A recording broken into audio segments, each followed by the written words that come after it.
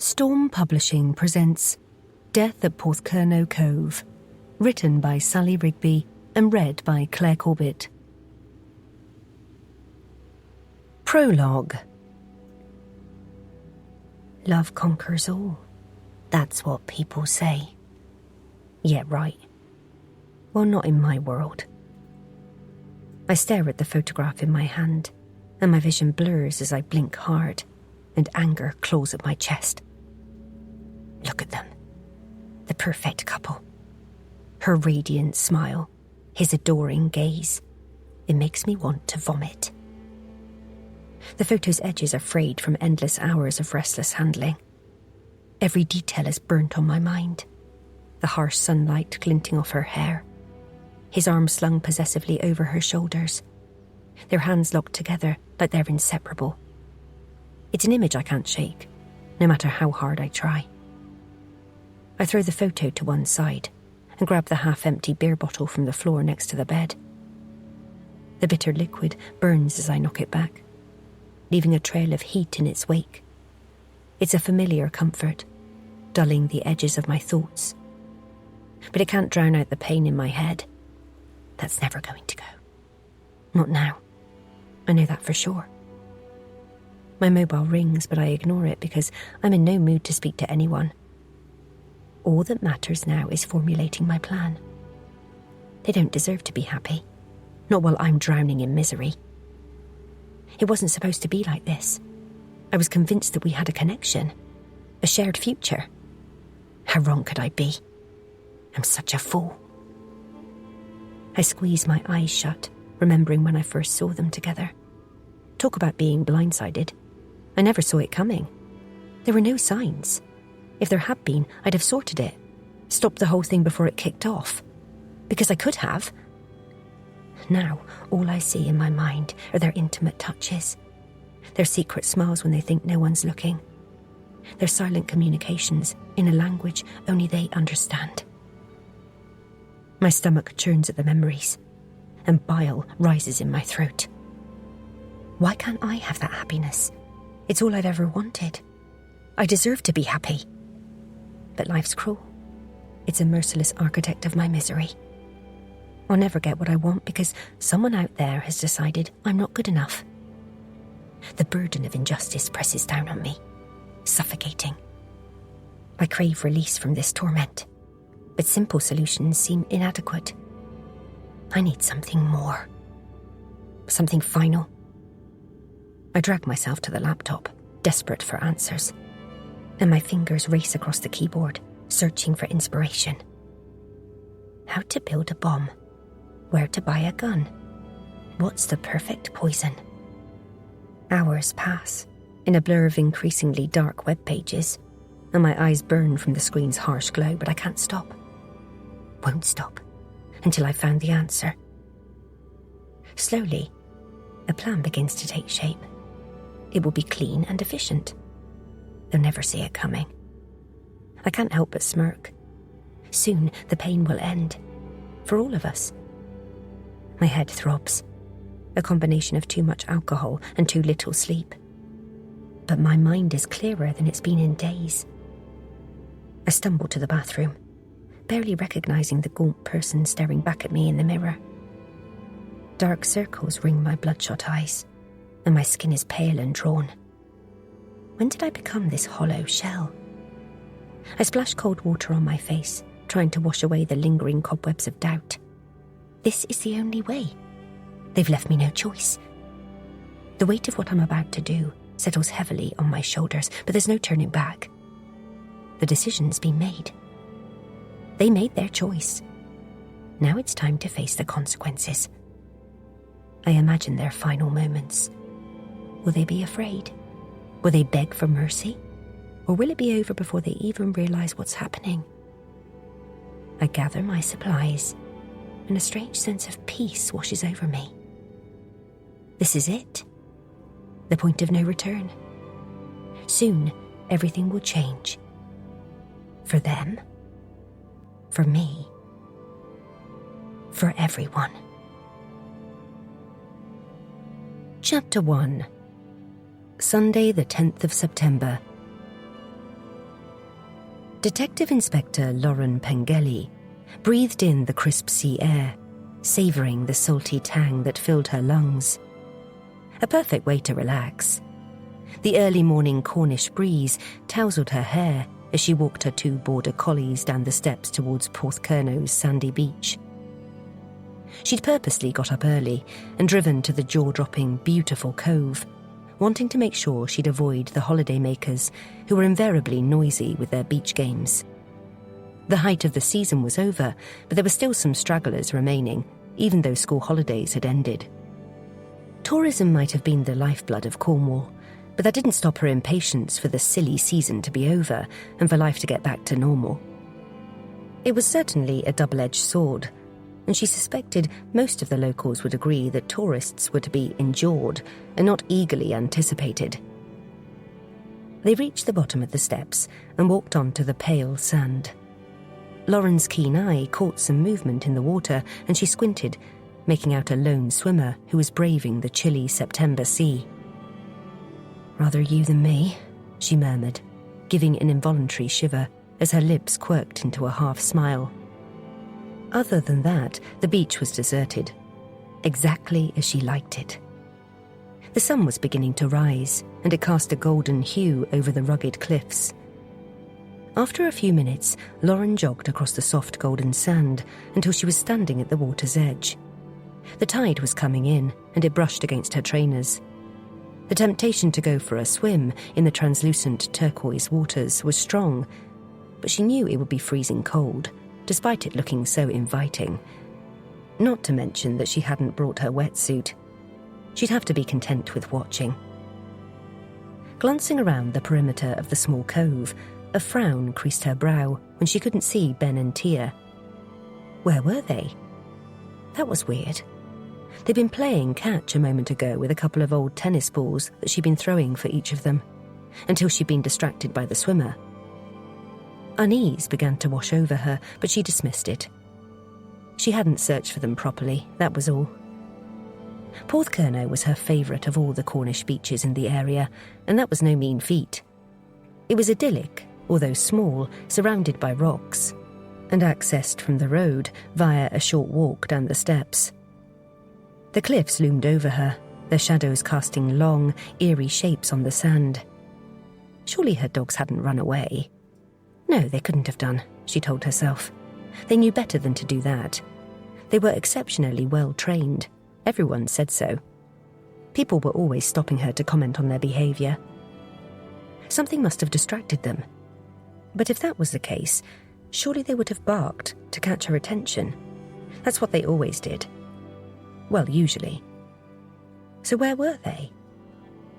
Lauren turned and headed away from the water's edge, desperately scanning the area for any sign of her dogs. What if they'd been stolen?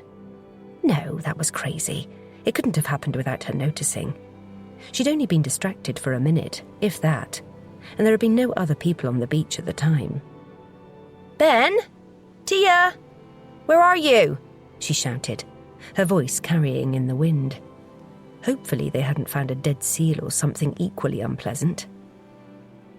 "Ben! Tia!" she called again, but there was still no response. Whatever it was, they were fully engrossed.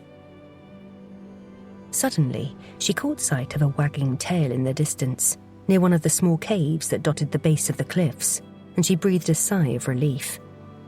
The natural caves often served as impromptu shelters for beachgoers, although at this early hour they should have been empty. "What have you two found?" she shouted while running over. As she reached them, her breath caught in her throat. The dogs were sniffing 2 people who were on a blanket and lying haphazardly against the rocks, their arms and legs twisted in unnatural positions. Vacant expressions covered their faces, and lifeless eyes stared blankly ahead. They were dead. Her heart began pumping wildly in her chest. "Bloody hell," she muttered, taking in the scene. The couple appeared to be in their early 20s. The young woman was dressed in a short denim skirt and a white t-shirt, with a cerise pink glittery cardigan draped over her slender shoulders. Her blonde hair hung loosely, framing her face. The guy, whose hair was as curly as hers was straight, wore dark shorts and a striped t-shirt. What the hell happened for their lives to be so abruptly ended? Who were they? Locals? Tourists? She'd have to call it in, but first she needed to get her dogs away before they contaminated the scene further. "Ben, Tia, come," she called sternly, her voice slicing through the eerie silence. The dogs immediately turned around and obediently trotted towards her. "Follow me," she urged, taking them away from the small cave and onto the main beach. The dogs obeyed, and when they were well away from the scene, she knelt down, stroking their heads to reassure them. "Sit and stay," she ordered, giving them a single wag of the finger. It was a gesture they were familiar with, and they knew what to do. Lauren took out a pair of disposable gloves from her pocket and pulled them on before heading back to where the bodies were situated, making sure not to disturb anything. There was a Prosecco bottle lying on its side, and next to it an empty black heart-shaped ring box, lined with lilac-crushed velvet. She noticed the woman's left hand. A diamond and sapphire ring sparkled on her engagement finger. It looked new. Peering a little closer, she caught sight of a handwritten note lying next to the young man. She took a step to the side so she could see it more clearly, but all that was written was "Sorry" in black ink and in capital letters. Who were they saying sorry to? Their families? Their friends? Each other? A chill ran down her spine, and a wave of nausea washed over her. But she breathed through it, knowing that she had to stay composed. She turned her back on the distressing scene and, after sucking in a long breath, pulled out her mobile from a pocket in her jeans and keyed in the number for the station. "Penzance Police?" the voice answered. "Good morning, Sergeant Ford," she said, recognising the gravelly voice of the officer who often worked on the front desk. "It's D.I. Pengelly here. I'm phoning in an incident." "Morning, Mom. What can you tell me?" he asked briskly. "I was walking my dogs on Porthcurno Beach this morning and came across 2 bodies, 1 male and 1 female. Please call the pathologist and also send out officers to secure the scene. I suggest at least 4 in order to keep the area safe from all sides. I'll wait here until they arrive to ensure nothing is disturbed." "Will do, Mom. Can you ascertain the circumstances of the deaths from what you've seen so far?" "I can't be sure, Sergeant, but it's pointing to a double suicide. The pathologist will confirm." She ended the call and pressed speed dial for her Detective Sergeant, Matt Price. "Morning, Mom," Matt greeted, answering after only 1 ring, hesitation in his voice, as if he was expecting to hear the worst. "Sorry to call you so early, Matt. I need you at Porthcurno Beach. I was out walking the dogs this morning and came across a young couple who appeared to have taken their own lives." Matt let out a low whistle. "Oh no, that's dreadful, Mom. What on earth could have been so bad for them to do that?" "Rhetorical question," he hurriedly added. "Can you give me any more details?" Lauren took a deep breath, reliving the scene in her mind. "It was the dogs who discovered the bodies, not me, but luckily they don't appear to have damaged the scene. They were just sniffing. The couple are lying against the rocks in a small cave towards the rear of the beach. They looked barely out of their teens. There was a Prosecco bottle lying on its side next to a small jewellery box. The girl was wearing an engagement ring that appeared to be new, judging by the way it sparkled in the sun." "An engagement ring? So the man proposed, and then they took their own lives? That seems a bit weird, don't you think?" "My sentiments exactly," Lauren agreed. But there was a note next to the young man on which was simply written, "Sorry," which implies that's what it was. It doesn't make sense for sure, but then we never get a clear-cut death. There's always something. Her words fell away. "I'm surprised they were still there. Wouldn't the tide have washed them out to sea?" Matt asked, sounding puzzled. "Probably more by luck than judgment. They were quite a way up the beach, and the water, even at high tide, doesn't go that far. Thank goodness, because otherwise we wouldn't have known they were dead until their bodies washed up on the shore somewhere. That's if they ever did. Did you check them for identification? I didn't want to compromise the area any more than necessary, so didn't look. I'm waiting for the pathologist. I believe Henry's on duty today, thank goodness. We'll discuss this further when you arrive, she said, wanting to end their conversation, or it would delay things even further. Yes, Mom. I'll be with you as soon as I can. Are the dogs okay after their ordeal, if we can call it that? Yes, they're fine, sitting quietly next to me. They'll need to go home at some point, preferably sooner rather than later, but I won't do anything until the pathologist arrives. Sorry for disturbing your day off. Had you anything planned? Why was she engaging in further conversation when she'd told him to get moving? She shook her head. Household chores, and I'd promised to take Danny out to the play equipment after lunch, Matt answered, referring to his 3-year-old daughter, for whom Lauren had a soft spot ever since she'd rescued the toddler from a kidnapper who'd been targeting children at local nurseries. Send her my apologies, she said before ending the call and replacing the phone in her pocket. Lauren moved further up the beach, settling near the steps. She leant against the rocks, keeping the dogs close but allowing them to play. Her eyes darted between the ocean and the small cove, concealing the grim scene, unable to shake from her mind the image of the young couple's lifeless bodies. Lauren's gut twisted with a familiar dread. Something about the scene felt off. Who were they, and what desperate circumstances had led them here? Was there more to this story than met the eye? A chill ran down her spine, and it wasn't the sea breeze. In her years on the force, Lauren had learnt to trust her instincts. And they were screaming that this was no simple suicide pact. She glanced up the steps, willing the requested officers to arrive. Whatever secrets this beach held, Lauren knew with certainty this was only the beginning. Chapter 2. Sunday the 10th of September.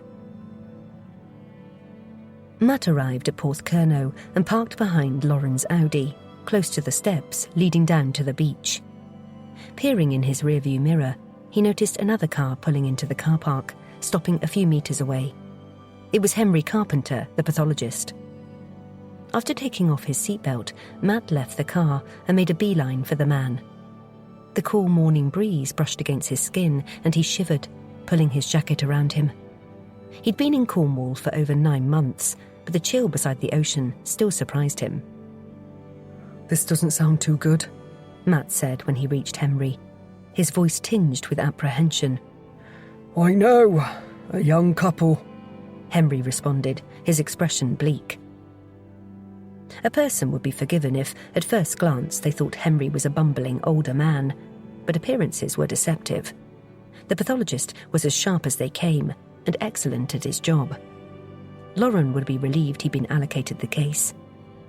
Although Henry was thorough, he wasn't precious over his findings, unlike others. He was cognizant of their need to know how a person died as soon as possible, even if the official report hadn't been written. Barely out of their teens, according to the DI. She suspects they took their own lives because of a note that had been left, Matt replied, exhaling deeply. What on earth could have happened for them to do that in such a manner? Unfortunately, suicides happen more often than people realise, Henry said, shaking his head. Only the other day, I was reading a research paper on the number of suicides among young people and how they're on the increase in the UK. North America, too. Did the paper offer any explanations for this trend? Matt asked, his voice heavy and his shoulders slumped. They went into probable causes and found a range of contributory factors.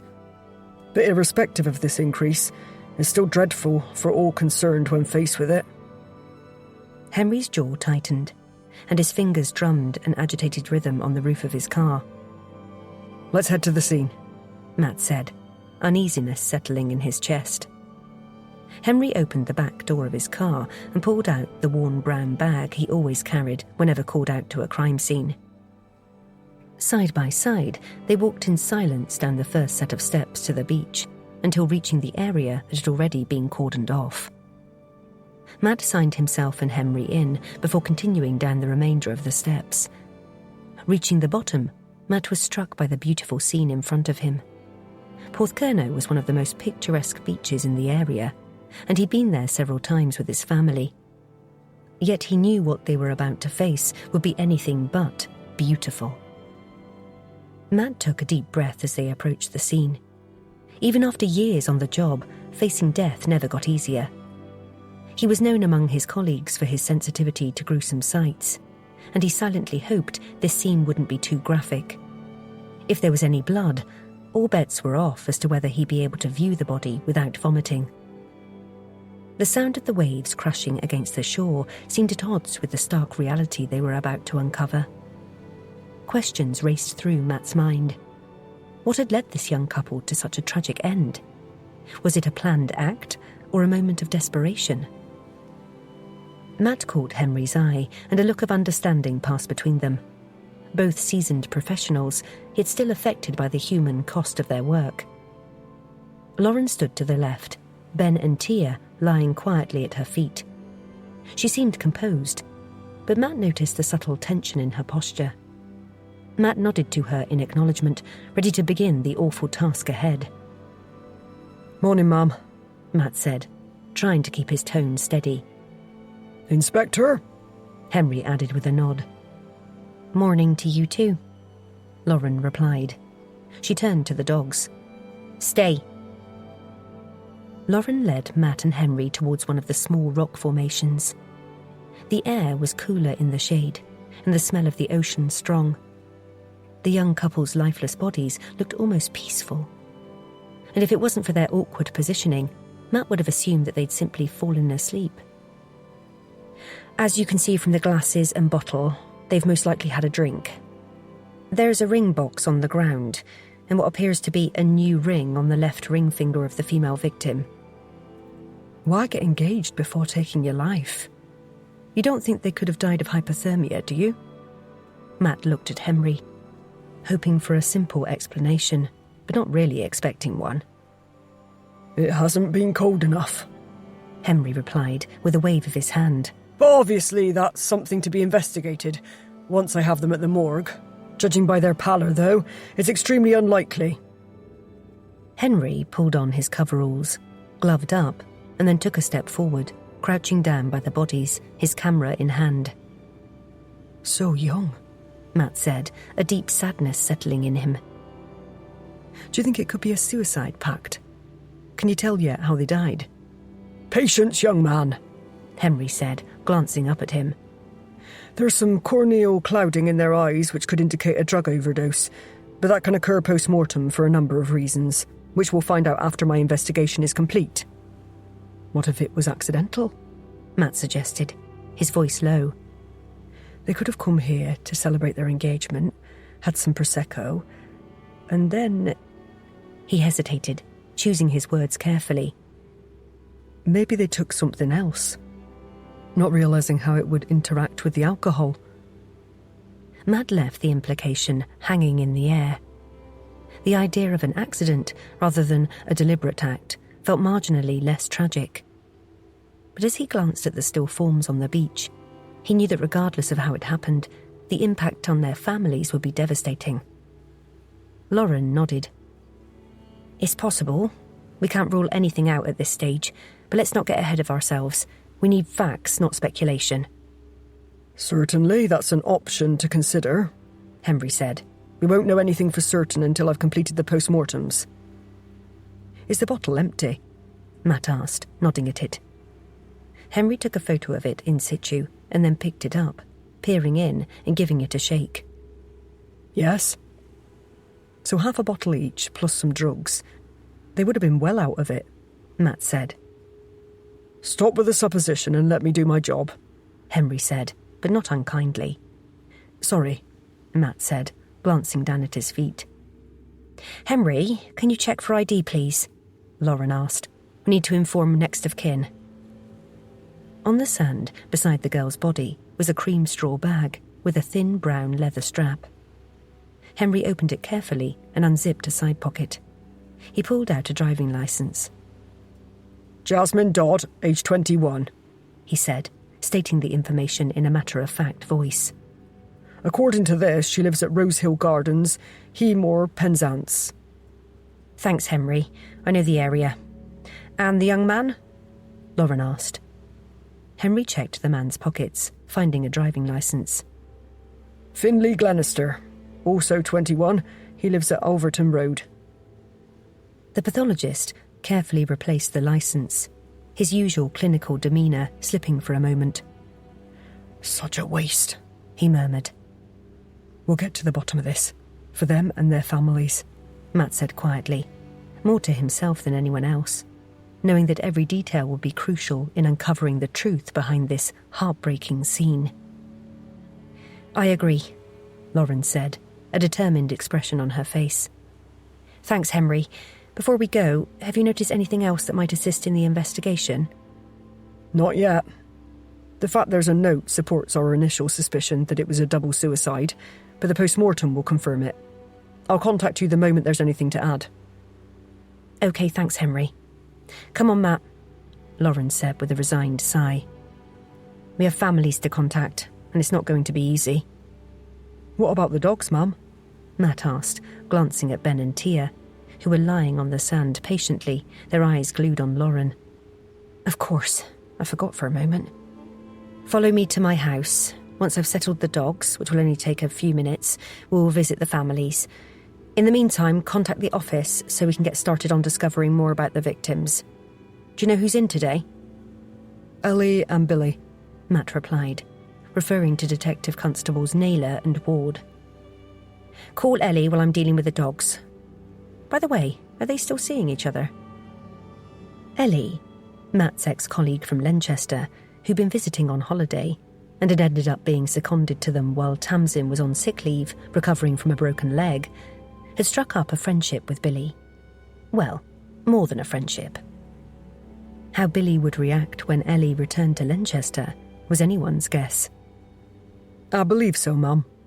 But they're careful not to bring it into work, so to speak. Good. That's as it should be. Lauren turned to the dogs. Ben, Tia, come. Once the dogs had come over, they headed up the steps towards their cars. What were you planning to do today? Lauren asked, sounding as if she was trying to make small talk to lighten the heavy mood. You've already asked that, Mum, Matt said with a smile as he ran a hand through his hair. Cleaning this morning. Mum's on one of her sprees. This afternoon we planned to take Danny to the park. He paused, glancing towards the beach. We talked about coming here if the weather was nice. His boss nodded, as if understanding the unspoken implication. The beach, usually a place of relaxation, was now a crime scene. Sorry, too much on my mind. I'd forgotten I'd asked. But I'm sure your family understands, Lauren said, her tone sympathetic but professional. This job rarely keeps sociable hours. You're right about that, Mum, he replied with a sigh. Matt returned to his car and waited while Lauren secured the dogs and then drove out of the car park behind her. His thoughts dwelled on the tragic scene they'd left behind and the impact it was going to have on everyone involved in the couple's lives. It was hard to fathom the desperation that had led them to such a decision.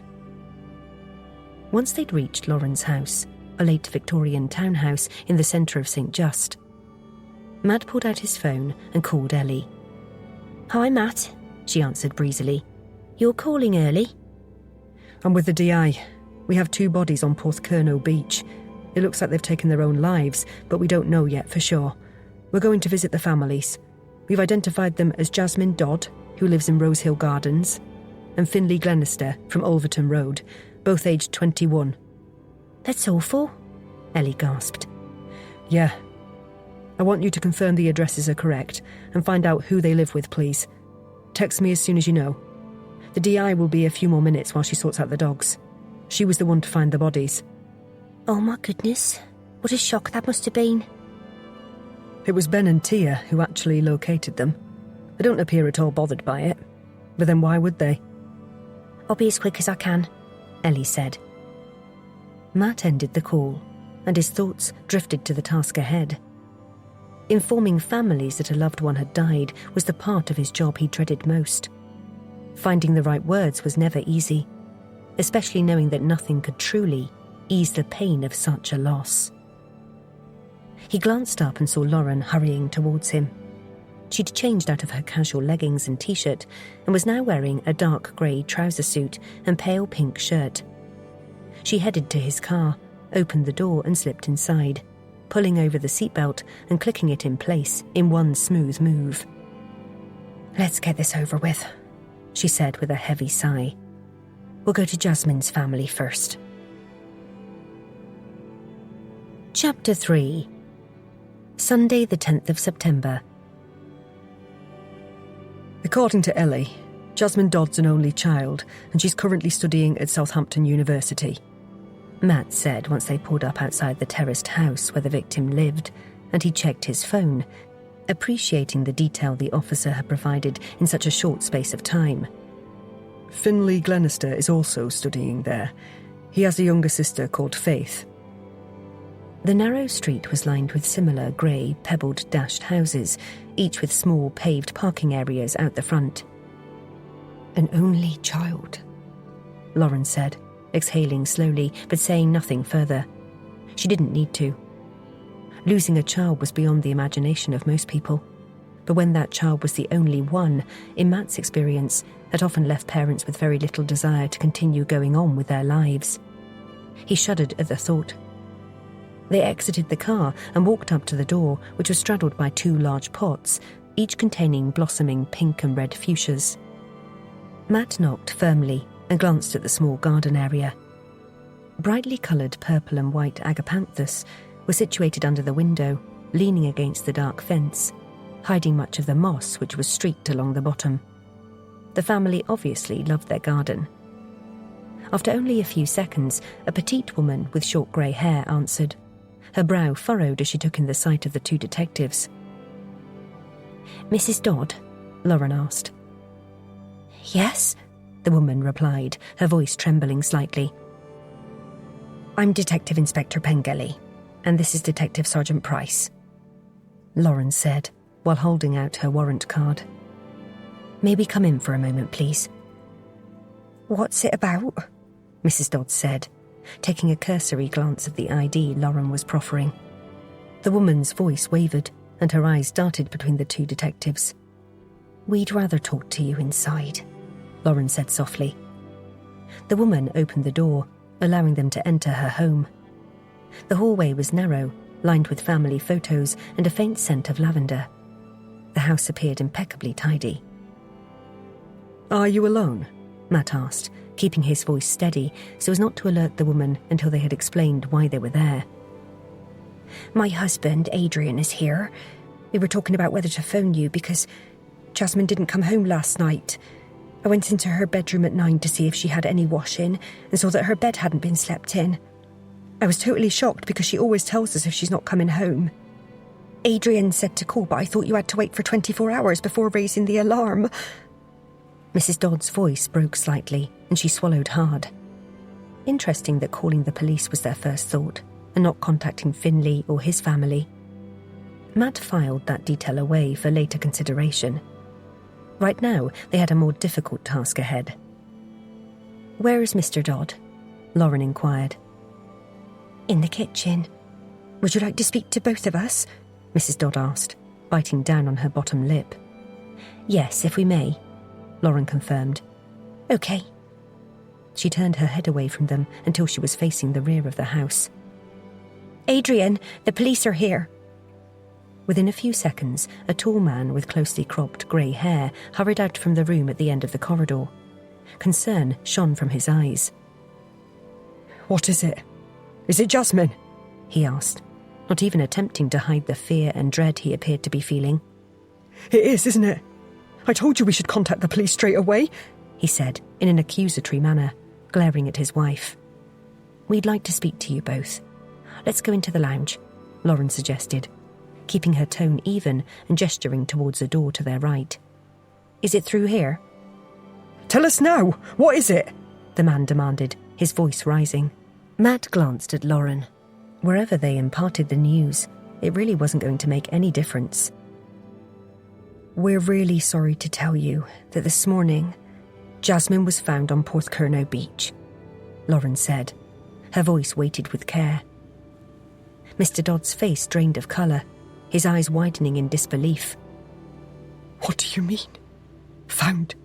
He asked, his voice barely above a whisper. Jasmine's dead. We're very sorry for your loss, Lauren said. A choke escaped Mrs. Dodd. How? What happened? Where was Finlay? Was she going to tell them? All I can say is that Jasmine wasn't alone. Lauren paused, allowing her words to sink in. We can't divulge the name of the person she was with until the family has been informed. Please let's sit down, and we'll explain everything we know, Lauren said in a low voice. But this other person is dead too, Mrs. Dodd pushed. Lauren nodded. It's Finlay, isn't it? We can't confirm that, Lauren answered. You don't have to. It's written all over your faces. Lauren glanced at Matt and he shrugged. There was no point in denying it now. Mrs. Dodd. We'll go in here, Mr. Dodd said, interrupting Lauren and turning to the right. They followed him into a small lounge where the decor was cosy and welcoming, with soft cushioned furniture and tall lamps. The family photos on the walls seemed to radiate happier times. Tell us what happened, Mr. Dodd demanded once they were all seated. He was perched rigidly, as if his spine had been replaced by an iron rod. The pathologist is undertaking a post-mortem at the moment, Matt explained, choosing his words carefully.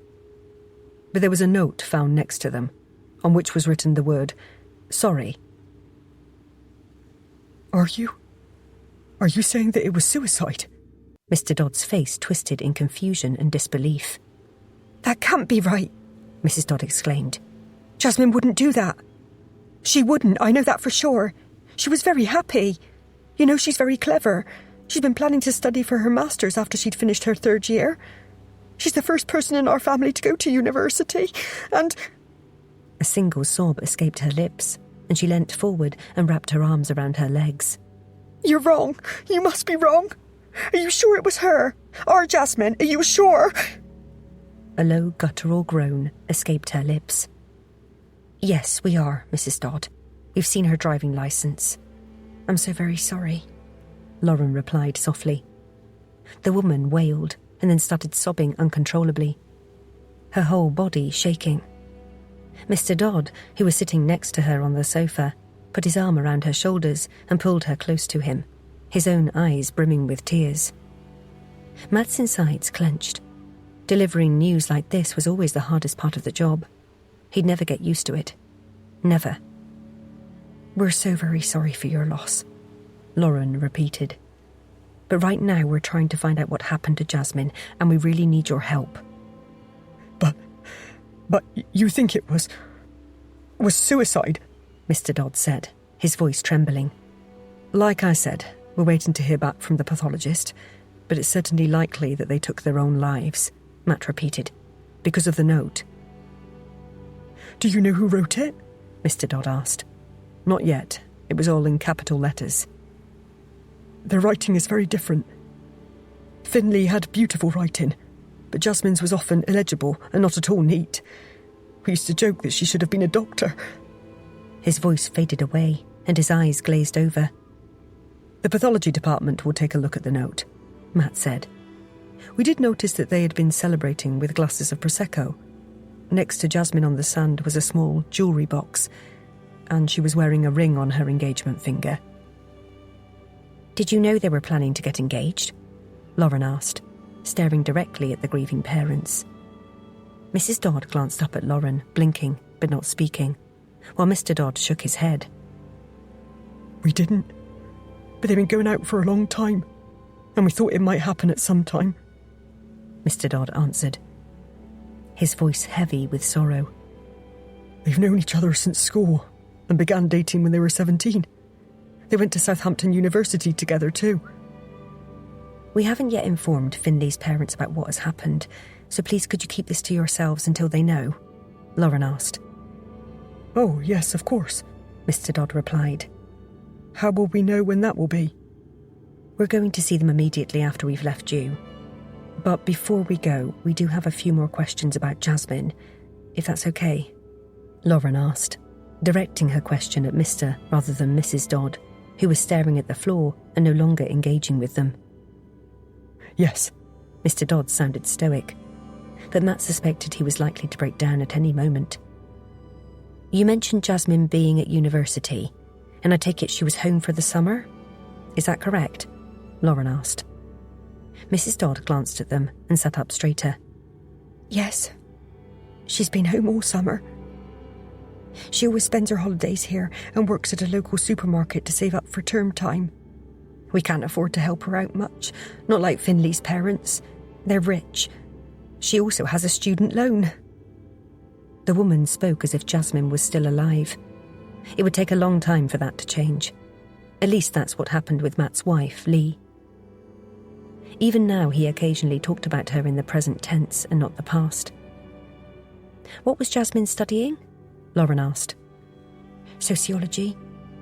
She took it at A-level and loved it so much she wanted to study it further, Mrs. Dodd explained. Were you happy with her choice?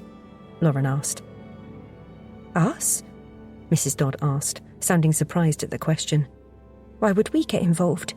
She's the clever one and knows what's best. We don't know anything about university, do we, Adrian? Mr. Dodd shook his head. No, we were happy for her to study whatever she wanted, as long as she enjoyed it. Did Finley take the same course as Jasmine? Lauren inquired. No, he's doing marine biology. They're both going into their 3rd year, Mrs. Dodd said, her eyes clouded with memories. I mean, were. Her voice trailed off. Did they have a year out before going to university? Matt asked, assuming they did because of their age, but wanted to double-check in case it turned out to be relevant. Yes, they had a gap year and travelled overseas to Australia and New Zealand, Mr. Dodd confirmed. They'd planned to go back sometime because they loved it so much. Going back to the engagement, are you definitely sure that you had no idea it was about to happen? Lauren asked, in case they'd now remembered something.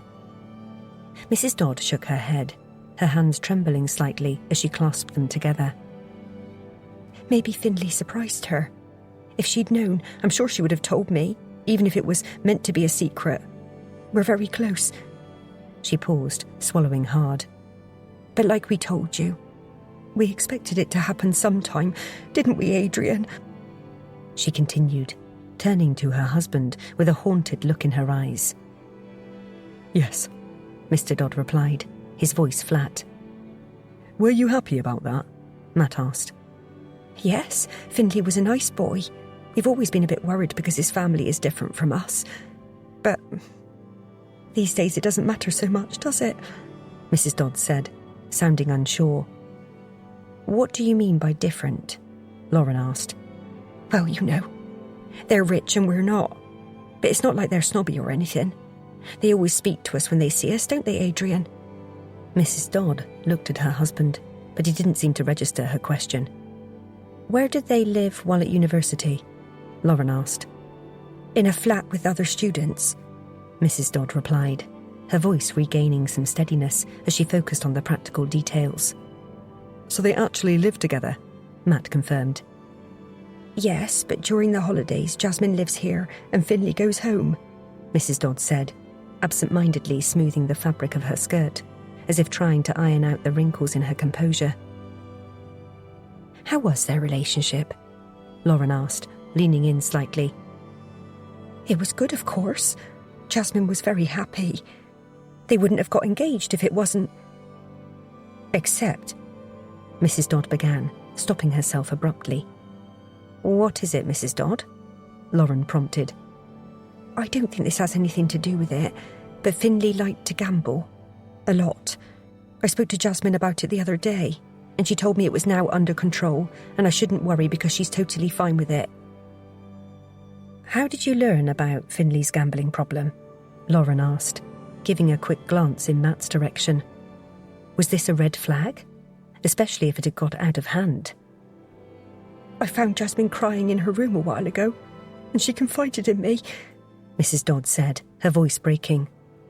She said she couldn't stop him and it seemed to be getting worse. When was this exactly? Lauren pushed. During the Easter holidays. So about 5 months ago? Mrs. Dodd replied, dabbing at her eyes with a tissue. And you didn't mention it again until the other day? Lauren asked, looking from one parent to the other. We spoke several times about it. At the start of the summer holidays in June, she was still concerned. But then the other day, she said that it was all fine. Mrs. Dodd replied, her voice trembling. Could Finley's gambling have spiralled out of control, leading to him being so desperate that he wanted to end his life? But then, why would Jasmine have agreed to it? But what if it was a murder-suicide? It could have been. And if it was, would Henry be able to find out? He'd discuss it with Lauren later. Can you think of any reason why Jasmine and Finley might have taken their own lives? Lauren asked softly. No, none at all, Mr. Dodd said, shaking his head vigorously. It's just... Are you sure? I know there's a note, but it doesn't seem... I can't believe it. She was so happy when she went out yesterday. His voice broke. We had a joke about me being obsessed with my garden. She didn't act like that was going to be the last time I'd see her. We don't know for sure, Mr. Dodd, but unfortunately that's what the evidence is indicating. I'm sorry to ask at this time, but we'd like to take a quick look around Jasmine's room, if we may? Lauren asked, standing up. Matt followed suit. Yes, I'll take you, Mrs. Dodd said, beginning to stand. No, you stay here. We'll be fine on our own, Lauren said, holding up her hand. OK, it's the second room on the right. Mrs. Dodd dropped back down on the sofa. Matt and Lauren left the room and climbed the stairs in silence. He didn't want to speak until they were out of earshot. We shouldn't have mentioned Finley, Mum, Matt said once they'd gloved up, gone into the bedroom, and closed the door behind them. I know, but they'd guessed. I'm sure they'll keep it to themselves, Lauren said with a sigh. It's very tidy, Matt said, inspecting the meticulously organised room. His eyes resting on the neat row of framed photos on the wall of Jasmine with Finley and her friends. Yes, it is. I'll take the wardrobe and you the dressing table. It will have to be a cursory look for now because we need to get to Finley's house. We can come back if necessary. Matt pulled open the top drawer, his eyes skimming over the neatly arranged makeup and stationery, but could see nothing that might give a clue as to what had happened. Nothing here, Mum. Nor here, Lauren replied. They left the room and went downstairs, where Mr. and Mrs. Dodd hadn't moved. Did you find anything? Mr. Dodd asked. We only took a quick look, but nothing stood out, Lauren answered. Before we leave, please could you give us the names of Jasmine's friends? We'd like to speak to them. We don't know all of her friends from university, Mrs. Dodd said, but her best friend from school, who's also at Southampton University, is Ruby Bennington. They're inseparable. She knows everything about Jasmine. Thank you, Lauren said. I'm going to arrange for a family liaison officer to be with you throughout the investigation. They'll be able to answer any questions you might have related to what's going on with the post-mortem and anything else we're looking into. But here's my card if you'd rather speak to me. You can call me any time. Lauren handed her card to Mrs. Dodd, who took it from her and placed it on the coffee table without even looking at it. Can we see our girl? Mr. Dodd asked, looking at his wife rather than at Lauren. His shoulders were hunched and his hands clenched tight. We will need a formal identification of Jasmine, which the liaison officer will arrange with you, Lauren said. What about the funeral? Mr. Dodd added. Mrs. Dodd gasped, her hand flying to her mouth as tears spilt onto her cheeks. The word funeral seemed to shatter what little composure she had left. Not yet, Lauren explained gently. The pathologist is currently carrying out his investigation to confirm the cause of death. That gets reported to the coroner, who will then decide when Jasmine can be released back to you. You mean confirm it was suicide? Mr. Dodd clarified, his voice filled with despair. Yes, that's right. And if they say it wasn't? Mr. Dodd asked. It's best if we wait to see, rather than making guesses, Lauren said. She stood up. Again, we're very sorry for your loss. We'll see ourselves out. As they walked to the door, The burden of the Dodds' grief weighed heavily on Matt. He glanced back one last time at the distraught parents, wishing there was more they could do for them. Lauren's fingers had barely brushed the door handle when Mrs. Dodds' voice sliced through the silence, raw with desperation.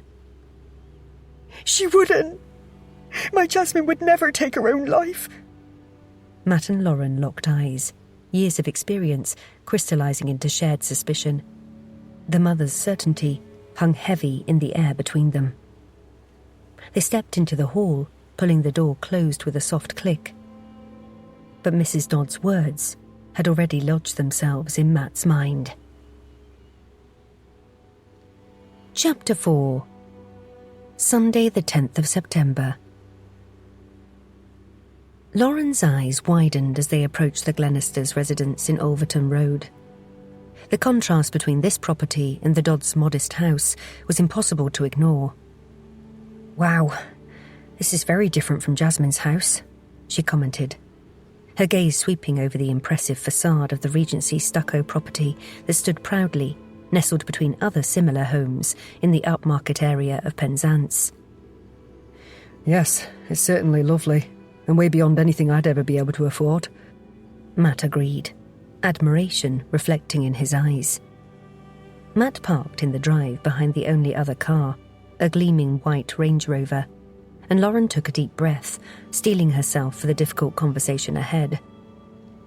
As they approached the front door, she took in the manicured lawn and carefully tended flower beds, a reminder of the normality that was about to be shattered. Lauren pressed the doorbell, and its mellow chime echoed inside. She straightened her jacket and checked that her warrant card was easily accessible. After a moment, the door opened, revealing a young woman who bore a striking resemblance to Finlay. Was she his sister? Are Mr. and Mrs. Glenister in, please? Lauren asked politely. The young woman's eyes flicked between them, a hint of apprehension crossing her features. Yes. Who shall I say is calling? I'm Detective Inspector Pengelly, and this is Detective Sergeant Price. Oh, what's it about? She asked, her eyes widening slightly and her fingers tightening on the door handle as if preparing herself for some bad news. We need to speak to Mr. and Mrs. Glenister, Lauren replied, keeping her voice even, not wanting to give anything away at this stage. Oh, okay. That's my mum and dad. They're gardening, so if you want to come inside, I'll get them for you. Thank you, Lauren said with a brief nod. They stepped into the house, and Lauren's senses were immediately overwhelmed by the grandeur of the entrance hall. The polished wooden floor gleamed under the soft light of an elegant chandelier. Family photos that had been enlarged adorned the walls, capturing happy moments that now seemed painfully poignant. Lauren could hear the faint sounds of conversation and the occasional clink of gardening tools through the open windows, a final moment of routine for the Glenister family.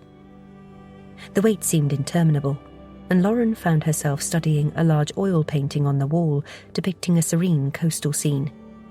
Was it a favourite family holiday spot? Would they ever want to visit the beach again? Finally, footsteps approached, and Lauren turned to see the young woman returning with her parents. Mrs. Glenister, still wearing gardening gloves, had smudges of dirt on her cheek, and Mr. Glenister wore a worried frown, his eyes darting between the detectives. What is it?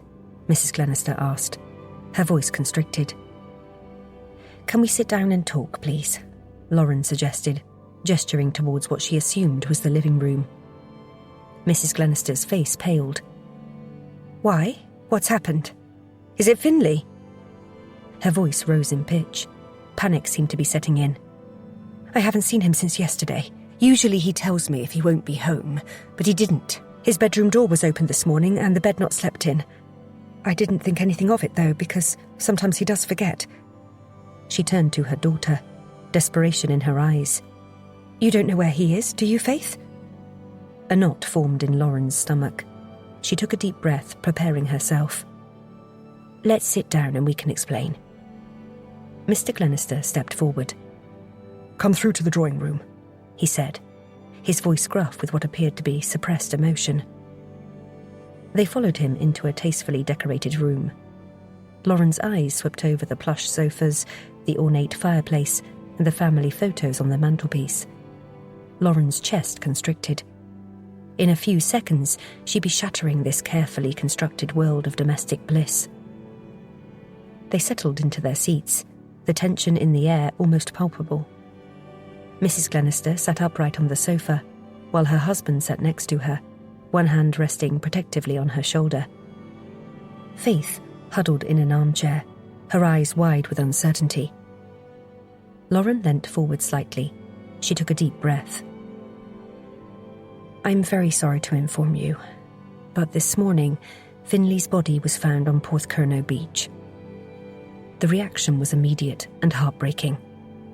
Faith let out a gasp, her hand flying to her mouth. Mrs. Glenister crumpled, her body sagging as if all strength had left her. And Mr. Glenister's grip on his wife's shoulder increased, his knuckles rigid. Did he drown? Mr. Glenister asked. No, he wasn't near the water. He was with Jasmine Dodd, and we believe they might have taken their own lives, Lauren said. No! Mrs. Glenister cried out, shaking her head vehemently. Tears streamed down her face. Why would Finley want to? Why would Jasmine want to kill themselves? They were so happy together. You're wrong. You've got to be. Lauren's heart ached for the mother. I'm very sorry, Mrs. Glenister. But there was a note left beside them indicating that's what they'd done. It's currently being examined by forensics to confirm who wrote it. The woman remained motionless, and she stared at Lauren and Matt with an expression of disbelief, her hands clasped in her lap. Faith ran over to her mother, squeezed in next to her on the sofa, and took hold of her hand. I'm here for you, Mum, she said in a soothing tone, though shock was etched across her face. Lauren allowed the family a moment of silence, giving them time to process the devastating news. She glanced at Matt, who nodded almost imperceptibly, encouraging her to continue. We do have to ask you some questions, if you're up to it, Lauren said, trying to balance professionalism with compassion. Mr. Glenister nodded. His facial muscles tensed as he visibly struggled to maintain composure. Yes, okay, he replied, his voice hoarse with emotion. Lauren pulled out a notepad, her fingers tightening around the pen. Usually, Matt handled the notes, but today she needed the distraction. Something concrete to anchor her against the weight of delivering such devastating news twice in one day. It had worn down her usual professional armour. She couldn't allow herself to break, not here, not now. Do you have any idea why Finley and Jasmine would want to take their own lives? Mrs. Glenister seemed to snap out of her trance at this question. No, of course not, she said, her voice cracking. Lauren nodded sympathetically before pressing on. We understand that Finley was a regular gambler. Do you think that could have had anything to do with it? Mr. and Mrs. Glenister glanced at each other nervously, and then both looked at their daughter. That told Lauren all she needed to know. Mr. Glenister sighed heavily before speaking. Yes, we do know that he gambled, he admitted, his shoulders sagging slightly. It had got out of control a while back, but he told us Jasmine helped him deal with it. She was a good support. Lauren jotted down this information, her mind already connecting dots and forming new questions. How long had he been gambling? I blame myself, Mr. Glenister said, his voice riddled with guilt. When the children were small, we'd regularly go to the races. I'd let them choose a horse and then we'd place a bet. Finley would get so excited when he won. I think his love of gambling stemmed from there. He tried to hide it, but it wasn't hard for us to see what was happening. He'd ask for more money when he'd only just had his allowance. He regularly talked about horses or football teams being in form. I'd never have taken them to the races if I'd known that. It's not your fault, Dad, Faith said, lifting her head, her tear-stained face reflecting grief and confusion. Or I would have been a gambler too. Mr. Glenister shrugged, as if not believing his daughter's words. Where we found them, there was a bottle of Prosecco. It looked like they'd been celebrating because Jasmine was wearing a ring on her engagement finger, and there was a box close by. Do you know anything about that? Lauren asked, anxious to move the questioning forward. Mrs. Glenister's hand flew to her throat. No, we don't, she whispered, her voice barely audible. Then, seeming to gather herself, she added, but I'm not surprised. They've been together a long time. Exactly as Jasmine's family had reported it. Finley told me he was thinking of officially asking Jasmine to get engaged, Faith said. They discussed it in the past, but that's all. I didn't know he'd bought a ring. A wave of sympathy washed over Lauren as she observed Faith trying to come to grips with the tragedy. Were you and Finley close, Faith? Lauren asked, hoping to gain more insight into the siblings' relationship. Faith glanced at her parents and nodded. Sort of. We're like all brothers and sisters. Sometimes we got on well, and sometimes we'd argue. I understand, Lauren said. How did you get on with Jasmine? Faith fiddled with the cuff on her sleeve. Okay. I liked her. We were both in the drama group. I got to know her better when she started seeing Finley. The three of us went to Australia and New Zealand for our gap year, she added, a sad smile flickering across her face. Lauren frowned. But aren't you younger than them? Faith was put up a year at school because she was so far ahead.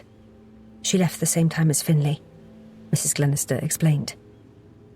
And after going overseas, you came back to start university? Matt asked.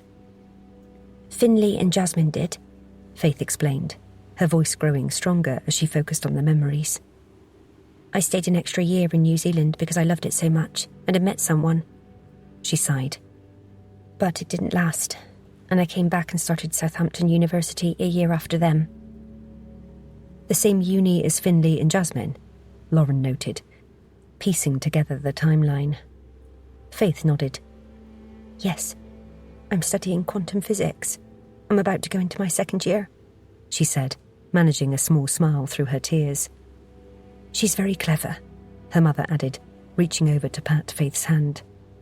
Finley was too, she added, as if not wanting to disrespect her son's memory. Lauren turned her attention back to the parents. How did Finley support himself while he was at university? We know that Jasmine worked during her holidays and also had a student loan. Mr. Glenister straightened, a hint of defensiveness creeping into his posture. We provided for him. We gave him money, but he also has a small student loan. Lauren made a note, then looked up. Did he work at all? A rueful smile crossed Mr. Glenister's face. Well, Finley was a bit of a fly-by-night when it came to work, he admitted. He had several holiday jobs, but somehow never managed to keep them. We didn't mind because he did well at his studies. Lauren absorbed this information, her mind working to fit it into the larger picture. Was Finley unstable enough to want to end his life? She glanced at Matt, noticing the thoughtful furrow of his brow. Did you support his relationship with Jasmine? Lauren asked, curious as to whether they thought her good enough. Well, to be honest, initially we were sceptical, Mr. Glenister said. They were very young to be involved so seriously, and socially her background was different from ours. But once we got to know her, and had met her parents on several occasions, we were coming round to the relationship. She seemed to be a settling influence on Finley, which was a good thing. Is there anything else you can tell us about Finley's recent behaviour? Anything unusual? Lauren asked, hoping to uncover some clue that might shed light on the tragedy. He did seem a bit stressed lately, Faith said, but I thought it was exams and stuff. They were waiting for their results to come through. He always worried about results, but there was no need. Lauren nodded, making another note. There was still so much they didn't know, but every detail could be crucial in understanding what had led to this tragic event. What about Finley's friends? She asked, her gaze moving between the family members. Is there anyone in particular we should speak to? Mr. Glenister looked at Faith. I suppose there's Dylan, Faith said. He's Finn's closest friend. He went to our school, and now shares a flat with Finlay, Jasmine, and some others at university. What's Dylan's surname? Lauren asked, her pen poised. Fairclough, Faith replied. We'd like to speak to him, if you could let us have his contact details, she said. I've got them, Faith said, pulling out her phone and calling them out for Lauren. We'd like to take a quick look at Finlay's bedroom, if we may, Lauren said. Mrs. Glenister nodded, her movements slow and weary. His room's upstairs, first on the right, she said with a shuddering sigh. I stripped the bed this morning, and the bed linen's on the floor, so you'll have to... She trailed off, pressing a fist to her mouth to stifle a sob. We won't be long, and we'll be mindful of the sheets, Lauren said, rising to her feet and gesturing for Matt to follow. Lauren and Matt made their way to Finlay's room and stood for a moment in the doorway.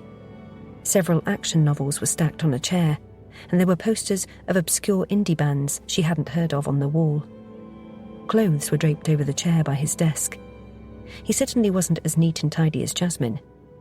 It suddenly struck her how tragic it was for his life to have been cut short. They pulled on gloves, and Matt went over to the wardrobe, while Lauren headed to the drawers. She opened each one, taking a cursory look inside.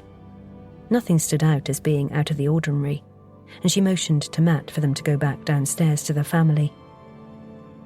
Did you find anything useful? Mr. Glenister asked when they entered the lounge and sat back down. No, but it was helpful to see Finlay's room so we can get more of an idea of what he was like, Lauren responded. There were some novels on his chair. Did he read a lot? Yes, he's always enjoyed reading. Not like most boys of his age. Mrs. Glenister's words seemed to catch in her throat. What's going to happen now? Mr. Glenister asked. Lauren turned to him. The pathologist will perform a post-mortem. Once that's over and we have the results, we'll let you know. In the meantime, a family liaison officer will be with you here and keep you updated. Mr. Glenister's face hardened, a flash of defiance in his eyes. We don't need one of those, he protested gruffly. It's procedure. We do that any time someone has died in mysterious circumstances, Lauren explained in a gentle but firm way, all the time maintaining eye contact.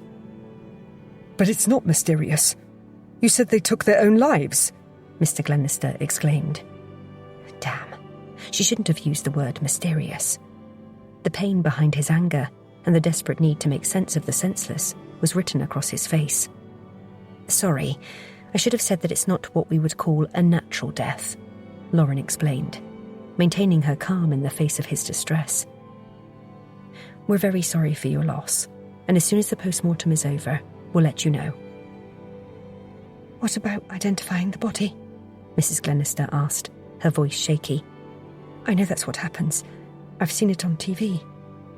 Yes, we will require someone to identify Finlay, she replied, but that doesn't have to be done today. It can be done tomorrow, if you'd rather. In the meantime, if you do think of anything, please let the family liaison officer know, or you can get in touch with me directly. Mrs. Glenister nodded, but then her composure crumbled. She started sobbing, her body shaking with the force of her grief. Mr. Glenister immediately moved in to envelop his wife in a protective embrace. Lauren stood slowly, signalling to Matt that it was time to leave. We'll see ourselves out, she said softly. Once in the car, Lauren let out a long, ragged breath. We need to get to the bottom of this. Her voice was low but intense. The families deserve answers. Matt straightened in his seat, starting the engine. Agreed. Where do we start? Lauren's mind raced through the possibilities. We'll track down Dylan Fairclough and Ruby Bennington, and dig deeper into Finlay's gambling. My gut's telling me that could be the key. Chapter 5. Sunday the 10th of September. Lauren dropped off her jacket and bag, and then stepped into the main area, ready to brief the team. She took a long, settling breath because she was still reeling from the morning's events. The image of the young couple's bodies on the beach was etched into her memory, along with the distraught faces of both families.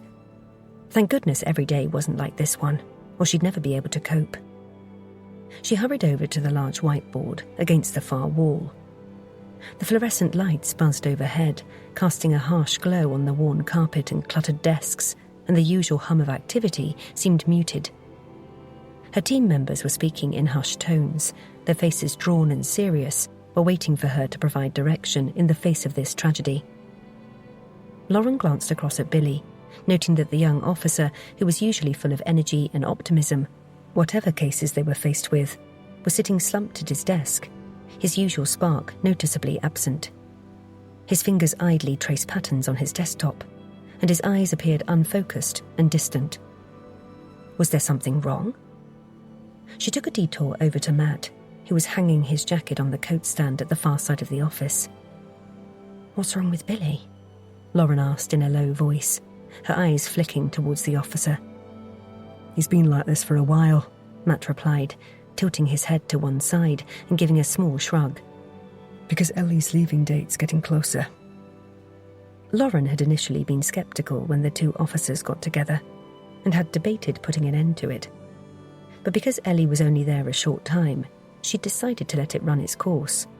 But surprisingly, it hadn't affected Billy or Ellie's work. Now that Ellie was returning to Lanchester, Lauren realised that they were going to miss her, even though Tamsin was due back at the start of next week, following her accident. Ah, I see, Lauren murmured, nodding thoughtfully. I think we should make sure to give Billy tasks that will tax him and keep him fully occupied, to keep his mind off things. Matt was right. The best thing for Billy right now was to focus on the job at hand, to immerse himself in the work so that his life had purpose and direction. It had always worked for her in the past. Not that she wanted to dwell too much on her life before the police. "I agree," she said, with a determined nod, after which she turned and walked towards the whiteboard, with Matt following close behind. "Please, can I have everyone's attention?" she called out, her voice cutting through the low murmur of conversation. All eyes turned to Lauren, and the familiar surge of anticipation washed over her. She thrived in the midst of a challenging case while guiding her team towards the truth. "I don't know what you know so far," she began, her gaze sweeping the room, taking in the attentive faces of her officers. "But this morning, I came across the bodies of a young couple.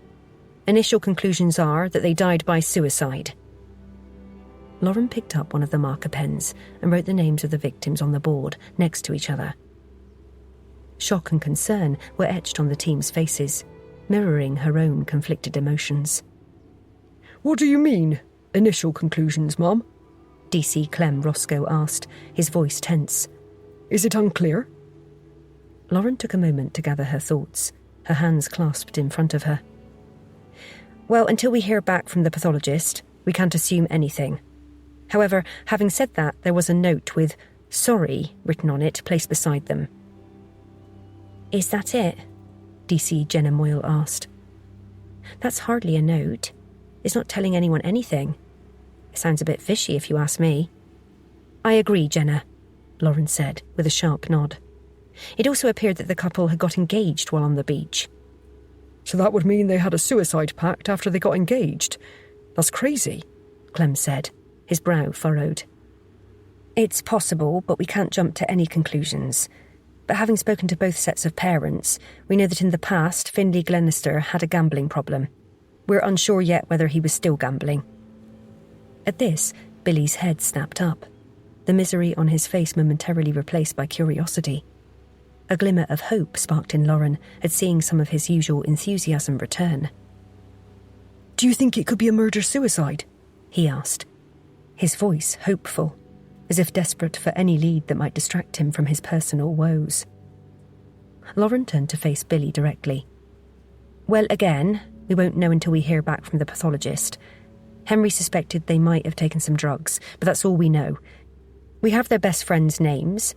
I'd like someone to contact them and ask them in for an interview." "Leave that to me, Mum," Jenna offered. "Thanks, I'll forward their details. Someone needs to dig into Findlay Glenister's gambling habit, and also let's check how prolific the pair of them were on social media, because that should give us a clue as to their states of mind." With a decisive step, Lauren turned to the whiteboard, the squeak of the marker filling the suddenly quiet room as she wrote the names of the victims' loved ones. Jasmine Dodd's an only child, she explained, her voice steady. Finlay Glenister has a younger sister. I've arranged for Flo's to go to both households. Any questions? Shall I check the CCTV? Clem asked. Yes, please. We'll all get together later once we know more about the pair. As the team began their various tasks, Lauren couldn't shake the feeling that there was more to this case than met the eye. The note, the engagement and the gambling issues all pointed to a complex web of secrets and lies that they'd need to untangle if they hoped to bring closure to the grieving families. She watched as her officers moved with purpose, each of them diving into their assigned tasks. She was lucky to have such an efficient team, and the fact they gelled so well was in no small part thanks to Matt. When her sergeant had joined them, there had been a distinct divide between her and the officers who reported to her. But Matt, with his quiet, unassuming manner, had persuaded Lauren to work with them rather than simply ordering them what to do, and to trust in their abilities to get the job done in a satisfactory manner. Jenna was already on the phone, her voice low and professional as she began contacting the victims' friends. Clem had his head bent over his computer, fingers flying across the keyboard as he looked at CCTV footage. Even Billy seemed to have found some focus, his earlier despondency replaced by a look of concentration as he pored over a social media site. And Ellie also had her head down, peering at her screen. But even as Lauren's mind raced with the details of the case, she found her thoughts drifting back to Billy, and how he was going to be when Ellie left. Yes, they needed to be patient with him, but she wasn't prepared to have her team disrupted by his behaviour. She'd allow him a few days to settle back into a routine without Ellie, but after that, she'd make sure he towed the line. With a heavy sigh, Lauren made her way back to her office, her steps measured and purposeful. The hustle and bustle of the main office faded as she closed the door behind her, the sudden quiet both a relief and a reminder of the extent of her responsibilities. The phone on her desk began to ring, and she hurried over to answer. Pengelly? Good morning, Lauren. She immediately recognised the voice of her boss, DCI Mystery. Good morning, sir. I understand we have 2 bodies. Yes, sir. I was the person to find them.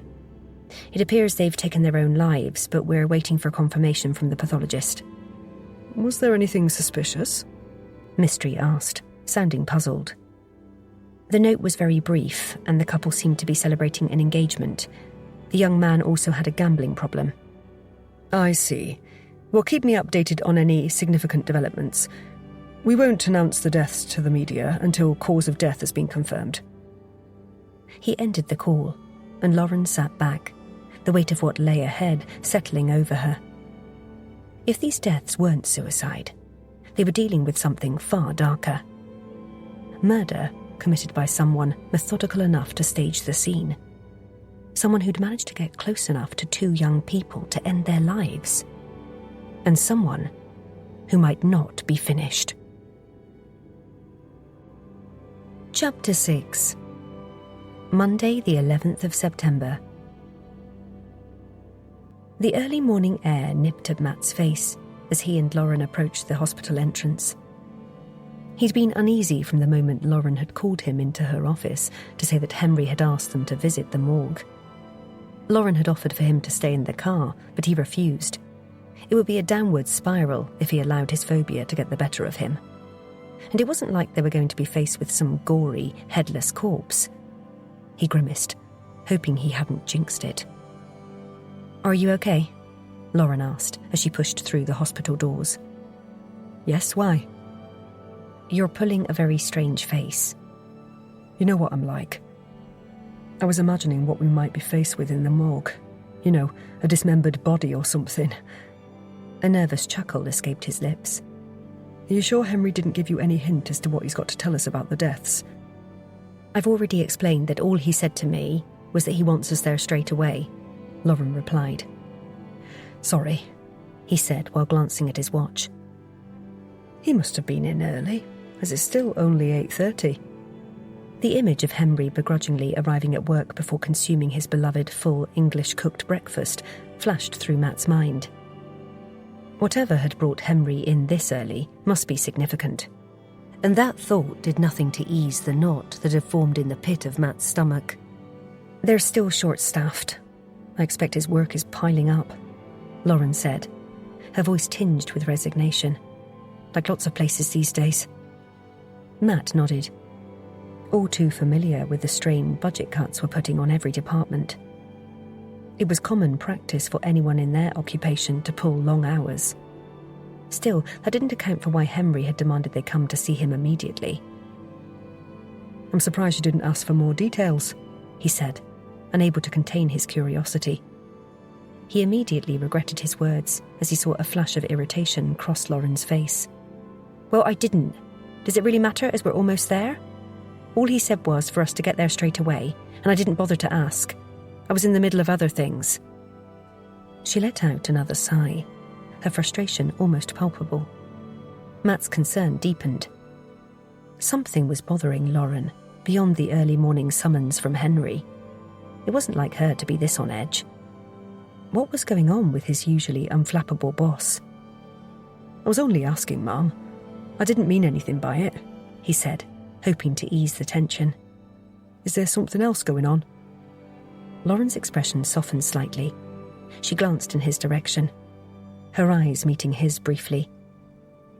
"Sorry, I didn't mean to sound all snappy. It's just... You're right, there is something on my mind. Do you remember my Aunt Julia?" He did. After Lauren's parents had died, she'd lived with her mum's sister, her husband, and their 2 sons. To say the family skirted on the wrong side of the law was an understatement. Apart from her aunt, who wasn't like the rest of the family, Lauren had nothing to do with them now. Although recently, Matt had helped Lauren deal with a dire situation that her cousins had got into. "Yes, of course," he said. "Don't tell me your cousins are in trouble again." "I don't know. My aunt messaged me asking if we could meet." "Maybe she wants to re-establish contact with you." "Maybe, but why now? I can't be drawn into that life again." "Did you agree to see her?" I replied saying it's not a good time, but I'll be in touch soon. Lauren sighed. "Anyway, enough about me. Let's go inside." Matt pushed open the double doors to the mortuary part of the hospital, a sense of foreboding washing over him. The cold air hit him like a wall, raising goosebumps on his arms. The familiar, clinical smell of the morgue filled his nostrils, a scent he'd never quite become used to despite years on the job. Henry stood in the middle of the room, his usual dedicated focus directed at the 2 bodies on the stainless steel tables. He looked up as they entered, his face stern. Matt's stomach tightened with anticipation. "Ah, good. You're here, finally," Henry said, his tone carrying an urgency that made Matt's pulse quicken and his mind race with possibilities. "We came as soon as you asked, Henry," Lauren said, her earlier frustration replaced by professional focus. "Sorry, I'll get straight to the point," Henry stated, his eyes dark with concern. "My investigation has led me to conclude we're dealing with murder." Matt's jaw dropped. "So you were right that drugs were involved. Are we now looking at a murder-suicide? And if so, which of the victims is which?" His voice trailed off, his mouth suddenly dry, the implications of Henry's words beginning to sink in. "No, this is a double murder," Henry confirmed, his voice steady but filled with a sense of foreboding. Matt exchanged a stunned glance with Lauren, seeing his own shock mirrored in her wide eyes. A double murder? How could that be? His mind raced to readjust all their previous assumptions about the case. "How? What happened?" Lauren asked. Henry cleared his throat, the sound unnaturally loud in the silent morgue. "Forensics confirmed the presence of drugs, but the amount in their blood wasn't sufficient to kill either of them. It was enough to make them fall asleep. Come over here, and I'll show you what I've concluded happened." They stepped forward, and Matt held his breath, steeling himself for what he was about to see. The pale bodies, with the cuts from the post-mortem, were bad enough, but luckily everything else seemed intact. He forced himself to look, knowing that as a detective, he needed to face these difficult realities head on. "What are we looking at?" Lauren asked, leaning in closer, her eyes scrutinizing the bodies intently. Matt followed her gaze. Can you see that light bruising around the edge of the mouth? It's only slight, not a significant amount, because there wasn't a huge amount of pressure. Henry's gloved finger hovered over the faint marks on Jasmine's mouth. Were they suffocated? Matt asked, leaning in and squinting to see the subtle discoloration. Yes, that's my theory. These marks are on both bodies. Henry turned to Finlay and pointed to his mouth, where the marks were also evident. I believe their drinks were drugged with enough zopiclone to make them fall asleep, after which time they were suffocated with a cushion or pillow, Henry concluded. A chill ran down Matt's spine. This changed everything. So we now have a full-on murder investigation. Is there anything else you can tell us, Henry? Lauren asked. Yes.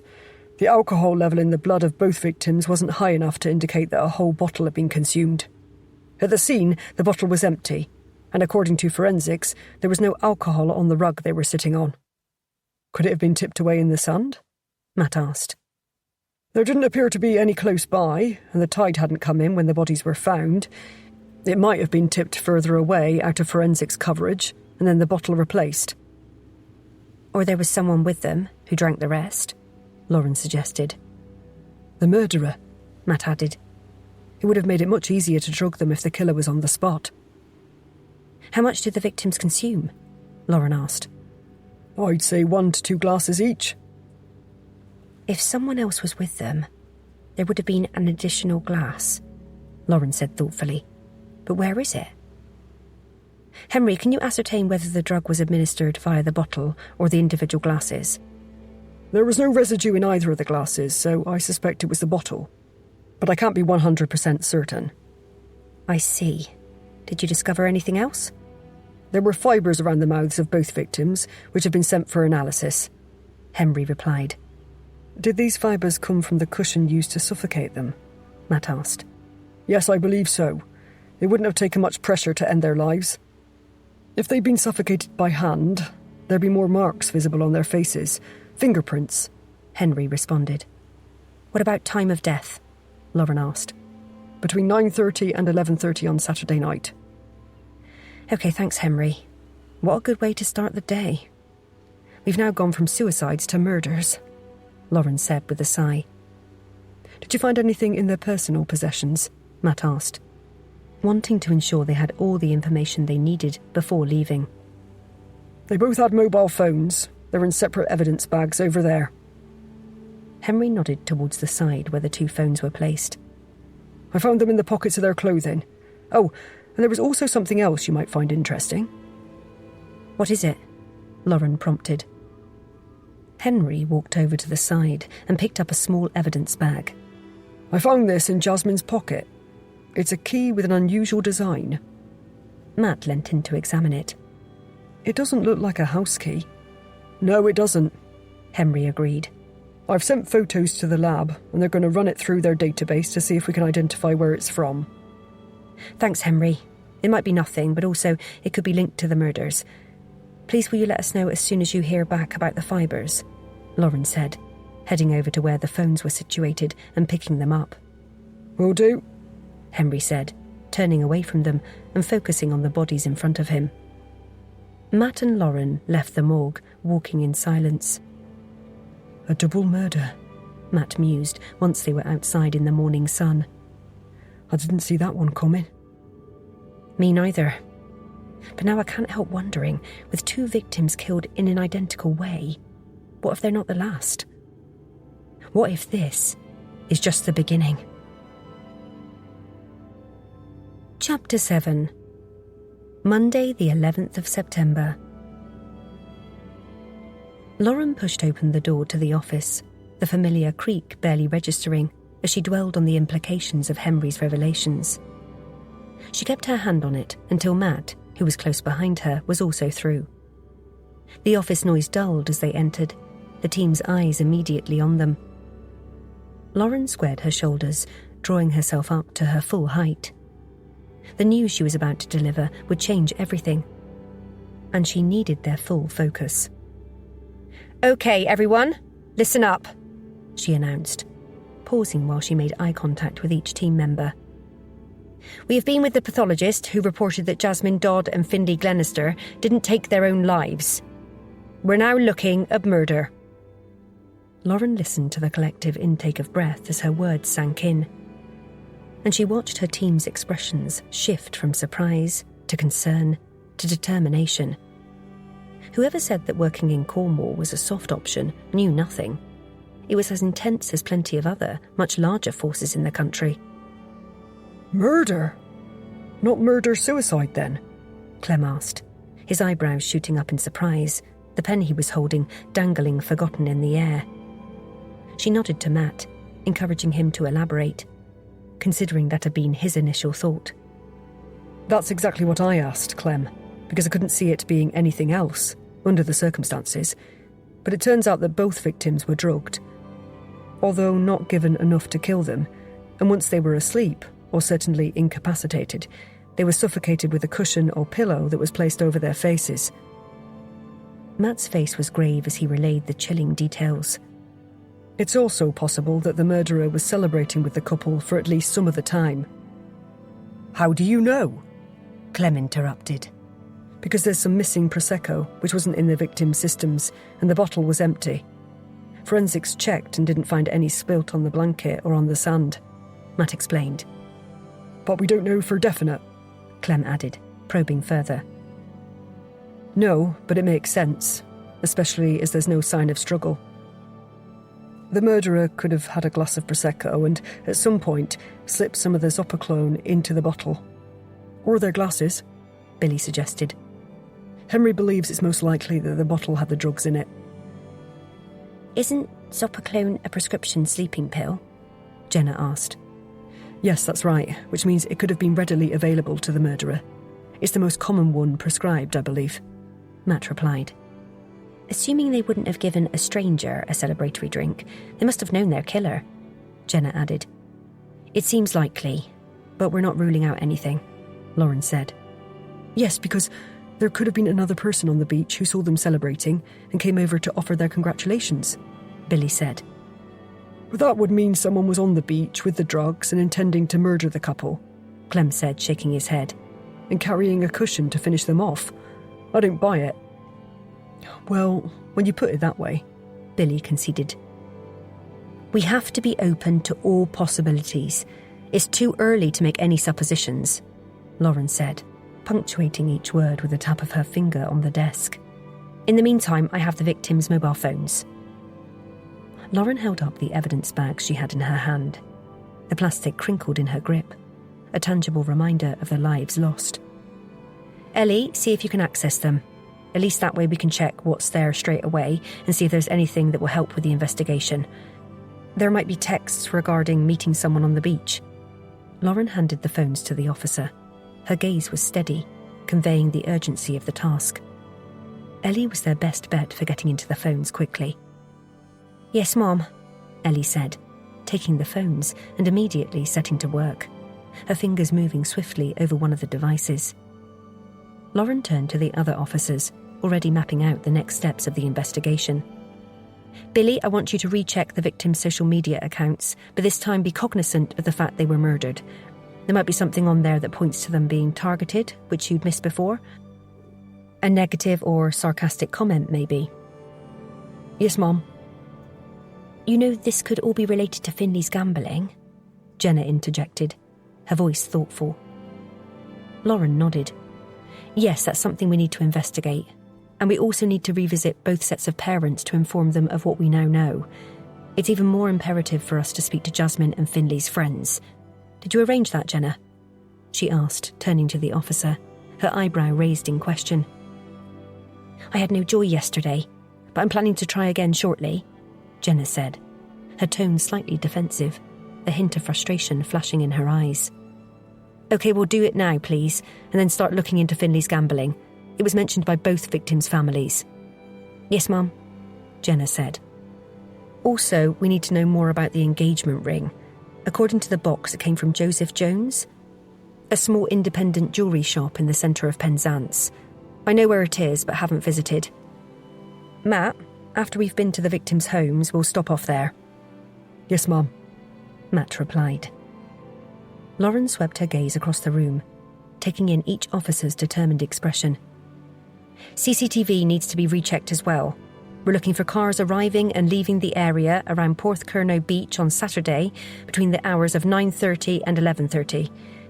It's a pain because there are no cameras close to the beach, but you might see something that will assist us. I checked yesterday and saw nothing unusual, but we'll look again, Mum, Clem said. Thanks. Also, people living close to the beach should be questioned. Clem, please contact Uniform and ask them to send out some officers. Remember, we don't want to inform the public that we're dealing with 2 murders yet. Leave that with me, Mum. Okay, is everyone clear on what they're doing? She asked, her voice firm yet encouraging. She needed them all at their best for this investigation. Before anyone could answer, Matt's phone pinged. He pulled it out of his pocket. I'm sorry, Mum. I've had a text from my mum asking me to phone straight away. She wouldn't do that while I'm at work unless there was something wrong. Lauren frowned, hoping that it was nothing serious. Okay, no problem, Matt. You make the call and find me when you're ready to go. I'll be in my office. She turned back to the team. Everybody clear on what they're doing? She repeated. The team nodded, their faces reflecting the gravity of the situation. Remember, our job isn't just to find out who's behind these deaths, but also the motive. Why were these 2 young people murdered? This wasn't random because of the use of drugs. Until we discover the motive, we won't know if anyone else's life is at risk. She mentally went through the possibilities. Was it connected to Finley's gambling? A jealous ex-partner? Or something darker and more complex that they hadn't yet considered? With a final nod to the team, Lauren turned and headed into her office. She closed the door behind her and took a moment to collect herself. Then she moved to her desk and began updating the case file, while deliberating on the complex web of information they needed to untangle. She couldn't believe they were faced with yet another murder investigation. The coming days would be challenging, filled with long hours and potentially frustrating dead ends. She'd have to update the DCI and discuss whether he wanted to hold a press conference yet. Matt left the office in a hurry. Was it Danny? Was she sick or something worse? Once alone in the corridor, he called his mum, each unanswered ring amplifying his anxiety. Why wasn't she answering? He began pacing, his footsteps echoing loudly in the empty hallway, while at the same time he ran his free hand through his hair. Finally, as he was about to hang up, the phone was answered. Hello? His mum sounded breathless and strained, immediately alerting him. Mum, it's me. He tried to keep his voice steady, overcoming the unease gripping him. Oh, Matt, I'm sorry to bother you at work, but your dad's been taken to hospital, she replied, her voice thick with worry. It was like the floor had dropped out from under him as dozens of terrible scenarios bombarded him. His grip on the phone tightened. What? Why? What's wrong? He asked urgently, his pitch rising with every question. He could hear the panic in his own voice, but was powerless to control it. Well, he was walking into the kitchen earlier, and it looked like he stumbled and grabbed onto the table to steady himself. I said, "Are you okay, love?" But when he looked at me, his eyes seemed all glazed and confused. I rushed over and grabbed his arms, helping him sit down in one of the chairs. But he was so disoriented, Matt. It's like he wasn't fully there with me, his mum explained, her words spilling out in a rush. I called for an ambulance, and they said it sounded like he might have had a stroke. The paramedics agreed, and they've taken him to the hospital. Matt's breath caught in his throat. This couldn't be happening. Not to Dad. He'd always been so strong and healthy. He leant against the wall for support as his legs threatened to give way. How was he when they took him to the hospital? Did he recognise you? Matt asked, desperately seeking any positive sign to cling to. Yes, he seemed to. He was talking when the paramedics got here, but not making much sense. They told him to try to lift his arms, and he thought he did, but it was only his right arm that moved. His left stayed still. Okay, left-sided symptoms. That does sound like a potential stroke, Matt said, trying to dredge up anything he remembered from the basic first aid courses he'd taken. But if he's talking, that's a good sign. Maybe it was a minor one, a TIA or something. I can't remember exactly what that stands for. The paramedic did say something about a TIA. I remember now, his mum confirmed. Why didn't you go with Dad in the ambulance? Surely she'd have wanted to be with him. Danny needs collecting from nursery later, and I wasn't sure if you'd be around to help, so I stayed here. Don't you worry about Danny, Mum. I'll collect her. Where have they taken Dad? Truro Hospital.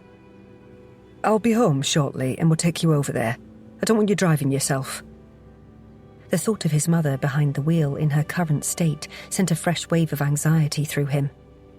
There was a heavy pause before his mum replied. Okay, if you're sure. What about work? Lauren won't mind. Did the paramedics say anything else before they left? Not really. Your father was grumbling that I shouldn't have called them, and he was fine, being his usual stubborn self. But I've never seen him like that before, Matt. So confused and weak. I'm scared, she said, her voice breaking. He swallowed hard. I know, Mum. I'm scared too. But Dad's a fighter.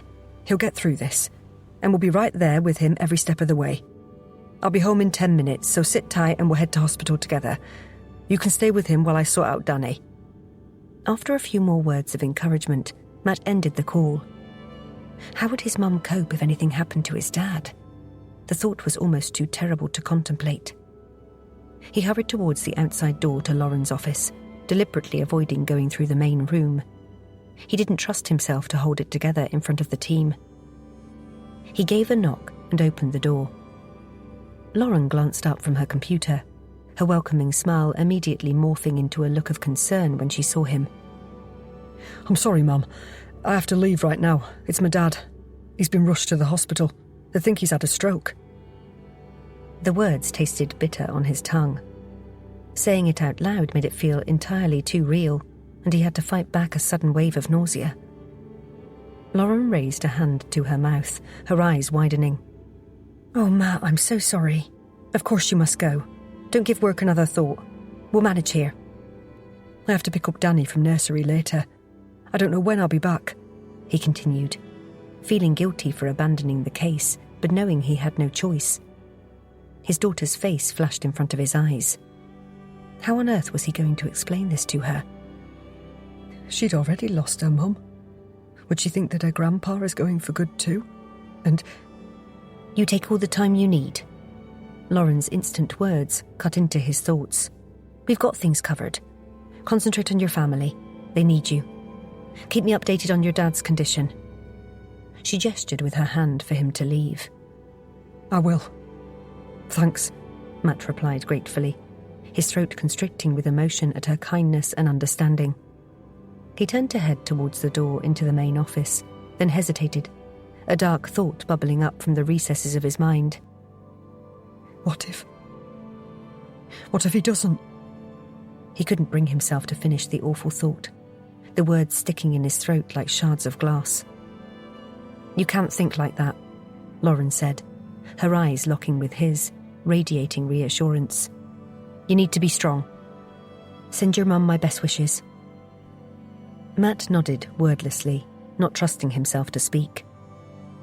He pushed open the door to the office, stopping by Ellie's desk just long enough to choke out that he had to leave because of a family emergency. He grabbed his jacket, the fabric rough against his suddenly hypersensitive skin, and practically ran from the building. The short walk to his car felt like an eternity. Each step seemed to take monumental effort, as if he were wading through treacle. The bright sunlight outside was like a cruel joke, at odds with the darkness threatening to engulf him. He fumbled with his car keys, dropping them once, before managing to unlock the door. He was desperate to get to the hospital and see with his own eyes that his dad was still breathing, still fighting. He slid into the driver's seat and started the engine. Please let him be okay, Matt muttered to himself over and over as he sped home. The words were like a mantra, while he prayed to whatever higher power might be listening. The streets of Penzance blurred past his window. Familiar landmarks reduced to indistinct shapes as he focused solely on getting home as quickly as possible. A lone tear streaked down his cheek, and he swiped it away impatiently, angry at himself for this momentary weakness. He had to be the strong one now, for his mum and Danny. He needed to put on a brave face and hold them together. He pulled up outside his parents' house and took a deep, steadying breath. Glancing at his reflection in the rearview mirror, he barely recognised the pale, scared face staring back at him. With a supreme effort of will, he schooled his features into a mask of calm determination. He could do this. He had to do this. For his mum, for Danny, and, most of all, for his dad. Chapter 8. Monday, the 11th of September. Lauren sat at her desk, her fingers absent-mindedly tracing the worn edge of her notepad as Matt's news settled over her. The fear in his eyes when he'd told her about his father had struck deep. She'd never seen her usually steady sergeant so shaken. Her chest tightened at the thought of what he must be going through, especially with young Danny to consider. Matt had been her rock since joining the team, both professionally and personally, and now he needed their support. The practical part of her mind nudged at her. They'd have to reorganise, adapt, and make sure Matt had the space he needed to be with his family, while keeping the investigation on track. But those were tomorrow's problems. Right now, her thoughts were with her friend and the long night ahead of him at the hospital. She hoped that Mr. Price was going to be okay. She'd met him on several occasions, and the man had always been friendly and welcoming. The same as Matt's mum. Lauren enjoyed being in their company. Matt was very lucky to have such a loving family, very different from hers in so many ways. Taking a deep breath, Lauren stood up, smoothed down her trousers, and then headed back into the main office. She cleared her throat to get everyone's attention, waiting until all eyes were on her before speaking. Okay, I'm sure you know by now that Matt's had to leave. His father's ill and has been taken to the hospital, she announced solemnly. A murmur of concern and sympathy rippled through the room. Lauren held up a hand for quiet, her authoritative gesture silencing the chatter almost immediately. Matt will keep us updated on how his dad's doing, but in the meantime, we have to manage without him. When he calls, please tell him we're thinking of him, Jenna said, concern etched on her face. I don't want to bother him by messaging because I understand, Lauren said, interrupting. I'll pass on everyone's good wishes. Obviously, he won't be coming with me to speak to the victim's parents, so Jenna, I'd like you to. We'll explain the pathologist's findings and get their thoughts on what might have occurred. They might be able to identify someone with a grudge against the couple. Yes, Mum, Jenna replied. I've contacted Jasmine and Finley's friends. Dylan Fairclough's coming in this afternoon, but Ruby Bennington's out of the country until Thursday. She's overseas with her parents on a pre-planned trip, which is frustrating, especially now. Lauren frowned as she processed this information. Did you explain to Ruby why we wished to interview her? I had to, unfortunately, but all I said was that Jasmine and Finley had died. I didn't give any explanation. She was obviously devastated by the news, but the family's flights were already booked, and it would be almost impossible for them to change their plans and return earlier. Jenna's shoulders slumped slightly. Did you explain to Dylan Fairclough the reason for asking him in? Lauren pressed, her eyes narrowing slightly as she considered the implications of being unable to speak to Ruby until later in the week. Jenna nodded. Yes, I had no choice because he asked what it was about and I didn't want to lie to him. But again, I didn't let him know the cause. He sounded stunned by the news. You did the right thing, Lauren assured her. It wasn't an easy task, but it had to be done. We'll speak with Dylan later. She turned to address the rest of the team. One thing we can deduce is that Ruby Bennington couldn't have been the mystery person with Finley and Jasmine on Saturday night, since she was out of the country. That eliminates her as a potential suspect or witness, in terms of physically being present for the engagement and murders. That doesn't mean we ignore her totally. She might have been an accessory. What about Dylan Fairclough as a suspect? Clem asked, leaning forward in his chair, his eyes bright with interest. I assume he's a person of interest? No one's excluded. I want someone to research into him. She glanced at Billy. I'll leave that to you. Yes, Mom. Billy responded with a sharp nod. And we'll question him in detail when he arrives, Lauren added. She checked her watch. OK, let's get moving. Jenna and I will head over to Finley's parents first, then go to Jasmine's, and after that the jewellery shop. Lauren caught Jenna's eye and inclined her head towards the door. I'll drive. The drive to the Glennisters' home was quiet. Losing Matt, even temporarily, was a huge setback. Nice house, Jenna muttered as they pulled up outside. Yes, Lauren agreed as she came to a halt.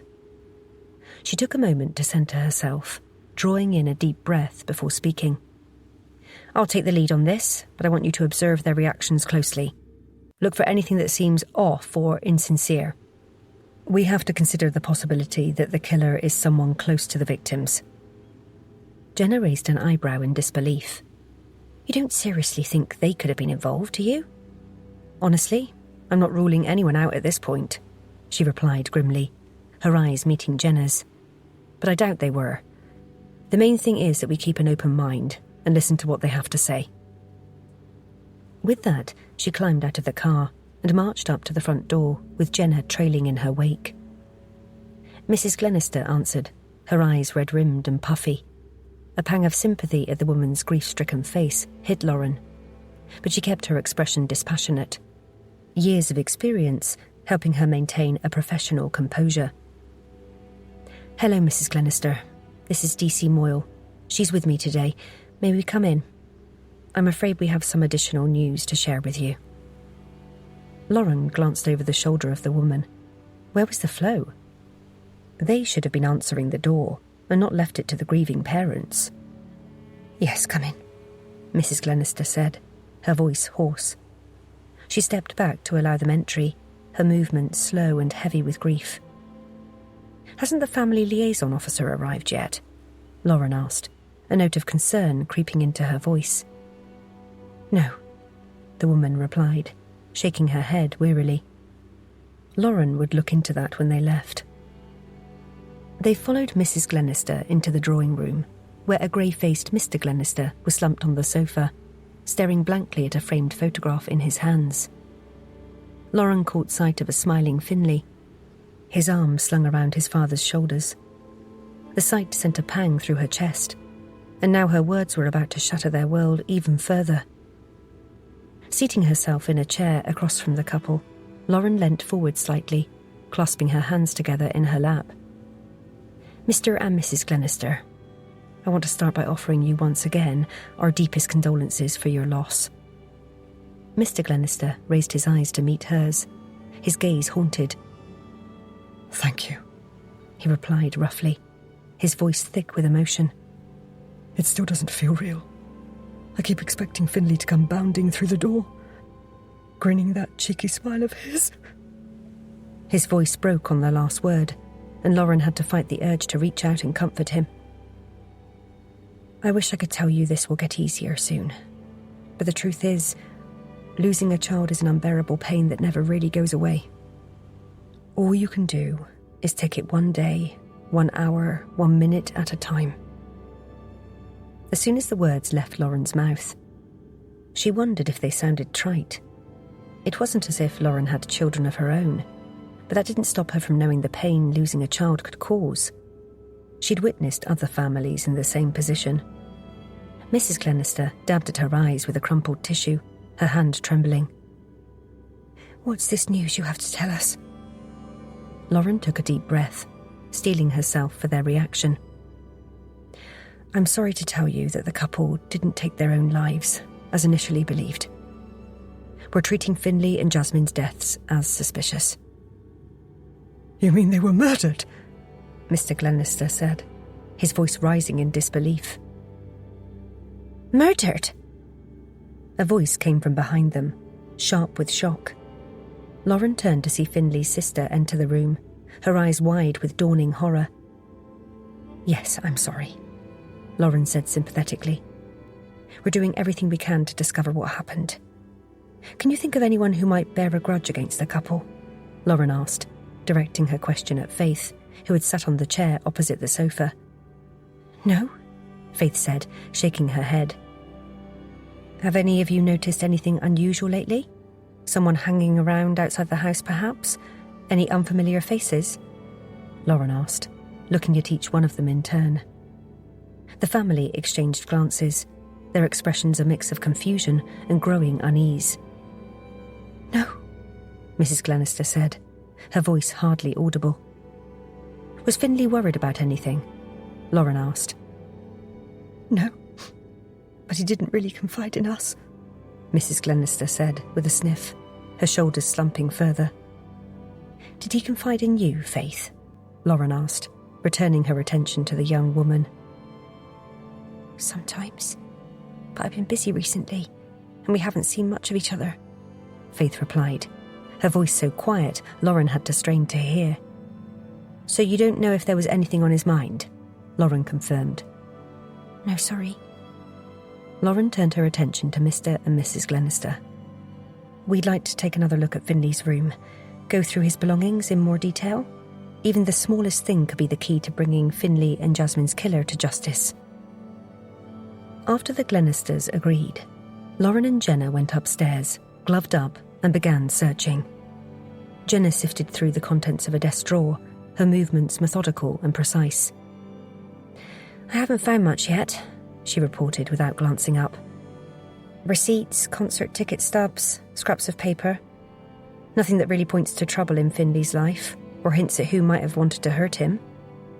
Keep looking, Lauren urged, her eyes checking the room for anything out of place. She moved to the bedside table, carefully opening the drawer and scrutinising its contents. Hang on a minute. There's a load of betting slips here, Jenna said, looking up with a frown. These are dated from last week. If he's got the slips, does that mean he's lost? Wouldn't he have to hand them in to collect any winnings? I'm not sure, Lauren said, her brow furrowed in thought as she headed over to where Jenna stood. Drop them into an evidence bag and we'll take them with us. There doesn't seem anything else untoward here. Nothing pointing to a reason for him being murdered. She gave a frustrated sigh. We'll say our goodbyes to the family and then head to Jasmine's parents' house.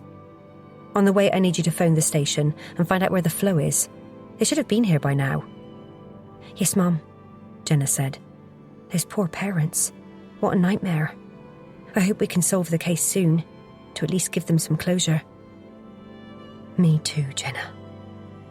Me too, Lauren replied, her voice soft but filled with resolve. Before leaving Finlay's room, Lauren took one last look around, committing every detail to memory. As so often happened at the start of murder investigations, she couldn't shake the feeling that they were missing something crucial, some vital clue. But for now, all they could do was keep pushing forward, following every lead, and hoping that the truth would eventually emerge. Chapter 9. Monday, the 11th of September. Lauren stepped out of the Glenisters' house, their anguished faces indelibly etched on her mind. She breathed in the crisp autumn air, trying to clear her head and refocus on the task at hand. The sun was high in the sky now, its warmth contrasting with the chill from inside. Right, let's head to Jasmine's parents' house, Lauren said with a sigh, her voice betraying her weariness. It was bad enough speaking to one family and witnessing their grief, but two, that was off the scale. Yes, Mum, Jenna replied as they climbed into the vehicle. Do you think Finlay's gambling was a factor in their deaths? Lauren shook her head slowly. I don't know. I really don't know. I mean, why would you kill someone who owed you money and you'd never get it back? What do you think? She started the car, the familiar rumble of the engine doing little to calm her. The same as you, Jenna said, her voice tinged with frustration. We don't yet know what else has been going on in the couple's lives. Hopefully their friends will be able to give us more insight into that. Although you'd think that if anyone knew, it would be Faith, considering she was close to both of them. But she was in shock. She might come up with something once she's had time to think. Lauren nodded, her eyes fixed on the road ahead as she navigated through the quiet streets of Penzance. Also, we might get something useful from Jasmine's family, she said, trying to remain optimistic, as the gnawing sense that this case would not have a simple resolution nagged at the back of her mind. Lauren rolled her neck slightly, trying to ease some of the tension in her taut shoulders as she drove. It never ceases to amaze me, Mom, that when someone or something appears normal, deep down there are other things going on, Jenna mused as she gazed out of the front window. Lauren nodded, her lips pressed into a thin line. It happens all the time in this job. We need to dig into everything that's happened between Jasmine and Finlay, however small and apparently inconsequential. You never know where we might find some answers. She came to a stop at a red light, mentally running through their next steps. The jewellery shop might give us something to work with. The light turned green, and Lauren accelerated, the familiar landmarks of Penzance blurring past the windows. Yes, knowing when he bought the ring might help us establish a timeline, at least. One thing we do know is that the murder wasn't robbery-related, Lauren said, because surely they'd have taken the ring if that was the case, and there'd have only been an empty box on the sand. Lauren tossed a glance in Jenna's direction and noticed the officer's eyes had widened. What had she thought? That's right, Mom. And if it was to do with money Finlay owed from gambling, then why not take the ring as part compensation? I keep coming back to what we discussed earlier, that it's someone who knew them. Nothing else makes sense, although the missing Prosecco's a mystery. If someone else was celebrating with them, then where's the third glass? Lauren mentally kicked herself as she slapped her free hand lightly against her leg in frustration. Damn, I forgot to ask Mr. and Mrs. Glenister if any of their glasses had gone missing.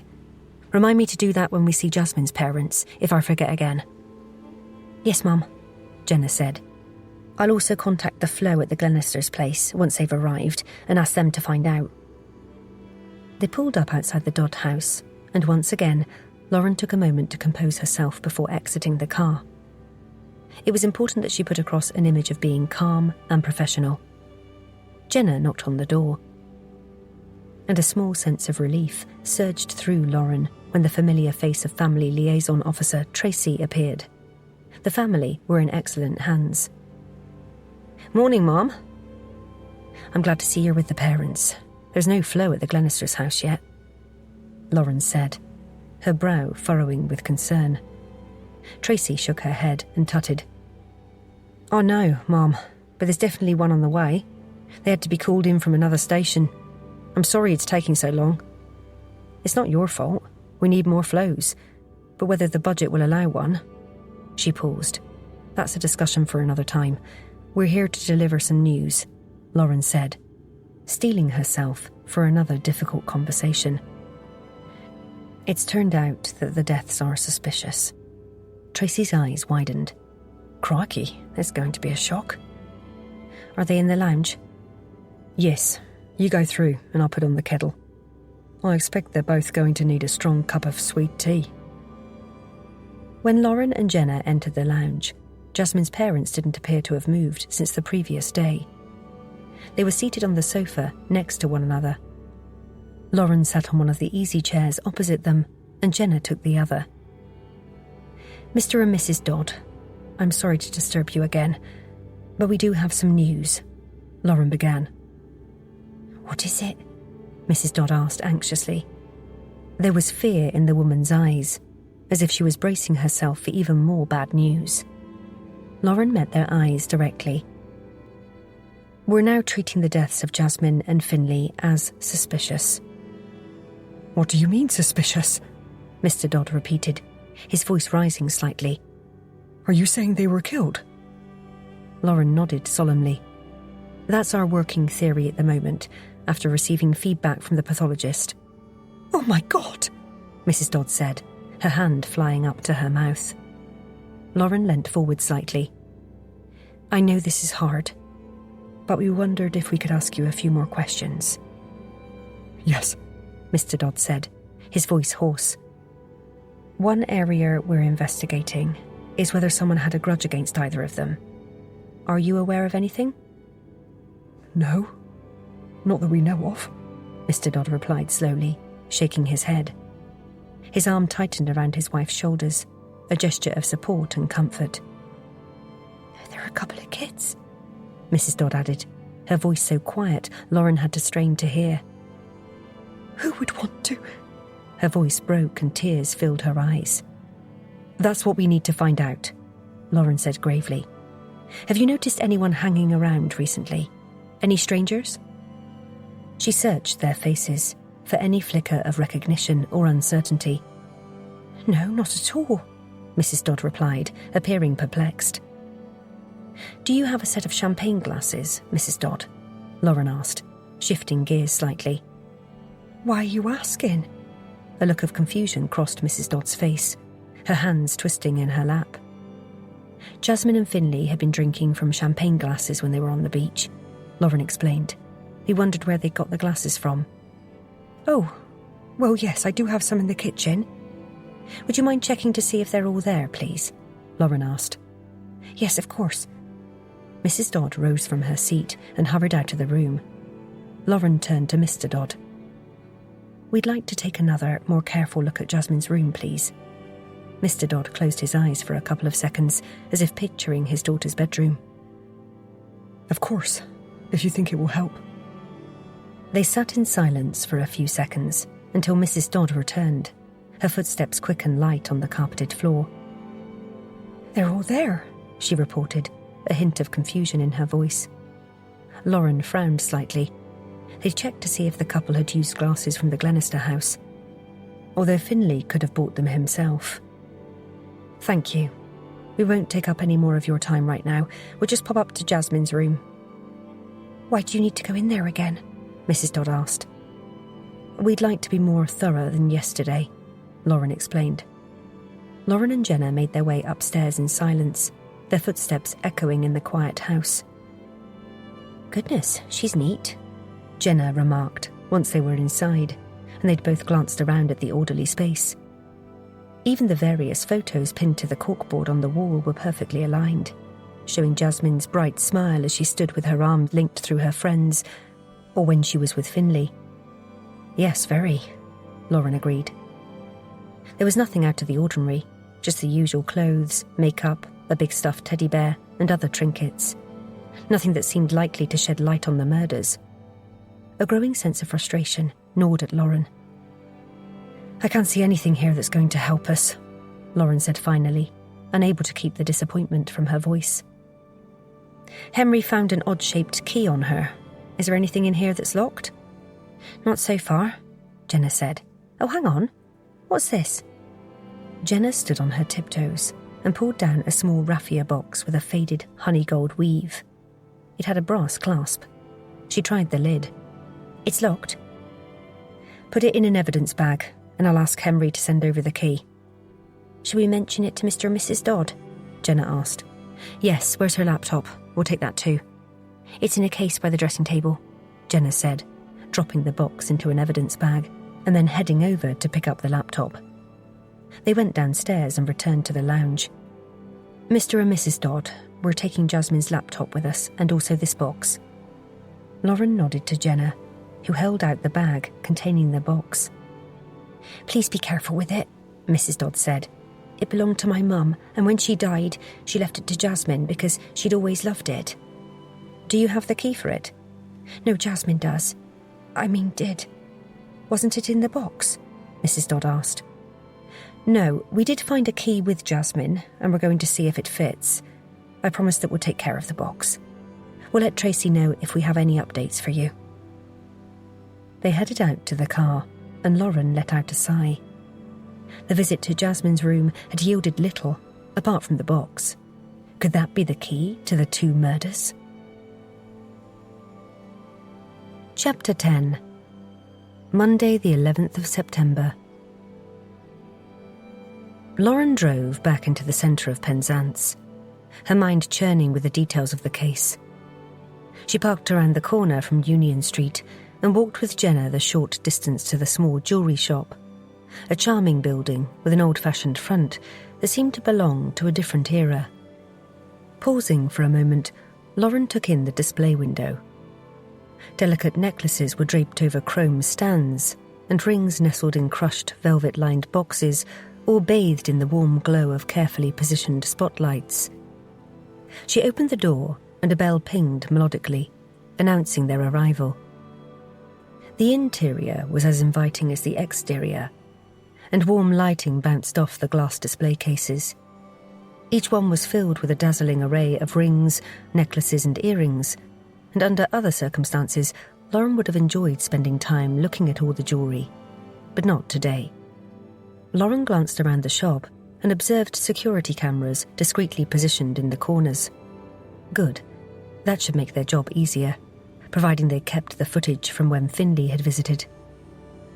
From an open door behind the counter emerged an elegant, well-made-up woman wearing a navy dress. She looked to be in her mid-50s, and her silver hair was pulled into a neat bun. "Good morning." She greeted them with a warm smile, her voice soft. "How may I help you?" Lauren pulled out her warrant card and held it out for the woman to see. "I'm D.I. Pengelly, and this is D.C. Moyle from Penzance CID. And you are?" "I'm Kathy Day. I own the shop. We're investigating a case and are hoping you might be able to help." Lauren pulled out her phone and, after finding the images of the ring and box, she showed it to the woman. "Do you recognise these items?" The woman took Lauren's phone and studied the screen closely, her brow furrowing slightly. Lauren watched her intently, years of experience allowing her to pick up on the subtle shifts in the woman's countenance. After a few seconds of concentration, recognition flickered across her face. "Yes, of course. I sold that ring last week. Sorry, the angle of the ring in the photo made it hard for me to recognise it straight away." Were they about to learn something relevant to the case? "What can you tell us about it?" "It was a second-hand diamond and sapphire ring that we bought several months ago from a woman who no longer wanted it. The result of a failed engagement, I believe, although please don't quote me on that. We cleaned it up before putting it on sale. It was quite exquisite. If you'll give me a moment, I'll locate details of the transaction."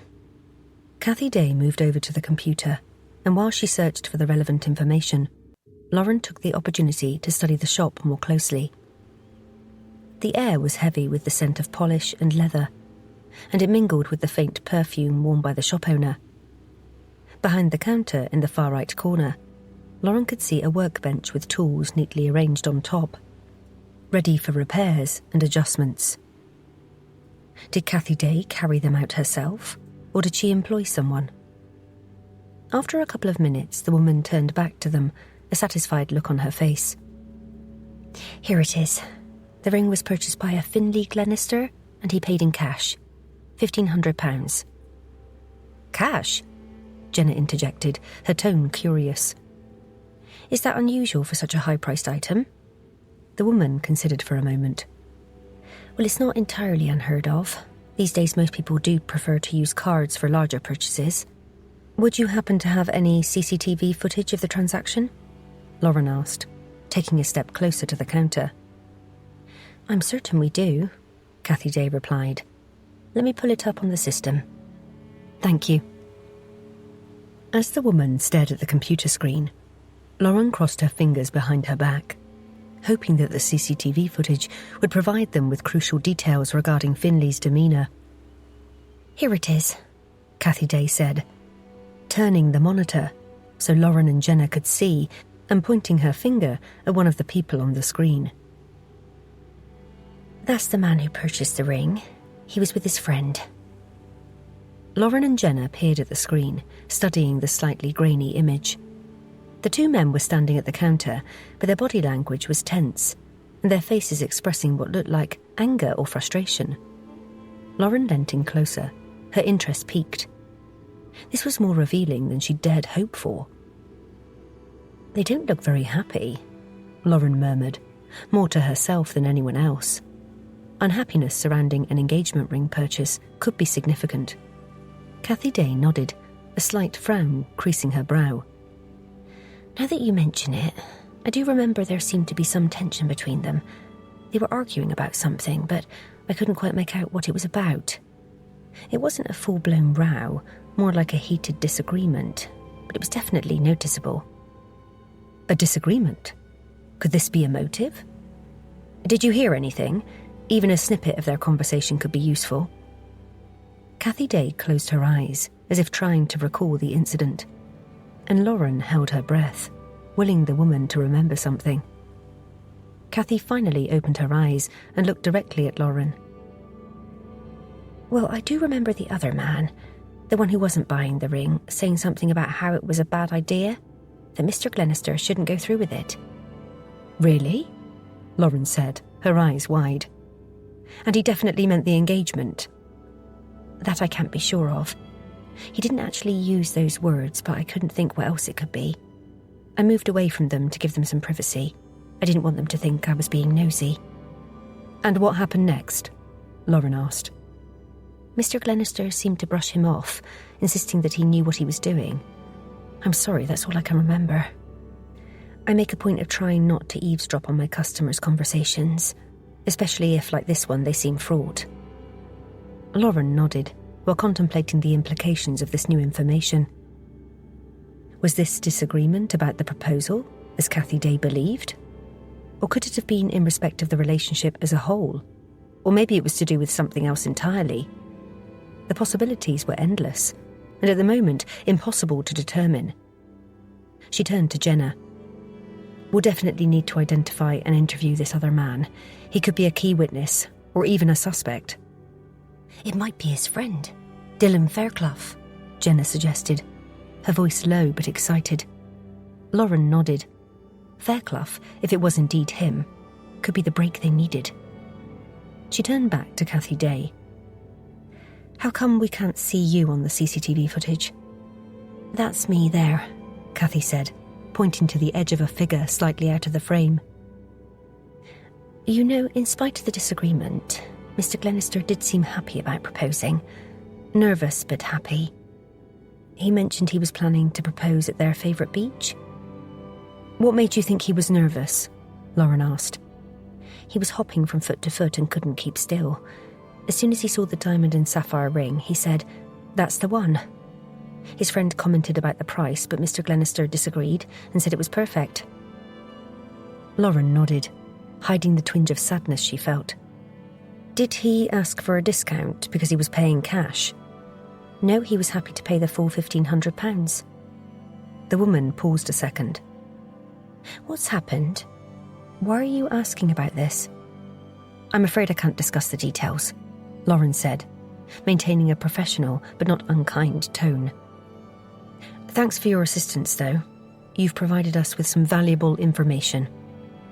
Lauren glanced around the shop one more time, taking in the trays of sparkling engagement rings, each piece a potential symbol of love and commitment, like the ring Finlay Glenister had bought. How quickly joy could turn to tragedy. One more thing, Lauren said, turning back to Cathy Day.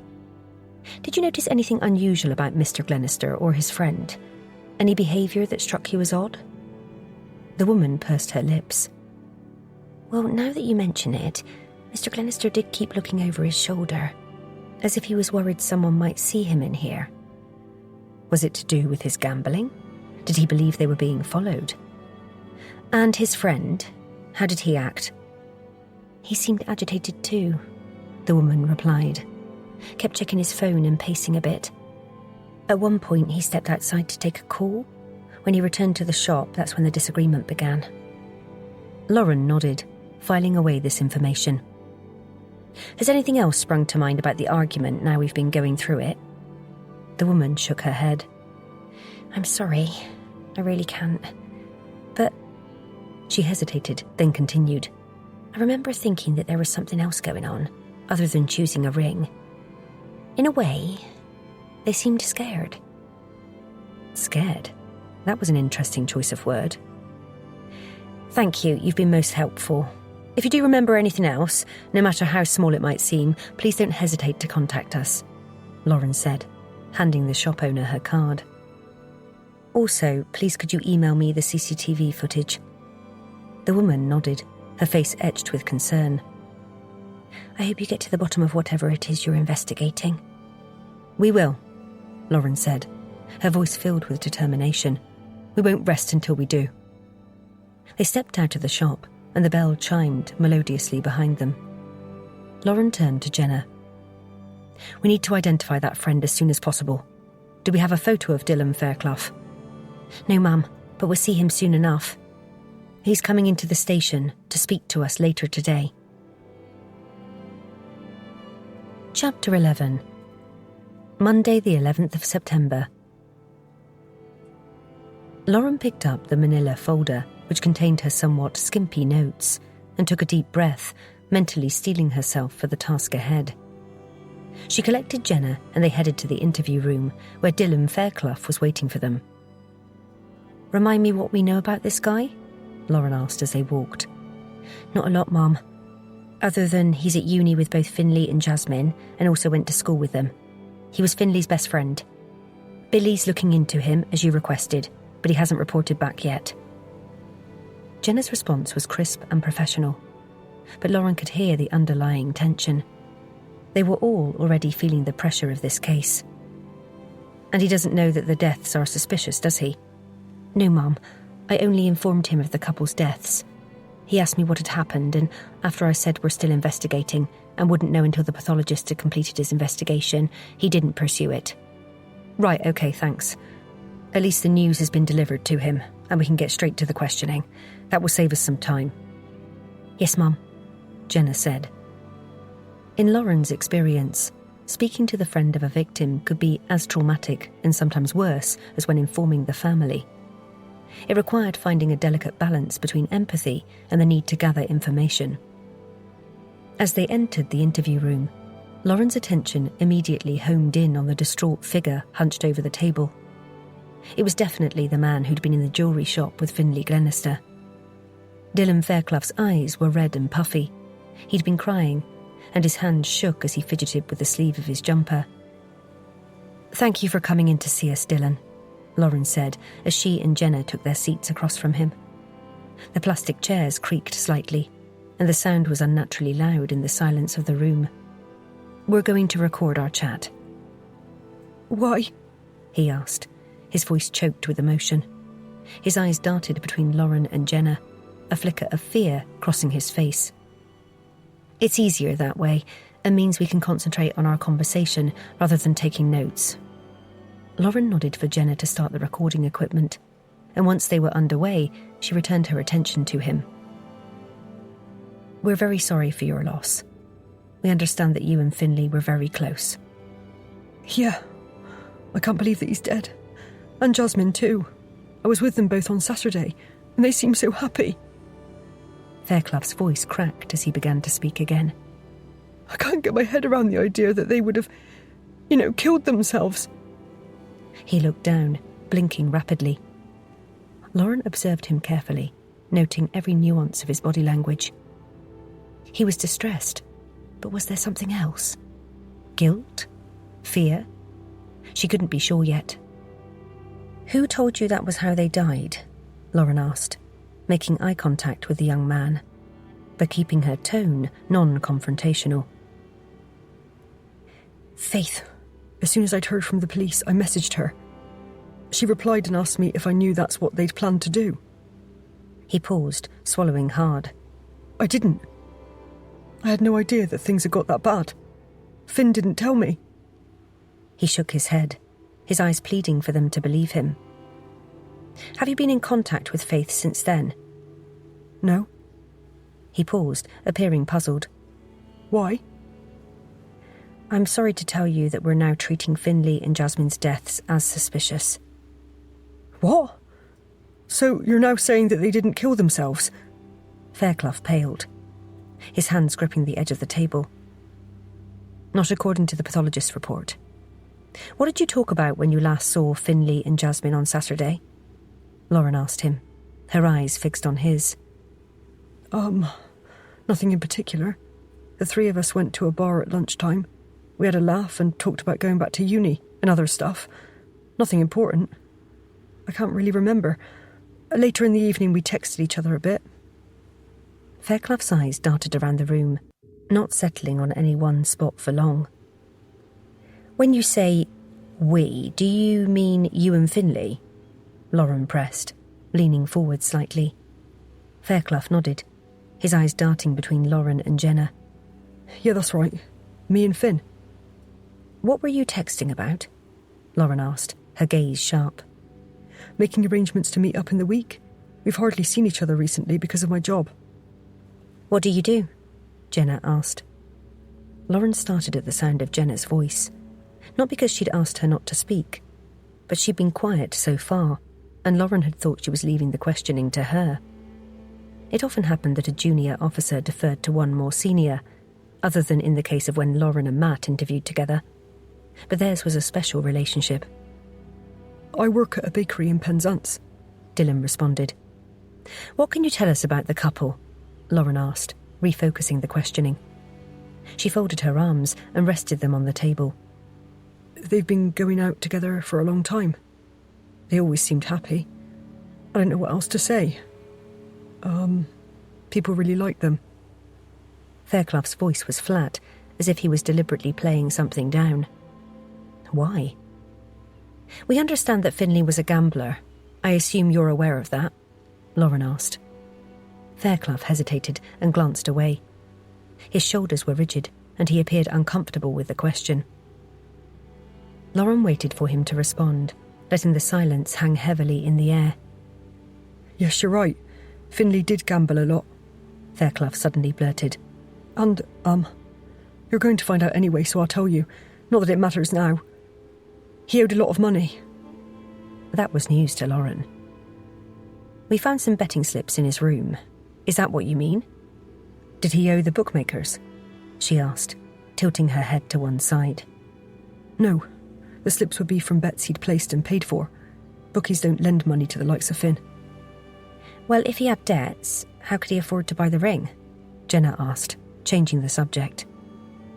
Lauren had been about to follow up on the debts, but they could revert back to that. She was interested in the engagement and the argument in the jewellery shop. Fairclough shifted in his seat, his discomfort growing more apparent. I'm not sure. I asked him and he wouldn't tell me. Lauren's eyes narrowed. There was more here, she was sure of it. We've seen CCTV footage from the jewellery shop when Finlay bought the engagement ring. You were there too, weren't you? Yes. Fairclough's response was clipped, and his body language closed off. We understand the two of you were arguing. You were telling Finlay either not to buy the ring or not propose to Jasmine. The woman in the shop wasn't quite sure. Fairclough sighed heavily, running a hand through his hair. Look, I didn't tell Finlay not to propose. I was suggesting that he leave it for a while. He owed too much money, and I didn't think he should be paying for a ring that expensive. I said that he should pay off his debts before it got him into trouble. Lauren nodded encouragingly. What was his response? Fairclough's eyes glazed over a bit, as if he was remembering the encounter. He said it was fine because he had a dead cert coming up, and he'd make all the money he needed to pay off his debts. Did you believe him? Lauren asked.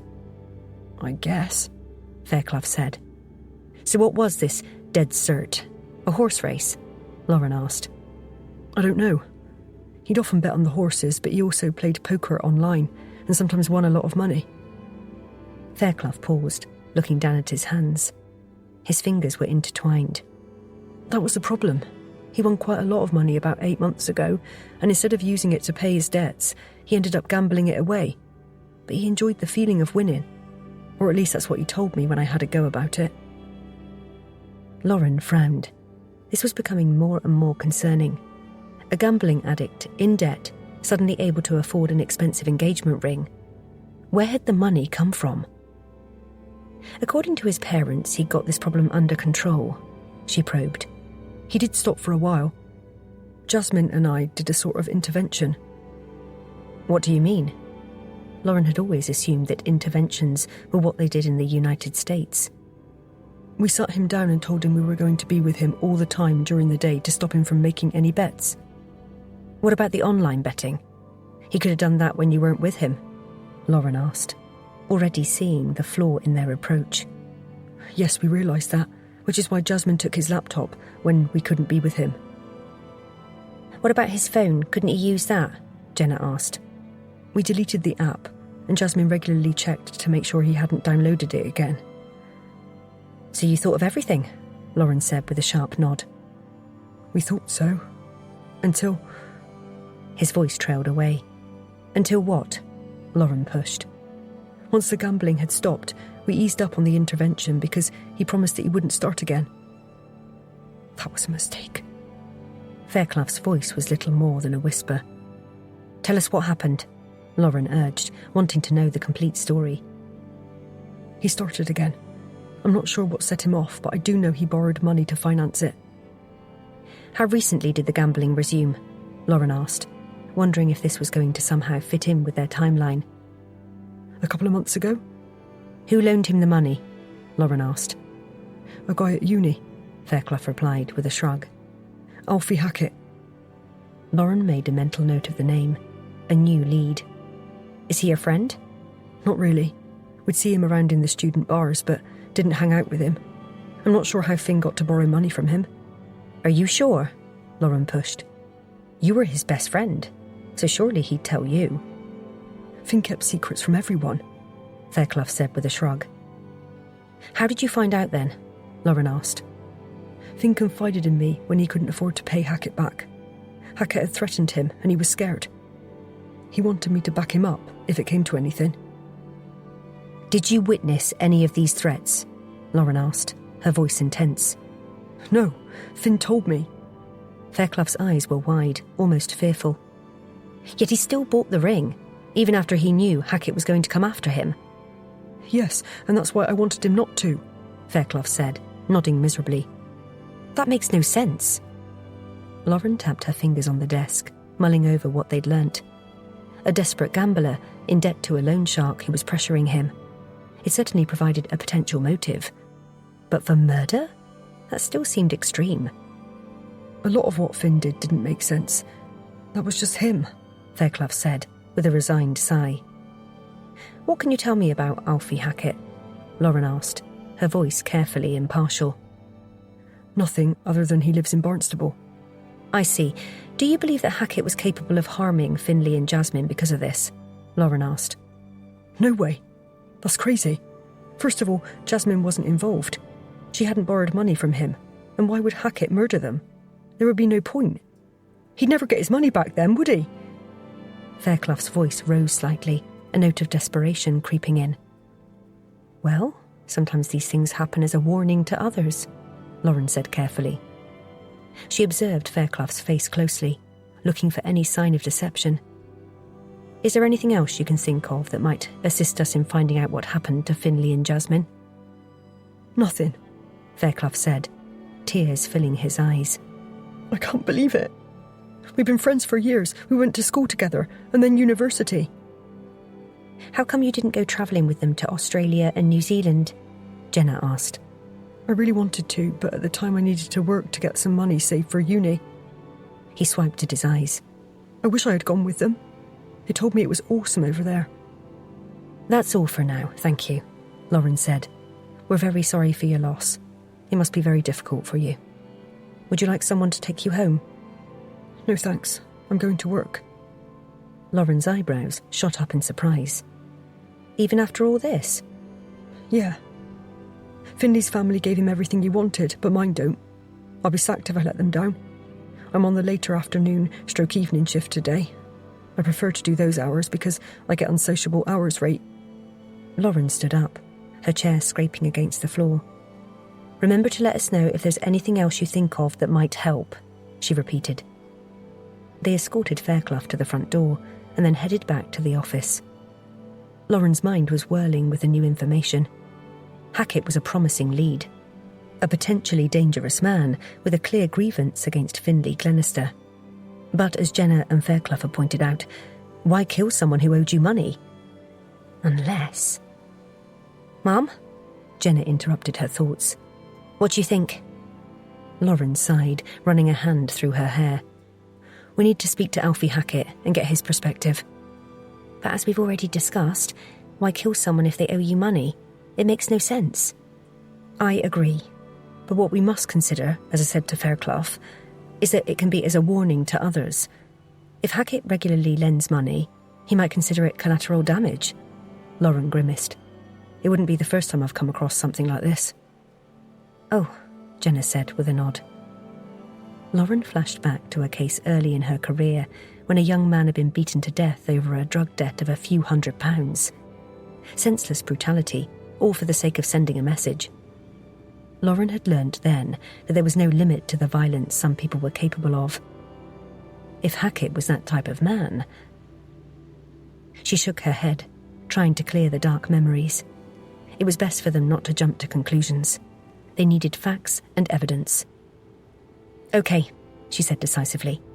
We need an address for Hackett, and then we'll pay him a visit. It's a 6-hour round trip to Barnstable, so we'll go first thing tomorrow morning.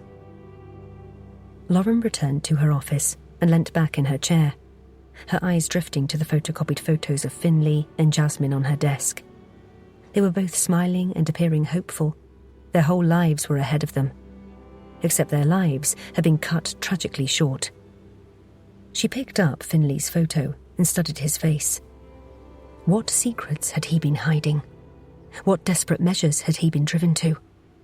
And had someone decided that his life and Jasmine's were worth less than a gambling debt? Chapter 12. Monday, the 11th of September. There was a tap on Lauren's door, and Clem stuck his head around. Mom, the key found on Jasmine Dodd has arrived. Do you want to open the box in here? He held out the key. No, I'll come out so we can view the contents together. Lauren closed the report she'd been writing, picked up the evidence bag containing the box, which was on the filing cabinet, and headed into the office. Clem passed over the small brass key to Lauren, and she examined it in her gloved hands before sliding it into the lock of the raffia box. It fitted perfectly, and the mechanism clicked as she turned it. Inside were several envelopes. She pulled one out, opened it, and began to read out loud. Jazz, I watch you with Finlay every day and it kills me. You deserve so much better than him. I know you don't see it yet, but we'd be perfect together. The way you smiled at me in the library yesterday had to mean something. Lauren paused, looking up at the team. It's signed Love Dylan. Dylan Fairclough, Billy said. Finlay's best mate. Who else can it be? Lauren spread out the envelopes across the table and picked up another. I know you're happy with Finlay, but he doesn't appreciate you like I do. He didn't even notice your new haircut last week, but I did. I notice everything about you. Sometimes I catch you looking at me, and I think maybe you feel it too. There's something distinctly creepy about this, Jenna said. What do the others say? Lauren opened another. I saw you kiss him outside the lecture hall today, and I had to leave. Don't you understand what you're doing to me? Every time you touch him, it should be me. It's like you're trying to hurt me on purpose.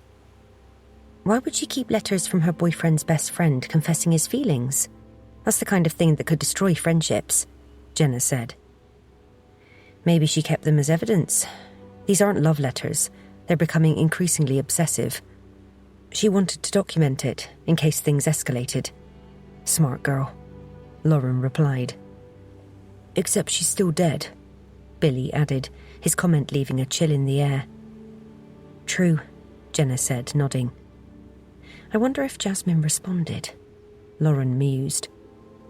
Maybe her friend Ruby will know. Shall we bring him back in? Clem asked. Lauren stared at the letters, each one a documentation of obsession growing darker. No, she said finally. Let's gather more evidence first. When we interview him again, I want all of our ducks in a row. Billy, you've been looking into him. What have you discovered? Actually, Mom, there is something which I've been about to share before we got the key. It's definitely relevant. Lauren stared directly at the officer, anxious to hear what he had to say. Let's hear it. I spoke to the head teacher at Dylan Fairclough's old school in Penzance, and in his final year there was a complaint made against him by one of the female teachers, Eva Millington. It seems he had an infatuation with her and took it too far, Billy reported, his voice carrying a note of triumph. In what way? He sent her flowers and left gifts for her in her pigeonhole. He also followed her home and stood outside her house staring. Lauren's stomach flipped. She could picture vividly the teacher's growing unease, the way she might have started checking over her shoulder on her way home, perhaps changing her routine. Did it go any further? Did he make any unwarranted approaches? Lauren asked, hoping in a way that he had, because it was all evidence of his obsessive nature getting out of control. Although she was mindful of the subtle terror it would have caused Eva Millington. No, his parents were called to the school, and he was threatened with suspension if he continued the behaviour. Did he stop after that? Yes, he did. He sent a written apology to the teacher, Billy said. Was the written apology based on genuine remorse, or another way to be in contact with the teacher? Mom, do you think this started after Jasmine began seeing Finlay? Jenna asked. Maybe he transferred his feelings for her onto this teacher. The question sent a jolt through Lauren. It was exactly what she'd been thinking. We'll ask him. Do we know what this teacher looks like? Hang on a minute, Mom, Billy said. She still teaches there, so I'll call up the school website. The silence that followed was heavy with anticipation, and Lauren found herself holding her breath, her eyes fixed on Billy as he tapped on his keyboard. Bloody hell, he said after a minute of searching. What is it? Lauren asked, realising that he'd uncovered something important. This teacher's a dead ringer for Jasmine. Dainty features with blonde hair framing her face. Lauren hurried over to Billy's desk to take a look at the image on his screen. A chill ran down her spine as she studied the photo. This wasn't just evidence of Dylan's obsessive behaviour, it illustrated a pattern. Thanks, Billy. She turned to face the rest of the team. Remember, everyone, this isn't incriminating in itself, but we can use it when questioning Dylan Fairclough. She paused while thinking through her next steps. We need to speak to Eva Millington. School is over for the day, so we'll interview her tomorrow on our way back from visiting Alfie Hackett. The energy of the room had shifted as the team processed what they'd now gleaned about Dylan Fairclough. If he'd been obsessed with Jasmine and then transferred it to Eva Millington and then back again, they were dealing with a complex process and one which needed careful handling. Chapter 13. Tuesday, the 12th of September. Matt sucked in a deep breath, pausing outside the entrance to the station as the familiar building loomed before him. Even though he'd only been away for a day, it seemed like an eternity. The image of his father in the hospital bed, pale and weak, flashed in front of his eyes, but he pushed it aside. His dad was holding his own, and hopefully that would continue. The doctors had said that it was a warning, which in a way had to be a good thing. At least now they could do something about it. If he'd had a full-blown stroke, and not a mini one, then goodness knows what would have happened. With a final steadying breath, Matt pushed open the glass double doors and stepped into the bustling station. The familiar sounds and smells washed over him. The low hum of conversation, the rhythmic tapping of keyboards on the front desk, and the constant ringing of the phone. It was oddly comforting, a slice of normality in the chaos his life had so quickly become. He headed directly to the main office, but no one else had arrived. The room seemed eerily quiet without the usual banter and activity of his team. He could see the outline of Lauren's head through the frosted glass of her office, and, squaring his shoulders, he went over and knocked. Morning, Mum, he said, poking his head around the door. The sight of Lauren, bent over a stack of papers, her brow furrowed in concentration, was reassuringly familiar. Lauren's head snapped up, surprise evident in her eyes. Matt, what are you doing here? How's your dad? Matt stepped fully into the office, closing the door behind him. He's okay, thanks. It was confirmed to be a TIA. Transient ischemic attack. It's like a mini stroke, which is more of a warning really, but he's still in the hospital. Obviously, things must change in terms of his lifestyle. but we've got time to work it out. Lauren nodded sympathetically, her eyes softening. I didn't think he had a particularly bad lifestyle. Matt sank into the chair opposite Lauren's desk. It's things like his diet. You know my mum, she's always making cakes and desserts. Too much sugar. He's got to eat a lot more unprocessed food. That can't be a bad thing. I'm glad that he's doing okay. Please send him my best wishes when you visit. But you really don't need to be here. Matt appreciated her worry, but he knew work was exactly where he should be. Yes, I do. Can you give me an update on where we are? Okay, but remember, if it gets too much, or if you're called away, just go. We'll manage. Regarding what you've missed, I've literally just had a message from Henry saying that despite the families providing samples of Jasmine and Finley's handwriting, they couldn't accurately discern whether either of them wrote the note. That doesn't surprise me when you think that there were only 5 letters and they were all in caps. Anything else? Yes. Ellie went through the victims' mobile phones yesterday, and there was nothing in there that alerted us to anything untoward happening. Lauren sat up straighter in her chair and gave a smile. Now for the interesting stuff. Dylan Fairclough, Finley Glenister's best friend, told us about his friend's extensive gambling debts. He owes money to a fellow student, Alfie Hackett, but, more importantly, we've since learnt that Fairclough was infatuated with Jasmine Dodd and has a history of obsessive behaviour. In his final year, he was threatened with suspension from school for stalking Eva Millington, a teacher there. Wow, Matt said. Have you spoken to her yet? No, I'd originally planned to go after interviewing Hackett, who lives in Barnstable, but I realised last night that we might not make it back before school finishes for the day, so we'll go there first. I was going to take Jenna, but you can come with me instead. She paused a moment, clearly deliberating. Actually, it's going to be a long day, so maybe you won't want to. I do. I'll let Mum know I might be late home. Danny's at nursery and she can collect her later. Like I said, my dad's not in any danger now. Lauren studied him for a moment, her eyes searching his face. Matt met her gaze steadily, willing her to see his determination. Finally, she nodded. Well, if you're sure. Certainly, I'd rather have you with me. Jenna's done very well and has asked some perceptive questions, but you're more observant and can think outside the box.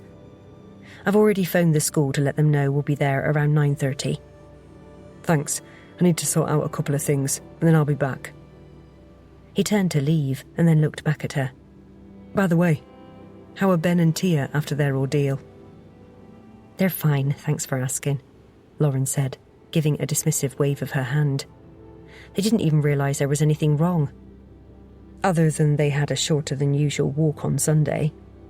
I asked Betty from next door to check on them more regularly than usual, in case, but she said they were no different from how they always are. Well, that's good, Matt replied with a smile. You're lucky to have Betty close by. Don't I know it? She's been talking about selling up and moving closer to her daughter, but I hope she doesn't. Does that make me mean? Lauren shrugged slightly. Not at all, but it does make one realise that we need others around us. He returned to the office at the same time that Jenna and Clem arrived. Hi, Sarge, Jenna said brightly, her smile warm. How's your dad?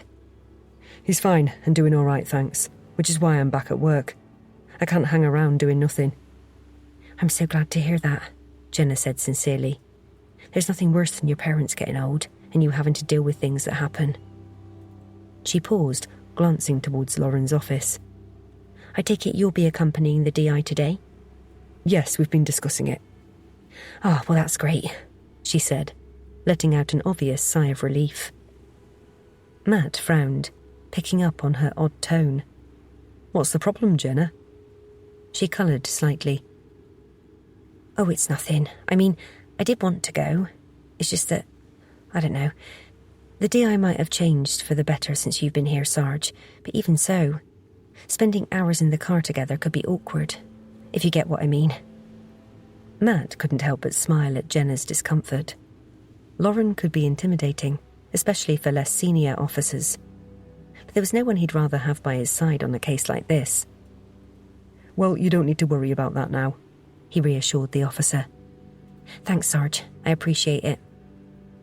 She hurried off to her desk, and Matt sat at his own. He checked through his emails, answering those that were important, leaving the rest for another time. It was already gone 9, and they needed to get moving. He grabbed his jacket from the coat stand in the corner of the room and headed for Lauren's office. A flicker of excitement, alongside the determination that always accompanied a murder case, coursed through him. With the exception of Danny, this was what he lived for. The thrill of the chase, the satisfaction of putting the pieces together and seeing justice served. He knocked on Lauren's door and entered at her call. She was standing by the desk, her bag already over her shoulder, and met his eyes with a determined smile. You ready? Lauren asked. Matt nodded. Yeah. Let's go and see what Eva Millington has to tell us. Chapter 14. Tuesday, the 12th of September. Lauren drummed her fingers on the steering wheel as they drove towards the school in Penzance, where Eva Millington worked. The morning was bright but cool, typical for early autumn in Cornwall, with seabirds wheeling overhead against a powder blue sky. I've arranged for us to go to the school office and they'll fetch her, Lauren said, breaking the comfortable silence. What do we know about her? Matt asked. According to Billy, she's been at the school for 8 years and teaches English. The office administrator whom I spoke to was going to inform her that we're on our way. I explained that there was nothing for the teacher to worry about. Good, Matt responded. People are always on edge as soon as they know we want to speak to them. The sat-nav directed them to turn off the main road, and soon they were navigating narrow lanes bordered by ancient Cornish stone walls. The school appeared ahead of them. It was a sprawling mix of Victorian architecture and modern extensions, surrounded by well-maintained playing fields. Their footsteps echoed in the empty corridor as they followed the signs to the school office. They made their introductions, and the administrator escorted them to an empty classroom close by to wait. After a few minutes, Eva Millington walked in. The resemblance to Jasmine was uncanny, even more so than the photo they saw on the website. The same delicate features, the same honey blonde hair framing her face. Eva was older, late 30s, to Jasmine's early 20s, but they could easily have been sisters. Detective Inspector Pengelly, Lauren introduced herself, showing her warrant card. This is Detective Sergeant Price. Thank you for agreeing to meet with us, Eva. Please sit down. Lauren gestured to the 3 chairs that she'd arranged into an informal triangle next to the desk at the front, making the space feel friendlier, less like a classroom. Eva's smile was polite but stiff. I've been told you want to discuss Dylan Fairclough. The woman's fingers twisted together as she said his name, a subtle tell that the memory still held power. Yes, a pattern has emerged in our current case that makes your experience with Dylan particularly relevant. Eva's shoulders stiffened slightly. He's done it again, hasn't he? I'm not surprised, she said quietly, meeting Lauren's gaze directly. What do you want to know? Please go through what happened, Matt asked, his notebook ready. Eva ran a hand through her hair and sighed. It still appeared painful for her. Take your time, Lauren added, wanting to put the woman at her ease. Thank you. It started small. Her gaze turned distant as she remembered. He was always eager to participate in class discussions, especially when we were studying romantic literature. At first I was pleased. I mean, you don't get many boys of his age willing to analyse authors like Jane Austen in such detail. A bitter smile crossed her face. I didn't realise he was drawing parallels between himself and the romantic heroes we'd discussed. Lauren leant forward slightly. When did you first notice his behaviour becoming inappropriate? It was gradual. He started staying behind after class to ask questions, which isn't unusual in itself because students do. But after a while the questions became more personal and less about what we were studying.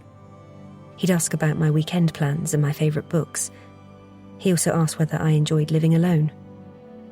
Eva paused, glancing up nervously. How did he know that? Matt asked, looking up from his notebook. I don't know, but it's not something I've ever hidden. I may have mentioned it in class sometime. I really can't remember. She sighed again.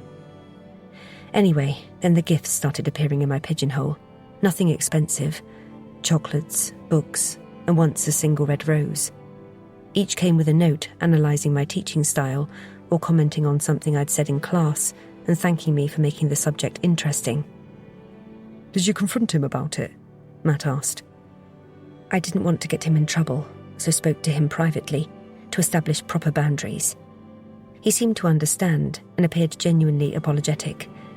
Everything seemed okay for a while, but then she stopped, her hands clenching into fists on the desk.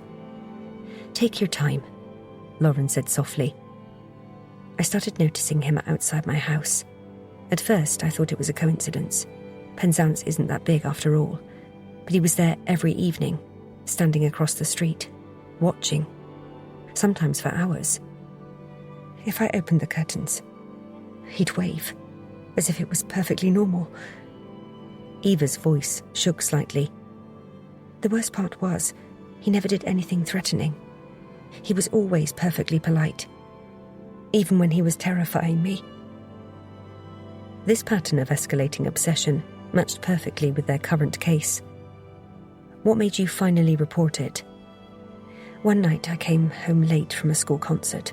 It was pouring with rain, and he was standing there, soaked to the skin. He said he wanted to make sure I got home safely. That's when I realised how dangerous the situation had become.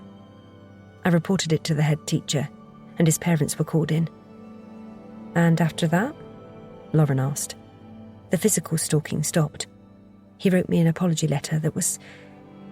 Eva hesitated, appearing to choose her words carefully. It was simultaneously one of the sincerest and most disturbing things I've ever read. He compared himself to Heathcliff from Wuthering Heights and said that, like him, he would learn to channel his passionate nature into more acceptable forms of expression. She gave a hollow laugh. Do you still have the letter? Lauren asked. Yes, it's at home. It felt important somehow. I must have had a premonition that it might be needed as evidence in the future. Lauren sat up straighter. Would you be willing to share it with us? It could be valuable to our investigation. Eva nodded immediately. Of course. I can get it for you now if you'd like. I only live 10 minutes away. That would be extremely helpful, Lauren said. We'll go in my car. Eva's cottage was a traditional Cornish stone building with granite walls softened by age and weather. A small front garden was bordered by weathered wooden posts linked by iron chains. The garden itself was a carefully maintained mix of cottage flowers and herbs. Lauren spotted lavender, rosemary, and what looked like sage pushing up through the soil. I won't be a moment, Eva said, jumping out of the car and disappearing inside. The similarity really is remarkable, Mom. I know, Lauren replied. But whom did he fixate on first? We need to discover if once Jasmine got together with Finlay, he transferred his affections onto the teacher, or whether it was the reverse, and because of what happened with the teacher, he moved on to Jasmine. Eva returned quickly, clutching a white envelope that had appeared to have been handled many times over the years. Here it is. I hope it helps. Lauren accepted the envelope carefully. Thank you, Eva. You've been extremely helpful. We'll need to take a formal statement at some point, but this is an excellent start. They dropped off the teacher at the school, and as Lauren drove away, she caught sight of Eva's reflection in the rearview mirror. A solitary figure at the entrance, her arms wrapped around herself. Barnstable next, Mum? Matt asked. Lauren's fingers tightened on the steering wheel. Yes, Mr. Hackett first. Then we deal with Dylan Fairclough.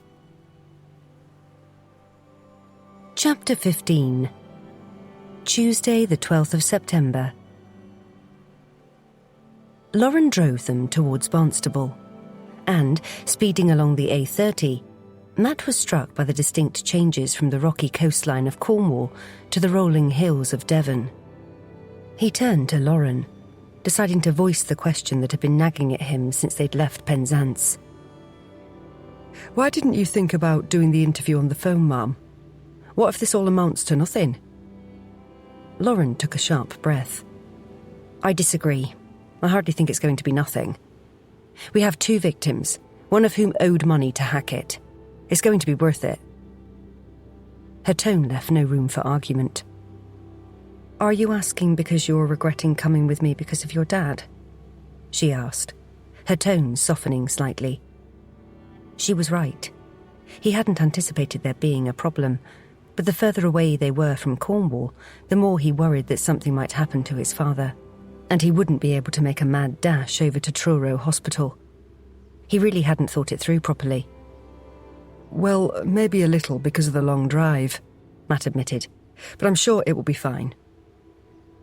He stared out the window at the rolling green hills, which were dotted with sheep and cattle, that stretched out before them under a cloudy sky.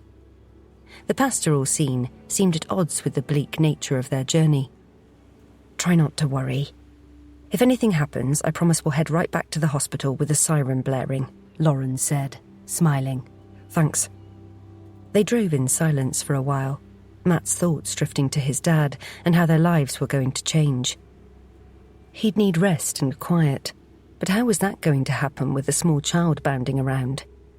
Matt would have to figure out a plan. The further north they drove, the more the scenery changed, especially when they passed the craggy terrain of Bobbin Moor.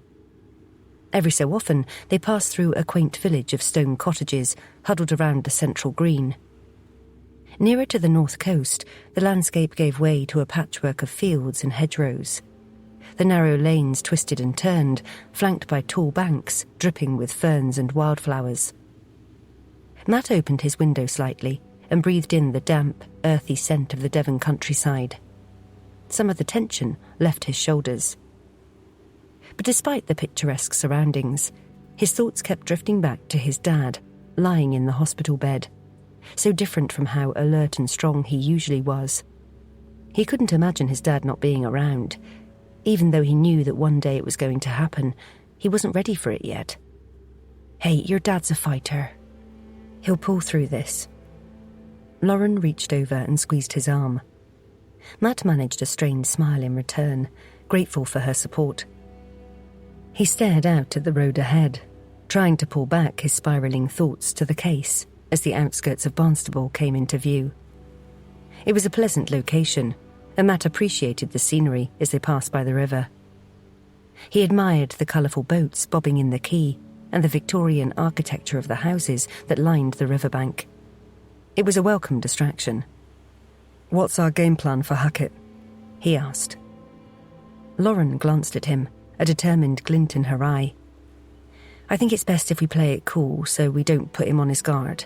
He won't be surprised that he's being interviewed because of the loan he made to Findlay Glenister, assuming he knows of the death. Initially, we'll ask him about his relationship with the victims and how much money he'd loaned. Then we'll move on to where he was on the night of the murders. Matt nodded, jotting down notes. And if he's not cooperative? Then we push harder, Lauren said firmly. One way or another, we're going to discover if Hackett's involved in the murders. Alfie Hackett lived with his parents in a large modern property on a small development at the edge of town. They pulled into the drive, and Matt took in the manicured lawn and the shiny BMW parked in front of the garage. Lauren parked, and they marched to the front door. Matt rang the bell, and a young man who appeared to be Alfie Hackett, based on the photos they'd seen of him, answered. He was tall and well-built, with an air of confidence that seemed to falter slightly at the sight of them. Mr. Hackett? Lauren asked, holding out her warrant card. Yes? Hackett replied warily. I'm D.I. Pengelly, and this is D.S. Price from Penzance Police. We'd like a word with you, please. Why? Hackett asked, his brow furrowed in confusion. His eyes darted between them, a flicker of unease crossing his face. Maybe he wasn't aware that Glenister had died. Can we speak inside? Lauren asked. her tone making it sound more like an order than a question. "Who is it, Alfie?" A female voice came from behind him. The woman who appeared was smartly dressed in a pair of wide-legged navy trousers and a pale pink striped shirt over a white t-shirt. Her dark auburn hair was neatly pulled back from her face, held in place by a black headband. There was certainly a family resemblance, and Matt assumed it was Alfie Hackett's mother. "Mrs. Hackett?" Lauren asked. "Yes?" "We're here to have a word with Alfie regarding one of the people he knows at university, if we may." Matt frowned. He was surprised at Lauren being so forthright to the man's mother. He was over 18, and she wasn't responsible for him. Then again, they had decided to play it down, and this would ensure everyone's cooperation. "Why? What's happened?" Mrs. Hackett looked between them, her features growing more concerned. "We can't discuss this with anyone other than your son, but it's nothing for you to worry about." "I see. In that case, why don't you take the officers into the snug, Alfie?" Mrs. Hackett said with a nod, turning to her son. Yes, Mum. He opened the door more fully and ushered them in. It's through here. They followed him into a small room, and Matt closed the door behind them. There were 2 tan leather sofas facing each other and a coffee table in between, with several large books in the centre. Various photos stood on an oak sideboard, and some artwork hung on the walls. The room was tastefully decorated, but the photos had an impersonal feel, like they belonged to a show home rather than a lived-in space. Hackett sat on one sofa, while Matt and Lauren took the other. Matt's eyes were drawn to Hackett's right knee, which was bouncing up and down. Nerves? Was it because he had something to hide, or simply the fact that the police wanted to talk to him? People often froze in their presence, even if they weren't guilty of anything. "We understand you know Finlay Glenister," Lauren began, her tone neutral. Yes, unfortunately. Hackett shifted in his seat, appearing to look everywhere except directly at them. "Both Finlay and his girlfriend Jasmine Dodd have recently died." Hackett's jaw dropped open. What? I had no idea. His voice petered out, and he stared blankly ahead. His shock certainly seemed genuine enough, but Matt knew better than to take that at face value. Some offenders would swear on their families' lives that red was white if they thought it would get them off. "It hasn't been publicised yet," Lauren said. "I'd like to return to your relationship with Finlay and Jasmine. How well did you know them?" I knew Finlay quite well, I suppose. "How did you meet him?" We met at a party and got on well. Hackett fidgeted with his hands in his lap. His nerves seemed to be getting worse. Was he anticipating where the interview was heading? How did it go from there to you lending Finlay Glenister money? Matt asked pointedly. Hackett peered over his shoulder, as if not wanting anyone to overhear. We were in the student bar one evening, and he was complaining about having no money. I offered to lend him some, if he ever needed any. How much? Matt asked. Twice he borrowed £2,000, and the last time it was 20,000. Where do you get the money from to lend? Lauren asked, frowning. I have savings. My grandparents left me some in their will last year. Hackett shrugged nonchalantly, as if it was no big deal. When you lent him money, how much interest did you charge? Lauren asked. Hackett coloured slightly and stared directly ahead. Alfie, please answer the DI's question. Matt pushed. 50%? Hackett muttered. Lauren raised an eyebrow. Wow. You were lending thousands of pounds at 50% interest. That's not a bad return on your money. Only if you get it back. Hackett snapped. Does that mean he didn't pay you back? Lauren asked. Usually he did, but the last time he didn't. I take it you were annoyed with him about that. Lauren pressed. Of course I was. I needed the money. It wasn't a gift. Hackett's tone had turned defensive. Do you know why he borrowed the money? He's a gambler. The first time I lent him money, he told me he got himself into debt. I assumed it was the same for the other loans. His reasons were nothing to do with me. Did Finlay accept your offer straight away, even after you told him the interest rate? Matt asked. trying to hide his annoyance that Hackett took advantage of Finlay Glenister in this way. Pretty much, yeah. He was desperate for the money and didn't care about the interest. Did you sign a contract? Matt asked, his gaze unwavering. Hackett rolled his eyes and his lips curled up in a sneer. What do you think? He said flatly. Okay, I get it, Matt said, pinching the bridge of his nose. Did you tell anyone about the loan? No, we kept it between the two of us. Matt leant forward. What were you doing on Saturday night between the hours of 9 p.m. and midnight? I was at the Red Lion pub with my friends. Why? Can any of them confirm that? Matt asked, ignoring the man's question. Well, we sort of got split up. I was talking to a girl, but I don't remember her name. Hackett shrugged. Lauren made a note. That's a pretty weak alibi. So no one at this pub will recall you being there? I'm not sure. Hackett appeared increasingly uncomfortable. But why does it matter? We're treating the deaths of Finlay and Jasmine as suspicious. Oh. Hackett's body stiffened and his muscles visibly tensed. I'm surprised you didn't ask us how they died, Lauren said. Why not? I don't know. I was too shocked, I suppose. Have you ever been prescribed sleeping medication? Lauren asked. No, why? What about any of your family? Lauren pushed. I don't know. Why are you asking? Hackett said, appearing confused. Who else do you lend money to? Matt asked, shifting the direction of the interview. No one on a regular basis apart from Finlay. Matt and Lauren exchanged a meaningful glance, the same thought passing wordlessly between them. Hackett's lending sounded like illegal loan sharking, with Glenister as his main client. But did the large sum Glenister owed provide a compelling motive for murder? Right, we'd like to have a look at your bedroom. Lauren stood, and Matt did the same. Why? Hackett's voice rose, a note of panic creeping in. If you've got nothing to hide, you won't mind. Lauren responded, not bothering to answer his question. Okay, the man said begrudgingly. Hackett led the way upstairs and stood in the doorway while Matt and Lauren went inside. The room was a stark contrast to the impersonal neatness of the rest of the house. Clothes, textbooks and art supplies cluttered every surface. The walls were covered in sketches and designs. What are you studying at university? Textile design, Hackett said with a shrug. Lauren picked up a sketch pad from the desk and started flicking through it. Her eyes widened. These sketches are all of Faith Glenister, Finlay's younger sister. Why didn't you tell us that you know her?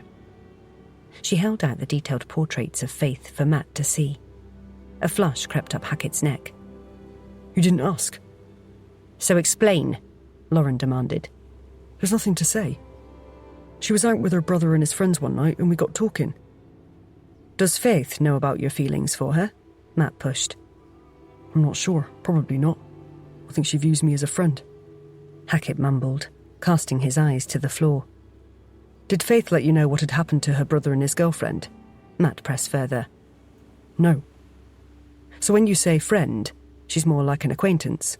Matt pushed, trying to get to the bottom of their relationship. Well, yes, I suppose so. Hackett admitted. We need to check your alibi and we'll be contacting the Red Lion to see if anyone can vouch for you being there on Saturday night, Lauren said crisply. After ending the interview, Matt mulled over Hackett's unrequited feelings for Faith. Combined with the revelation of his loan sharking and the flimsy alibi, he was looking more and more like a solid suspect. But they still needed hard evidence to link him definitively to the murders. Once they'd returned to the car, Lauren faced him. Well, Hackett's got motive, for sure. Agreed. And opportunity. But no murder weapon or forensics yet. Matt rubbed a hand along his chin. We need to dig more into his background and confirm his alibi. He knows more than he's letting on.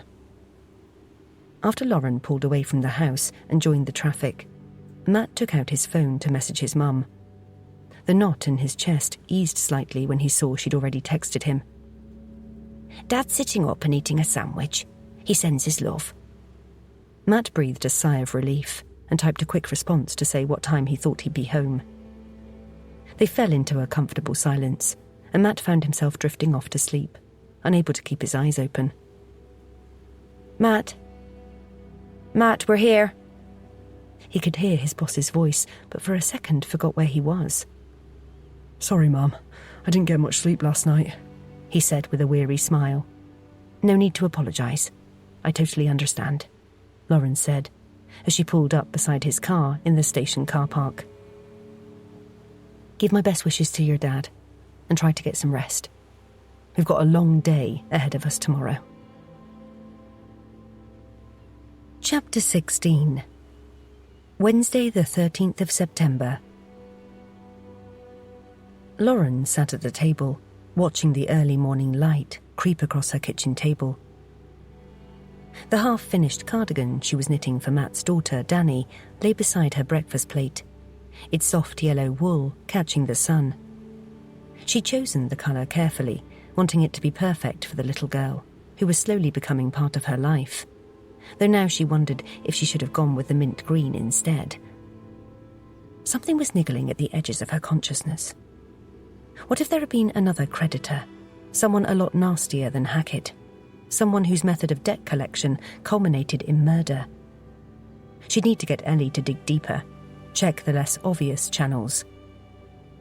Lauren looked at her watch, quickly downed the last of her coffee, and let the dogs out for a quick run in the garden. As she gathered her things, her fingers brushed against the soft wool of Danny's cardigan. The simple act of creating something, stitch by stitch, had always helped her think.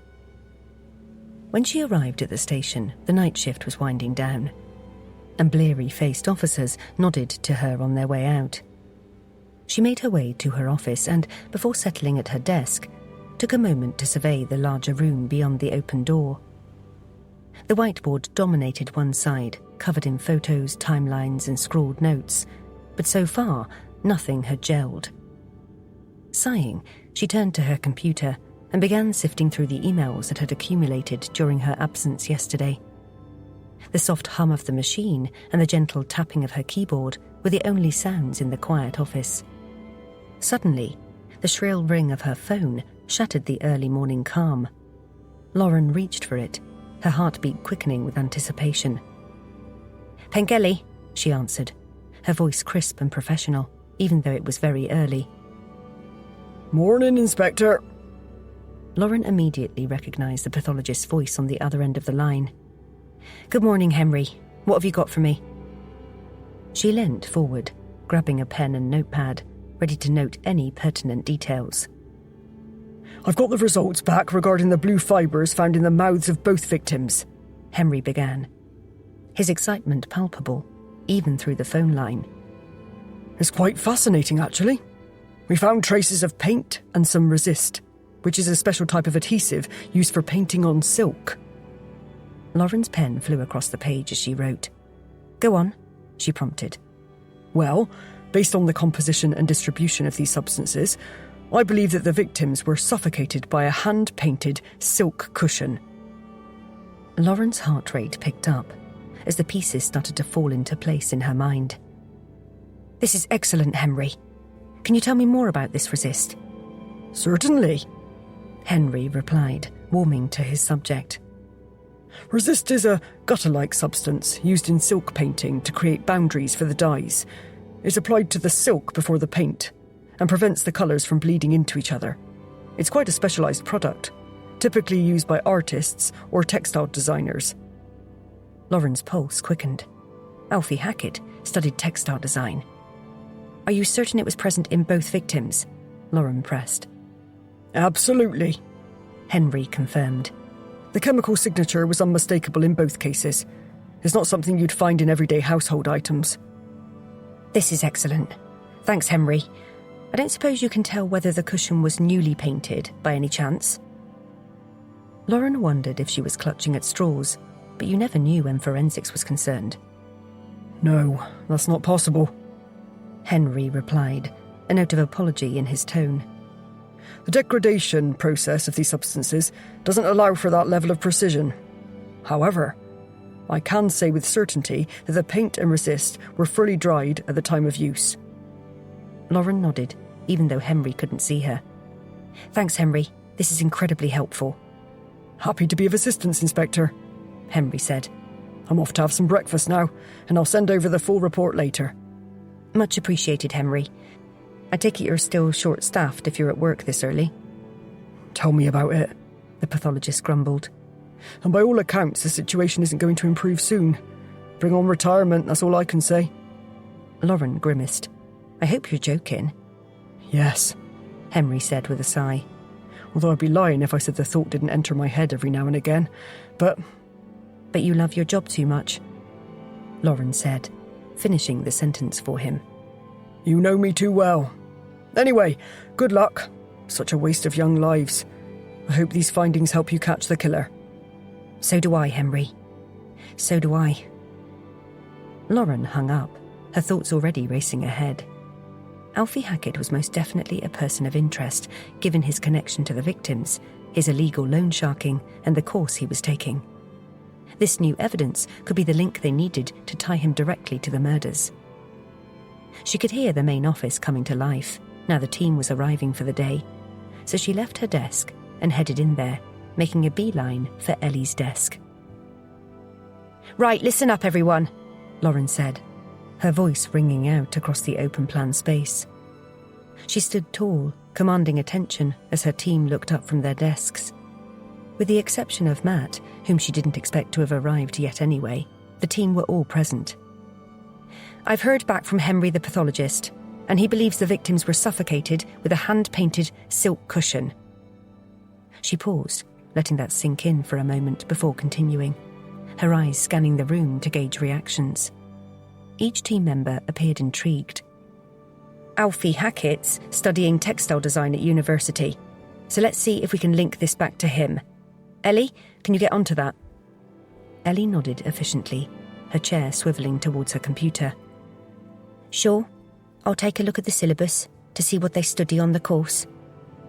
Her fingers flew over her keyboard as she pulled up the relevant information.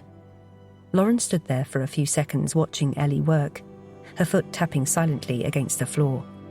She fought the urge to pace and to ask the officer to hurry up, realising that Ellie was working as fast as she could, and there was no one else who could work at that speed.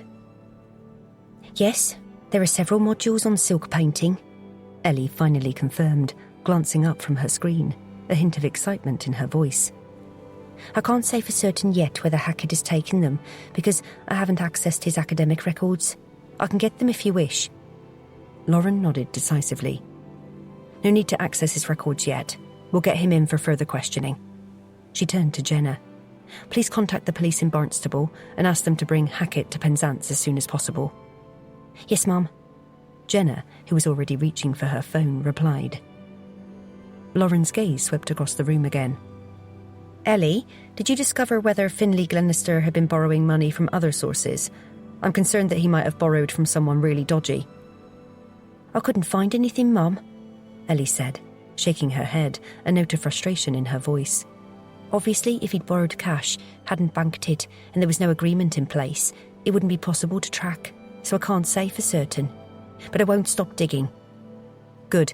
Did you find anything useful on the victims' phones? No, Mum, Ellie responded. The couple messaged each other several times most days, and there were messages with friends, but no red flags. Okay, thanks, Lauren said. Someone needs to get in touch with the Red Lion pub in Barnstable. Hackett's got a very weak alibi for the night of the murders. Find out if anyone there remembers him being present, and if so, what time he arrived and left. It's over a 3-hour drive from there to Porthcurno, so if he was seen even close to the pub when they were murdered, we can eliminate him. Leave that with me, Mum, Billy said, straightening in his chair. Lauren's phone buzzed, and she saw there was a text from Matt. Dad's had a good night. Seems a bit stronger this morning. I'll be in shortly. Quickly, she typed out a reply. Great news. See you soon. After sending the message, Lauren strode purposefully to the whiteboard.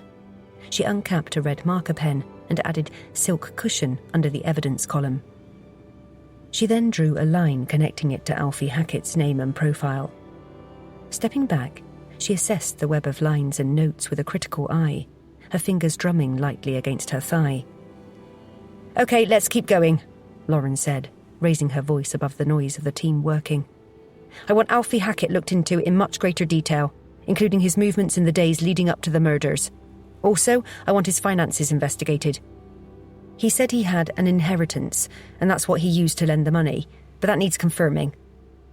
Don't forget to check CCTV to see if his car has been located anywhere in the Penzance area recently." What about Dylan Fairclough, Mom? Is he now out of the frame? Billy asked. "No one's excluded from our inquiries. We'll be leaving to interview him shortly, while waiting for Alfie Hackett to arrive." Chapter 17. Wednesday, the 13th of September. Matt had only been in the office for a few minutes before Lauren told him they were heading to Dylan Fairclough's house. When they arrived, Lauren rang the bell, and within seconds, the door swung open, revealing a tall woman who looked to be in her late 50s. Her dark hair was styled in a short bob, and her makeup flawless. Was she on her way out? "Yes," she answered, her voice polite but guarded. "Mrs. Fairclough?" Lauren asked, holding out her warrant card for the woman to see. "Yes, that's me." "I'm D.I. Pengelly from Penzance Police, and this is D.S. Price. Is Dylan in?" "Is this about Finlay and Jasmine?" Mrs. Fairclough asked, her voice sounding concerned. "Yes, we'd like to ask him a few more questions," Lauren replied, her tone gentle but firm. "I'm sorry. He's not here. He's at work. I tried to persuade him not to go in today, but he needs the money and can't afford to take any time off." "I see," Lauren replied. Matt raised an eyebrow, glancing around the well-appointed house. Surely they'd give him some money if he needed it. Mrs. Fairclough bristled slightly, and her posture stiffened, as if being able to read Matt's mind. "We do help him from time to time, but my husband, Dylan's stepfather, is insistent that while he's at university, during the holidays he should be working. Dylan also pays board when he's living at home. It's good to teach your children real life skills." Yes, of course, I understand, Matt said, nodding. "Dylan also uses the name Fairclough," Lauren commented. "Yes, we married when Dylan was 6 and he took my husband's surname," Mrs. Fairclough replied. Yet she still referred to him as the stepfather. Interesting. "Dylan told us he worked at a bakery. Which one?" Lauren asked. "The one in Albert Street. He finishes at 6, Mrs. Fairclough said, her tone becoming more businesslike. "Thank you. While we're here, would you mind if we took a look around his bedroom?" Lauren asked, keeping her voice light. Matt tensed slightly. This could be a crucial moment in their investigation. "For what?" Mrs. Fairclough asked, frowning.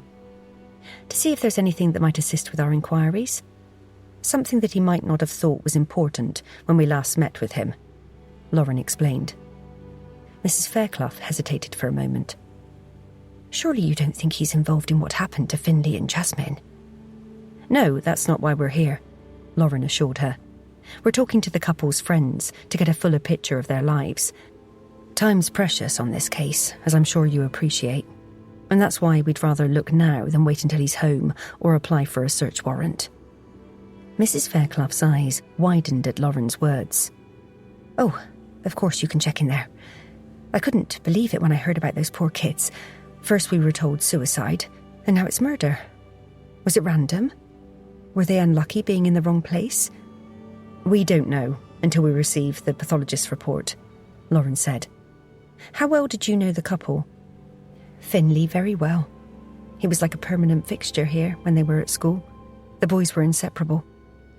She shook her head and gave an unhappy sigh. "How's Dylan coping?" "He's devastated by Finlay's death. We're all in shock, obviously, but he's taking it even worse than I would have imagined. It's dreadful." What about Jasmine? How did that affect him? Matt asked. "Of course he's upset about her too, but in a different way," Mrs. Fairclough said, almost dismissively, which struck Matt as odd. "Dylan didn't have the same history with Jasmine. They all went to school together, but Finlay didn't start going out with Jasmine until they were in their final year. She came around here sometimes with Finlay, and they'd all sit upstairs in Dylan's room, gaming or chatting. You know what kids are like. I didn't know her as well as Finlay, obviously, but she seemed a very nice girl, always polite and friendly. It's such a shame this has happened. Clearly, she had no idea of her son's obsession with Jasmine, unless she was trying to distract them. Maybe she did know about her son's fixation and didn't approve, especially after what had happened with his teacher. Or worse, did she suspect her son being involved in the deaths somehow? It was the slight hesitation and the way she'd emphasised Dylan's closeness to Finlay rather than Jasmine that alerted him. Thank you. Could you show us to Dylan's room now, please? Lauren asked. They followed Mrs. Fairclough upstairs, stopping at the last room on the right-hand side. In here, she said, opening the door. Lauren peered inside before turning to Mrs. Fairclough. We'll have a quick look alone, if you don't mind. Okay, I'll go back downstairs, Mrs. Fairclough said, hovering for a while before turning and walking away. Once she was out of sight, Lauren pulled on some disposable gloves, and Matt did the same. The familiar snap of latex against his skin grounded him, reminding him of the gravity of their task. Right, we already know about his obsession with Jasmine from the letters he sent to her. Let's see if there's anything else in here relating to it, Lauren said. Lauren headed over to the wardrobe, and Matt went to the tall chest of drawers, which had a television on top. It's very neat in here. I'm sure I wasn't so tidy as a 21-year-old, Matt remarked, as he carefully searched through the drawers of clothing, all neatly folded. But not too surprising, Lauren replied, her voice muffled from inside the wardrobe. I was always tidy at that age. Matt pulled open the third drawer, in which there were shorts. He felt around, and underneath the clothes, his fingers brushed against a small box. His heart rate quickened as he pulled it out and lifted the lid. Inside, he found a number of photos featuring Jasmine, one black and one blue scrunchie, a chunky silver bracelet with a T-bar clasp, and a gold signet ring. The discovery sent a chill down his spine. Mum, have a look at this, he said, showing her the contents of the box. Lauren's eyes widened as she took in the photos and trinkets. She can't have known some of these photos had been taken. Did these other items belong to her, I wonder? Matt nodded slowly, his head churning with the implications. I bet they do. Look here, Lauren said, pointing to one of the photos. The side of this one has been cut off, leaving only Fairclough next to Jasmine. I wonder if the missing image was of Finlay. Quite likely, I'd say. Yet more evidence of his unhealthy obsession with Jasmine. But does that mean he murdered her? Before we start jumping to conclusions, we need to find out where he was over last weekend, Lauren said. Maybe he met up with Jasmine. And she told him categorically no. And that, added to him knowing Finlay was going to officially propose, well, it could have sent him over the edge, Mom. Maybe, but we still have Alfie Hackett to consider. We're going to keep an open mind. Should we take this box as evidence, Mum? Matt asked, holding it up. No, we'll leave it here for now because we don't want to alert him. Put it back where you found it. But first, take a photo of the box and all the contents. Will do. Do you wish to discuss her son's obsession with Jasmine with Mrs. Fairclough? No, in case she alerts him. The same goes for what happened between him and his teacher. Matt pulled out his phone, took several photos, and then carefully replaced the box and closed the drawer. They left the bedroom after taking a final look around, and, after bidding farewell to Mrs. Fairclough, went back to the car. If I had to choose between Hackett and Fairclough as our prime suspect, I'd choose the latter, Mum. What do you think? Lauren sighed. I think we need to step back and be more objective. The letters in the box of trinkets are concerning, but they don't prove anything beyond an extremely unhealthy obsession. We need to interview Fairclough again and see where that takes us. But before that, we have Hackett to deal with. Chapter 18. Wednesday the 13th of September. Matt and Lauren walked side by side to the interview room where Alfie Hackett was waiting, their steps in sync. The familiar tension that always preceded a crucial interview was building in Matt, and as they approached the door, he took a deep breath. They entered the room, and Matt's eyes immediately locked onto Hackett. The suspect was sitting at the table, a dour expression on his face, and his arms were folded in front of him. The air of confidence he had when they'd met previously was gone, and instead he appeared wary and defensive. This hostility and defensiveness in Hackett's demeanour raised Matt's suspicions. Why am I here? Hackett asked angrily. Because we need to question you further, Mr. Hackett, Lauren replied firmly. Ever heard of the phone? Or even asking me to come here? There was no need to arrest me like that in front of everyone. How do you think that made me look? He glared at them. You haven't been arrested, Lauren replied coolly. Well, it's almost the same thing. The police came round to my house and took me away. My mum was scared to death. Sergeant Price, the recording, please, Lauren said, appearing to Matt as if she was trying to keep her irritation at bay. Matt nodded and did as she asked. Interview on Wednesday, 13th of September. Those present, Detective Inspector Pengelly, Detective Sergeant Price, and... He looked expectantly at Hackett. Alfie Joshua Hackett, the man stated, his icy stare directed at Matt. Mr. Hackett, we want to ask you about silk painting, Lauren began calmly. I understand you have studied it. Hackett's lips pressed into a thin line. Part of my course involves examining textiles and their uses. Why? Have you done much silk painting? Lauren probed. He paused for a few seconds, his eyes darting between Matt and Lauren. Not really. I only scraped to pass on that particular unit of my course. Hackett's fingers drummed nervously on the table. He was hiding something. But what? So to confirm, you don't do it as a regular activity? Lauren probed. That's correct, Hackett responded. Matt's phone pinged and he discreetly peeped at the screen. It was a text from Ellie. Hackett has exhibited painted silks. His eyes narrowed and he stared at Hackett, trying to gauge his reaction to the discussion on silk painting. Hackett's face remained impassive, but a bead of sweat had formed on his forehead. Mr. Hackett, I believe you're not being truthful. I've been informed that some of your painted silks have been exhibited, Matt said evenly, observing the man closely. Surely that means you're much better at it than you've led us to believe. Hackett's cheeks flushed. That was ages ago. I'm part of an exhibition for college. Your work couldn't have been as bad as you told us if it was exhibited. Why did you lie? Matt asked, locking eyes with him. I don't know. Hackett shrugged dismissively, but it didn't hide the tension in his shoulders. Matt leant forward, not willing to let him off the hook that easily. Try again, Mr. Hackett. Why did you lie? Look, I had nothing to do with the deaths of Findlay Glenister and his girlfriend, okay? Hackett snapped defensively, his voice rising. I'm not stupid, and it seems that silk painting has something to do with the murders, or you wouldn't be asking me about it. I didn't want to be implicated for something I didn't do, so I downplayed my ability. That's all. So you say, Lauren said, her voice cool. Except now you've made it worse for yourself. What pieces of silk painting did you exhibit? Hackett sighed heavily, his shoulders sagging. Cushions. Yes, they were definitely onto something. I see. Where are these cushions? Lauren inquired, her tone deceptively casual. They were sold. When and where did you sell them? On the day they were exhibited? Afterwards? In a shop? Lauren asked, her questions coming rapid fire.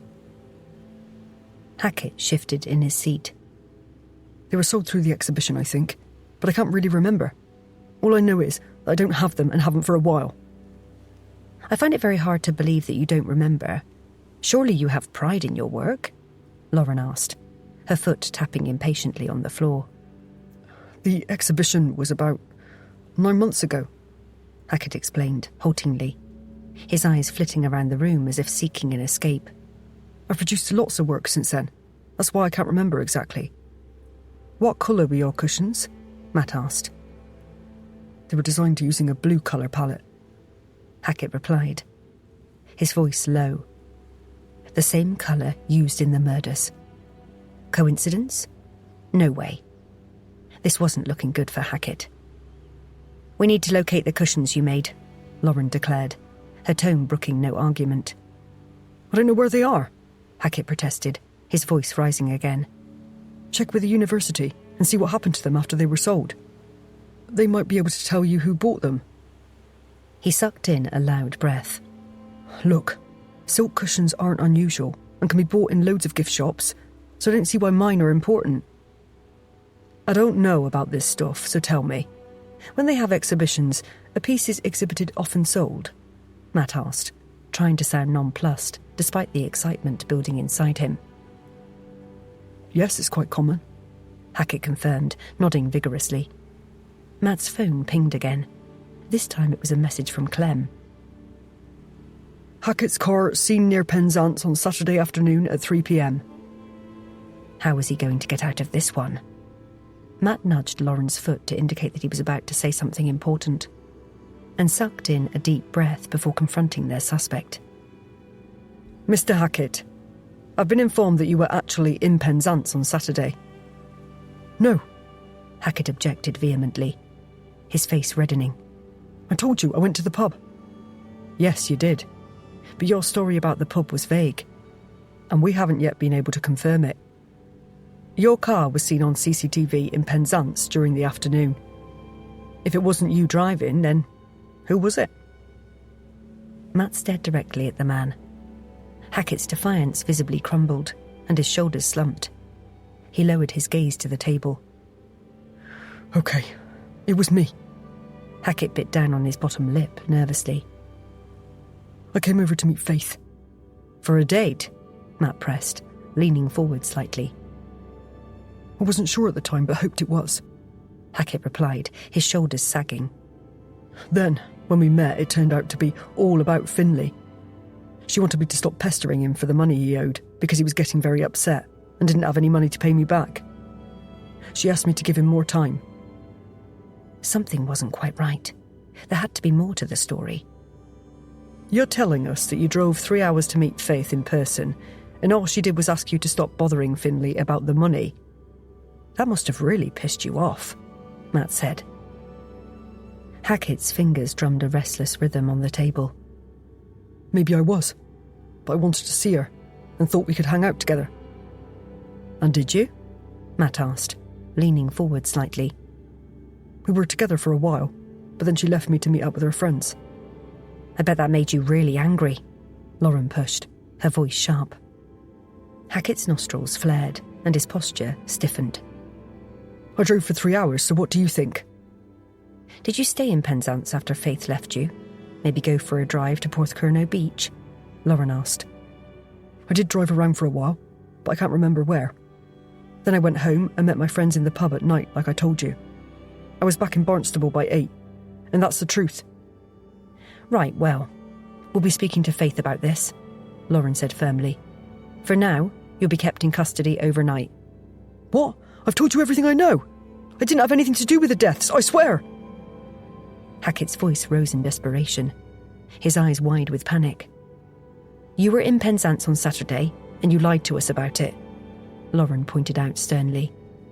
Only because I didn't want to get involved, Hackett pleaded, his composure completely shattered. Matt shook his head. It doesn't work that way, I'm afraid. You're already involved. They left Hackett in the interview room, the suspect's protests fading as the door closed behind them. They'd made progress, but there were still so many unanswered questions. What do we do now, Mum? Matt asked. Tomorrow, Jasmine's friend is coming in for an interview, and after that, we'll visit Faith to get confirmation of Hackett's story. She paused. We'll need someone to contact local gift shops to see if silk-painted cushions are as readily available as Hackett claims. Also, ask someone to find out whether the university has a record of who bought the cushions he exhibited. We'll leave Hackett in a cell overnight. It might encourage him to open up. And Dylan Fairclough? Where does that leave him? Matt asked. He's still a person of interest, but we'll speak to him tomorrow also. He has no idea that we're aware of his obsession with Jasmine, which goes in our favour, and means he's hardly likely to do a runner or anything stupid like that. Chapter 19. Thursday the 14th of September. Matt arrived at work around 9, and the moment he'd walked through the door, he was greeted by smiles from the team members. Hey, Sarge, how's your dad? Billy asked. The young officer's face was lined with genuine concern. Much better, thanks, Billy, Matt replied. I thought you looked brighter, Billy said warmly. I visited him last night, and he seemed almost back to his old self, but he's going to be on medication for good now. Thanks for asking. It was moments like these that reminded Matt why he loved working with this team. They truly cared about each other. That's great, Billy replied. Glancing over to Lauren's office, he couldn't see her silhouette. Where's the DI? He asked, nodding towards her room. She's gone to see the DCI about the case. They're holding a press conference later today, Jenna informed him, looking up from her screen, which she'd been studying intently. Thanks. Do you have a time for Ruby Bennington's arrival? Matt asked, remembering that Jasmine's friend was due in to see them. She's on her way. We're expecting her before 10, Jenna replied, checking her watch. Excellent. Has anyone looked into gift shops selling silk-printed cushions? Yes, me, Clem said, swivelling in his chair to face Matt. Hackett was right. They're readily available all over Cornwall. I've contacted several shops in the area to see if anyone recalled selling any that were mainly blue, but none of them could remember the exact details of the cushions on sale. I've asked them all to check their credit and debit card transactions, just in case they find something. Matt furrowed his brow, processing the information. So when we say readily available, what does that mean exactly? That they're everywhere and it would be impossible to track them? A lot of places do sell them, Clem clarified, shrugging apologetically. Okay, that's not very helpful, Matt sighed. I've checked with the university, Sarge, regarding their exhibitions, Jenna added. All exhibits are up for sale, but the university doesn't keep a detailed record of sales because a lot of people pay cash. I've also asked them to check any card receipts, but to be honest, it seems like we have another dead end, I'm afraid. Matt was about to respond when Lauren appeared. Her face was set in its usual determined expression, but it didn't hide the slight shadows under her eyes that spoke of long hours and sleepless nights. Matt, if you've got a moment, please, she said, beckoning for him to come over. He headed over to where she was standing. Yes, Mum? I've been with the DCI. There's going to be a press conference this afternoon, which fortunately I'm not needed for.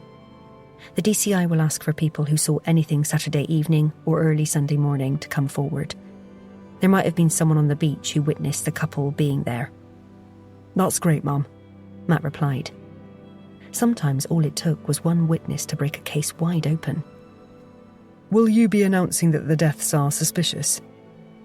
He won't explicitly state the cause of deaths, although no doubt someone from the media will ask. He's planning to fob them off by saying that we're still waiting for the pathologist's report. Unless a family member or friend leaks the details, Matt said with a grimace. If they do, we'll have to deal with it. It's not going to impinge on the investigation either way. Lauren's expression softened slightly. How's your dad? He's doing fine, Matt replied before continuing. We've got Ruby Bennington coming in shortly, and after that we'll visit Faith Glenister to discuss her meeting with Alfie Hackett. Then we'll catch up with Dylan Fairclough. Is that still the plan for today? Yes, Lauren confirmed. What about Alfie Hackett? We'll speak to him later. He's fine staying where he is. Let me know when Ruby Bennington arrives. Matt nodded and was about to head back to his desk when he spotted Jenna hurrying towards them. Ruby Bennington's here already, the officer said when she reached them. Great, thanks, Jenna. Come on, Matt, Lauren said with a smile. When they entered the interview room, Ruby Bennington stared up at them. She was a petite woman with a short blonde pixie haircut and looked younger than her 21 years. She gripped the arms of her chair. Good morning, Ruby. Thank you for coming in to see us, Lauren said warmly, in a tone that Matt hoped would put the young woman at ease and get her talking. I'm sorry that we had to interrupt your holiday by giving you such devastating news about Jasmine and Finlay. I'm glad to have heard it from you, because otherwise I might have seen it online, and that would have been even worse. I'm sorry I couldn't get here sooner, with the flights and everything. Ruby's voice trailed off, and she fidgeted nervously, her eyes darting around the room. That's totally fine. I'm very sorry for your loss. Lauren paused for a few seconds so the young woman could collect herself. We understand from Jasmine's parents that the two of you were best friends, Lauren continued, her tone soothing. Yes, we have been for years. We went to school together and then applied to the same university. Several of your friends from school went to Southampton University. Was that planned? Lauren asked. Sort of. We wanted to stay together, and it is a top uni. She leant forward slightly, counting on her fingers. There was me, Jasmine, Finlay, Dylan, and Faith started a year later, but we all applied for different courses. What are you studying? Lauren asked, tilting her head slightly. French and maths, Ruby replied, her eyes lighting up. That's an unusual combination, Lauren remarked, raising an eyebrow. Ruby nodded, a small smile tugging at the corners of her mouth. People often say that, but actually it's very common. Did you go to France as part of the course? Lauren asked, shifting slightly in her seat. In my third year, I get to spend 12 months there. Jasmine was going to come over for some of the holidays to visit me, but... Ruby's eyes glazed over, glistening with unshed tears, which she brushed away with her hand. Sorry. It's been so hard ever since I found out what had happened. It's okay, we understand. Would you like a break? I can get you some water, Lauren offered. No, I'm fine to carry on, thank you, Ruby said with a sniff. Did you go to Australia and New Zealand with Jasmine, Finlay and Faith during their gap year? Lauren asked. No, because I had a job in France, teaching English as a foreign language. I wish I had gone, though, because they had such a great time, Ruby said with a sigh. Did you share a flat with Jasmine and Finlay? Lauren asked. No, I share with several girls on my course. Lauren frowned. How come you didn't want to live with them if you're such good friends? I would have shared with Jasmine in an all-girls flat, but I said no because it was mixed. It's easier living with girls. Boys tend to be messy in their student flats. Well, not all boys, obviously, but a lot of them are. I don't know if you ever remember. Ruby gave a tiny laugh, and then, as if remembering about the deaths of her friends, she halted and sucked in a steadying breath. I do indeed, Lauren said with a wry smile. Matt didn't enter the conversation as he didn't go to university. He went straight into the police force at 18 after he'd completed his A-levels. But he continued observing Ruby closely, looking for any signs of deception or hidden knowledge. There wasn't any. She appeared to be telling the truth. Although he knew from experience that appearances could be deceptive. What can you tell us about Jasmine and Finlay's relationship? Matt asked, leaning forward slightly. Tears formed in Ruby's eyes and she blinked them away. It was good. Ever since they started going out when she was 17, it was only ever him for Jasmine. She never even looked at another guy. Ruby exhaled loudly. Everyone loved Jasmine. You'd never hear anyone bitching about her. She was always upbeat. I can't understand why they'd kill themselves. It makes no sense. She scrunched up her eyes and lowered her head. The young woman needed to know the truth before someone else told her. It was up to them to deliver the news. I'm sorry to have to tell you this, Ruby, but they didn't take their own lives, Lauren said gently. What? She said, looking up at them, her eyes wide. Was it an accident? No. We're treating their deaths as suspicious. Oh my goodness. You mean they were murdered? Ruby collapsed back in the chair. I don't believe it. Can you think of anyone who might bear a grudge against them? Or even just one of them? Lauren asked. This makes no sense at all. I don't know anyone who hated them enough to kill them, Ruby said, shaking her head vehemently. What can you tell us about Finlay's gambling? Matt asked, deciding to move the interview on. Ruby's mouth dropped open. You think it could be because of that? We don't know for certain, but it is an avenue we're pursuing, Matt said, leaning in towards her. You know, at one time, Jasmine was really worried about it. She lent him money when she could, but she didn't have much. Her parents aren't rich like Finlay's. Jas didn't tell me it had got that bad, though. I thought he was trying to stop. Ruby held the silver chain around her neck in her hand and twisted it around her fingers. Do you know Alfie Hackett from university? Lauren asked. No, I don't think so. He lent Finley money. I might know his face, but the name doesn't register. Jasmine didn't tell me that Finley had borrowed money from someone, unless she didn't know. Finley might not have told her. It wouldn't surprise me. Why do you say that? Matt asked, quirking an eyebrow. He knew how strongly Jasmine felt about his gambling, so he might have kept it a secret to stop her from worrying. He could be secretive when he wanted to be, and... She covered her mouth with her hand. Sorry, I shouldn't speak badly about him. Not now, he's dead. You're not, Matt said. You're helping us discover what happened to them. To clarify, you think that Jasmine wouldn't have known that Finley owed money to Hackett? Lauren asked. Ruby turned her attention to the DI. Well, if she did, she didn't say anything to me, and we tell each other everything. So on that basis, I'd say she didn't know. Ruby exhaled loudly. I can't believe that they were murdered. Her voice caught on the last word. We're so sorry. Lauren paused. I know this must be a huge shock for you. Would you like a few minutes' break before we continue? Ruby shook her head as tears slightly fell down her cheeks. No, I can carry on. Have you spoken to Dylan Fairclough, Finley's so-called best friend? The young woman's face hardened slightly. Why did you say so-called? Matt asked, leaning in. Ruby paused, her eyes darting between Matt and Lauren. Dylan's not who you think he is. He says he's Finley's best friend, but he had a massive thing for Jasmine. He wanted to split them up and go out with her. He tried a few times, but it didn't work. How do you know? Lauren asked, frowning. Because Jasmine told me. He sent her letters declaring his love. Did you see them? Yes, she was going to throw them away in case Finley found them, but I persuaded her to keep them. Why? Ruby exhaled loudly. I don't know. You'll probably think I was being stupid, but they seemed a bit over the top, like he was overly fixated with her. So it was in case it blew up into something. It was just a feeling I had. Did you think the letters could be evidence? Matt prompted, sensing Lauren's eyes on him.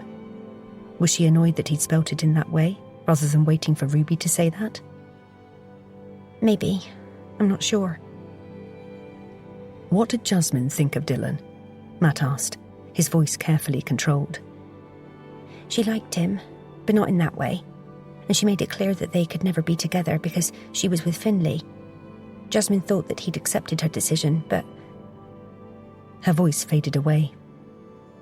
Did Jasmine consider telling Finley about Dylan's obsession with her? Lauren asked. We talked about whether she should mention it, but in the end, she decided not to because she didn't want to cause any friction between Finn and Dylan and ruin their friendship. That was what she was like. Always thinking of others, Ruby said, a sob escaping her throat. Did you know that Finley and Jasmine were going to get engaged? Lauren asked. They'd been talking about it for a long time, but hadn't got around to it. When they were found on the beach, there was an empty ring box beside them, and a ring on her finger. Ruby's eyebrows shot up. Oh, she didn't tell me? But then, of course, why would she? I was on holiday, and we had very limited Wi-Fi. A brief flash of hurt crossed her face.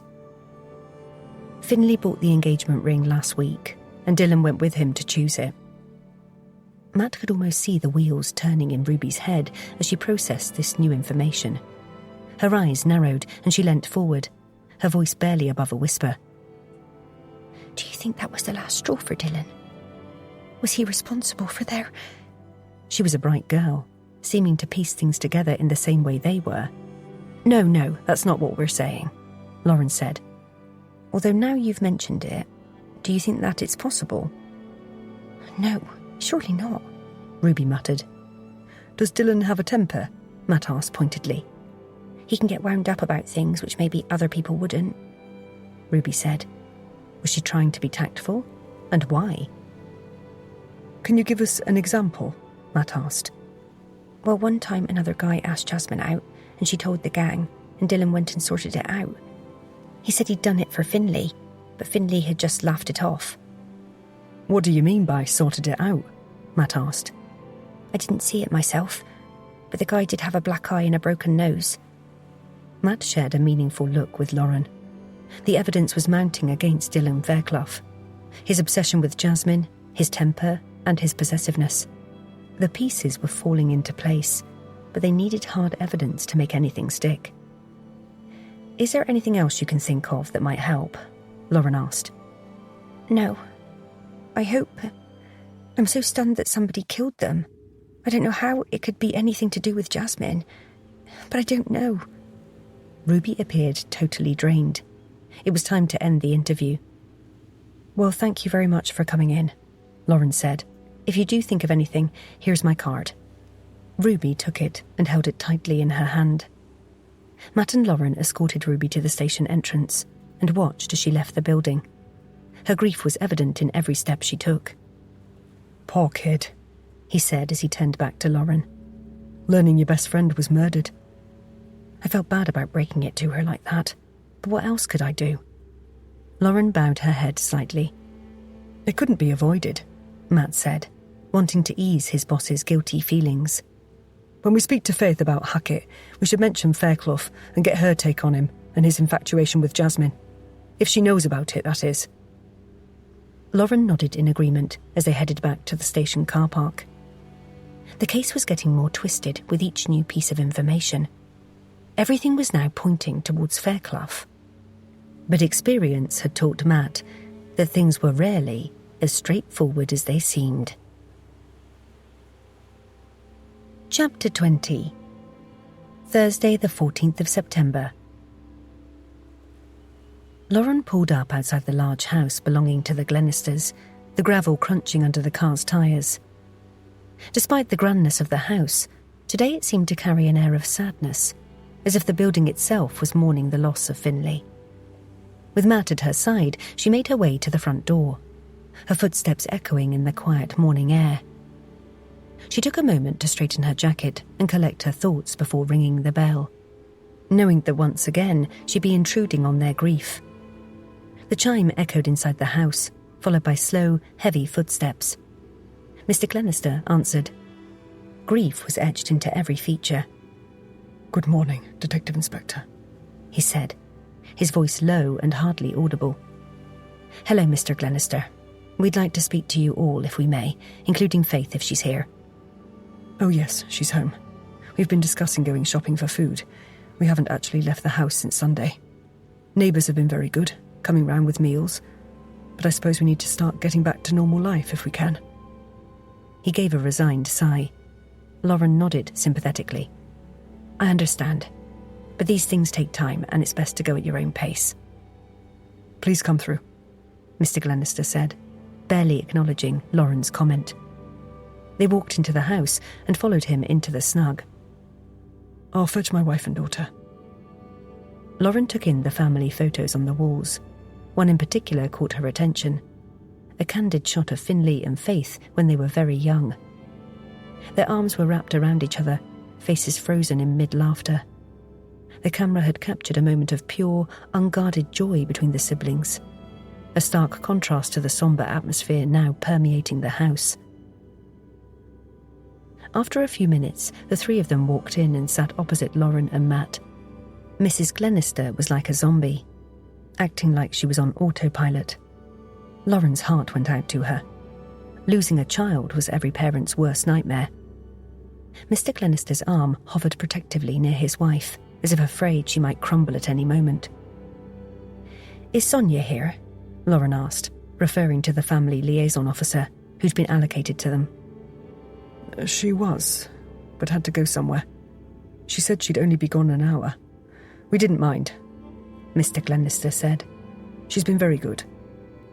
I'm glad, Lauren said, wondering what was so important that the flow had to leave them. She'd follow up on that later. Sonia mentioned to you our discovery that Finlay owed quite a lot of money, which we believe he might have borrowed for gambling.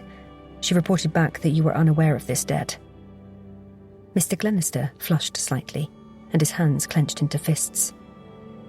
In the past, I've given him money to pay his debts, but more recently I refused. I told him he had to deal with it himself, like an adult. He assured me that he had, but it appears he lied to me. This debt, it's not the reason. His voice trailed off, regret shining from his eyes. Lauren traded a look with Matt. We don't know yet, but we do have someone in custody, the man who lent him money. Alfie Hackett? Faith exclaimed. Yes, that's correct, Matt confirmed. You knew that your brother borrowed from him, didn't you? Yes. I saw them in the student union bar having a heated discussion and asked Finn what it was about. He wouldn't tell me initially, but I got it out of him. Faith glanced at her parents and bit down on her bottom lip. I know I should have told you, but Finley made me promise not to. She returned her gaze to Lauren. Surely you don't believe that Alfie had anything to do with their deaths? We're not discounting anyone, Lauren explained, keeping her tone neutral and not wanting to give anything away. Mr. Glenister's face paled. Why didn't he come to me? Because you told him not to, Dad, and he didn't want to upset you, Faith said, a tiny sigh escaping her lips. Lauren cleared her throat. I'm sorry for the pain this is causing. Before we go, we'd like a quick word with Faith alone, please. Mrs. Glenister's head snapped up, suddenly animated. Why can't we stay with her? She demanded. Before Lauren could respond, Faith cut in. I'll be fine, Mum, don't worry.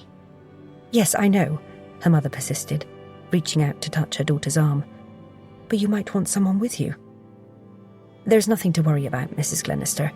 We have some routine questions for Faith, that's all. Lauren reassured kindly, trying to diffuse the tension. Okay, Mrs. Glenister said reluctantly as she left the room with her husband. Lauren turned her attention back to Faith. She seemed to be holding up well, given the circumstances. But Lauren knew from experience that there were many ways people dealt with the death of a loved one. Some fell apart, others put on a brave face. Some were constantly angry. Which category did this young woman fall into? Thanks, Faith, Lauren said. We want to ask you more about Alfie Hackett. He claims to have visited Penzance on Saturday to meet up with you. Is that correct? Yes. I asked him to. Faith's voice was steady, but she was fidgeting with the hem of her shirt. That's why we didn't want to speak in front of your parents, in case you didn't want them to know, Lauren said, lowering her voice. Thanks. They've got enough to worry about as it is. It's so hard for them, and I'm not sure what I can do to help. Her eyes filled with tears, and she swept them away with the back of her hand. These are difficult times for all of you. Everyone deals with their grief in a different way. All you can do is be there for them, Lauren said, hoping to pacify her. And they'll be here for you too. Yes, I know. Faith's shoulders slumped, as if it was all getting too much for her. Returning to Alfie, why did you ask to see him? Lauren asked. To stop him from threatening Finley. I mean, there was no point. Finley would get him the money when he could. But Alfie suddenly turned funny about it. Faith shook her head. I thought it would help. Did Finley know that you were going to ask Alfie to back off? Matt asked. No, I didn't tell him in case he told me not to. You know, when I met up with Alfie, he told me that if I agreed to go out with him on a date, he'd stop pestering Finley for the money. She gave a shallow laugh. Can you believe that? Lauren sat up straighter, intrigued by the revelation. He did? Were you surprised? Her fingers drummed lightly on their armrest. After the initial shock and I thought about it, I suppose not. I've always been friendly towards him. But at the back of my mind, wondered if there was a bit more on his side. Not that I encouraged him, because I didn't. But sometimes I catch him staring at me. Faith's shoulders tensed slightly as she spoke. What answer did you give to his suggestion? Matt asked. I told him it wasn't a good idea and we should stay as friends.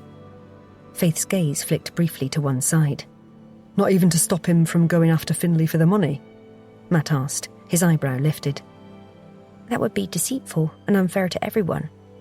I thought I'd be able to persuade him anyway, Faith said with a gentle shrug, her hands splaying open. Then what happened? Lauren asked, leaning back in her chair. He seemed okay about it and agreed to give Finlay a bit more time to pay. Faith's fingers traced patterns on the sofa cushion. But I didn't get the chance to tell my brother because... Her voice broke.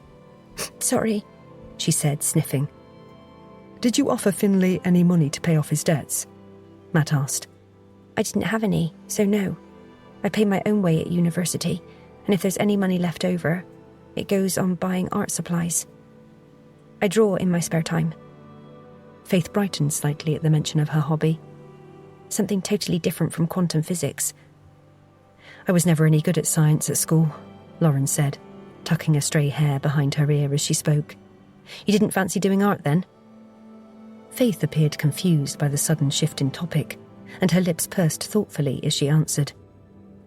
I'd have loved to, but my teachers wanted me to study something more academic. I'm happy to draw in my spare time, and I do love science, although I've been thinking about dropping out for a year. I don't know if I can face going back yet, and Mum and Dad will need me here. Tears began to run down her cheek. Do you know when we can have the funeral? She suddenly asked. Sorry, I don't have that information yet. The funeral can't take place while the investigation's ongoing and the pathologists are still working. I know this is difficult, but it's a necessary part of the process, Lauren responded, the sound of the raw pain in Faith's voice suddenly getting to her. Oh, Faith said quietly, her body seeming to collapse in on itself. Lauren could see the young woman was struggling, but she still had avenues to pursue. In hindsight, perhaps it would have been prudent to allow the parents to stay during the questioning. We won't keep you for much longer, Faith, but I do have something to ask. When we interviewed Ruby Bennington, Jasmine's best friend, she mentioned that Dylan Fairclough was infatuated with Jasmine in a way that was less than healthy. It's been going on for several years, since they were at school. We've also discovered some evidence which we believe validates her claims. Were you aware of this? What? Are you sure? Faith said. Her eyes widened in surprise. But a fleeting twitch at the corner of her mouth alerted Lauren she might not have been as shocked as she was making out. Apparently, he tried to split up Finlay and Jasmine because he wanted to go out with her himself, Lauren explained. Faith shook her head vehemently, her fingers briefly curling into her palms. No, that can't be right. I'd have known. Someone would have said something, or I'd have noticed. And you say it began in school. If that's right, wouldn't Jasmine have told me? I know Ruby was her best friend, but on our gap year we got closer. Are you sure? I don't even remember her mentioning Dylan's name when we were overseas. Faith stared into the distance, as if she was mentally going through the previous years, searching for anything that would confirm what she'd been told. You don't believe this, then? Lauren asked after a while. Faith took a few seconds before meeting Lauren's eyes again. I'm not saying it isn't true, because I don't really know. And you said there's evidence? But I can't get my head around it. She paused, her shoulders tensing almost imperceptibly, as her gaze flicked from Lauren to Matt and back again. Does that mean you think Dylan murdered my brother and Jasmine? We are investigating all possibilities, Lauren said calmly. I thought you believed it to be Alfie Hackett. Like I said, we're still investigating, Lauren repeated. But you haven't eliminated him. Faith locked eyes with Lauren, as if trying to see what was going on in her head. No, not yet. But that doesn't mean... No way would Dylan have anything to do with their deaths. He's been our friend for years. Even if he did love Jasmine, he wouldn't have gone that far. You've got it wrong, Faith interrupted. She ran a hand through her hair, confusion etched across her face. But, I don't know, maybe it is true. She exhaled loudly. No, it can't be. I don't know what to think. This is so confusing. Do you believe Alfie Hackett to be capable? Lauren pressed, returning to the man they currently had in custody. Faith paused, considering. I don't know. I would have said no, but honestly, I'm sorry, I can't tell you. This is too much to wrap my head around. She leant forward, her head buried in her hands. Lauren reached out and placed a comforting hand on Faith's arm. I'm sorry. I know this is hard for you. but you've been very helpful. Thank you." As they stood to leave, Lauren's thoughts whirled. Alfie's obsession with Faith, Dylan's alleged infatuation with Jasmine. There were potential motives and complex relationships to untangle. But which one had led to the murders? "We're going to see ourselves out. We'll say goodbye to your parents as we go," Lauren said. Faith nodded mutely, seemingly lost in her own thoughts. Lauren couldn't blame her. Her world had been shattered. Once they'd left the property, Lauren turned to Matt. "Well, Hackett or Fairclough?" Matt shrugged. Could be either, or both, or neither. We need to keep digging, although I'm leaning towards Fairclough. Agreed. Let's go back to the station and see what else we can turn up. Yes, Mum. In the car, Lauren sat for a moment before starting the engine. "Matt, did you notice how Faith reacted when we mentioned Dylan's supposed feelings for Jasmine? She tried to hide it with a shocked expression and words, but it seemed a bit forced." Matt nodded. Yes, I did see that, and the thought that she really wasn't surprised did cross my mind. But why hide it now? Why not tell us the truth? That's what we need to find out. We'll dig deeper into the dynamics of this friendship group. There's more going on here than meets the eye. When we get back, I want to review all interviews so far. There's got to be something we've missed. Matt nodded in agreement. I'll get the team to compile everything we have. Maybe a fresh look will reveal something new. Chapter 21. Thursday, the 14th of September. "Okay, everyone," Lauren said, as the team fell into silence, ready for the update. Matt followed close behind, mirroring her own determination. "Ruby Bennington has confirmed what we already know about Dylan Fairclough's obsession with Jasmine Dodd. We also know that Alfie Hackett has a thing for Faith Glenister and agreed to wait a while for repayment of the loan if she'd go out with him. She refused, but he still agreed to wait for his money." Does that mean we let Hackett go, Mum? Billy asked. "We can't discount him as a suspect yet. He had a motive too. Finley owed him money and Faith rejected him. That's a double blow to his ego. We also need his alibi confirming. Who's working on that?" Me, Mum, Clem said. But I haven't been able to get hold of anyone at the pub yet. I'll keep trying. Thanks. We need to investigate Dylan Fairclough further. He wanted Jasmine for himself, and that gives him a clear motive if he thought it wasn't going to happen. She wrote Fairclough's name on the board with a dotted arrow connecting him to Jasmine, and a full line connecting him to Finley because they were best friends. But the question is, did he act on it? And if so, in what way? Matt stepped forward, his arms crossed over his chest. I think we should look at the timeline, Mum. When exactly did Fairclough's obsession with Jasmine begin? Was it before or after she got together with Finley? And what were his true feelings when they got engaged? We know he was with Finley when they bought the ring, and he told us he was happy about it, but all this suggests he most likely wasn't. Lauren nodded, her eyes narrowing as she considered the possibilities. If Fairclough's feelings for Jasmine started before she got together with Finley, then it's possible he saw his friend as an obstacle, someone standing in the way of what he wanted. But if his obsession developed later, after they were already a couple, then maybe the engagement was the trigger. That could be the moment he realised he'd lost her for good.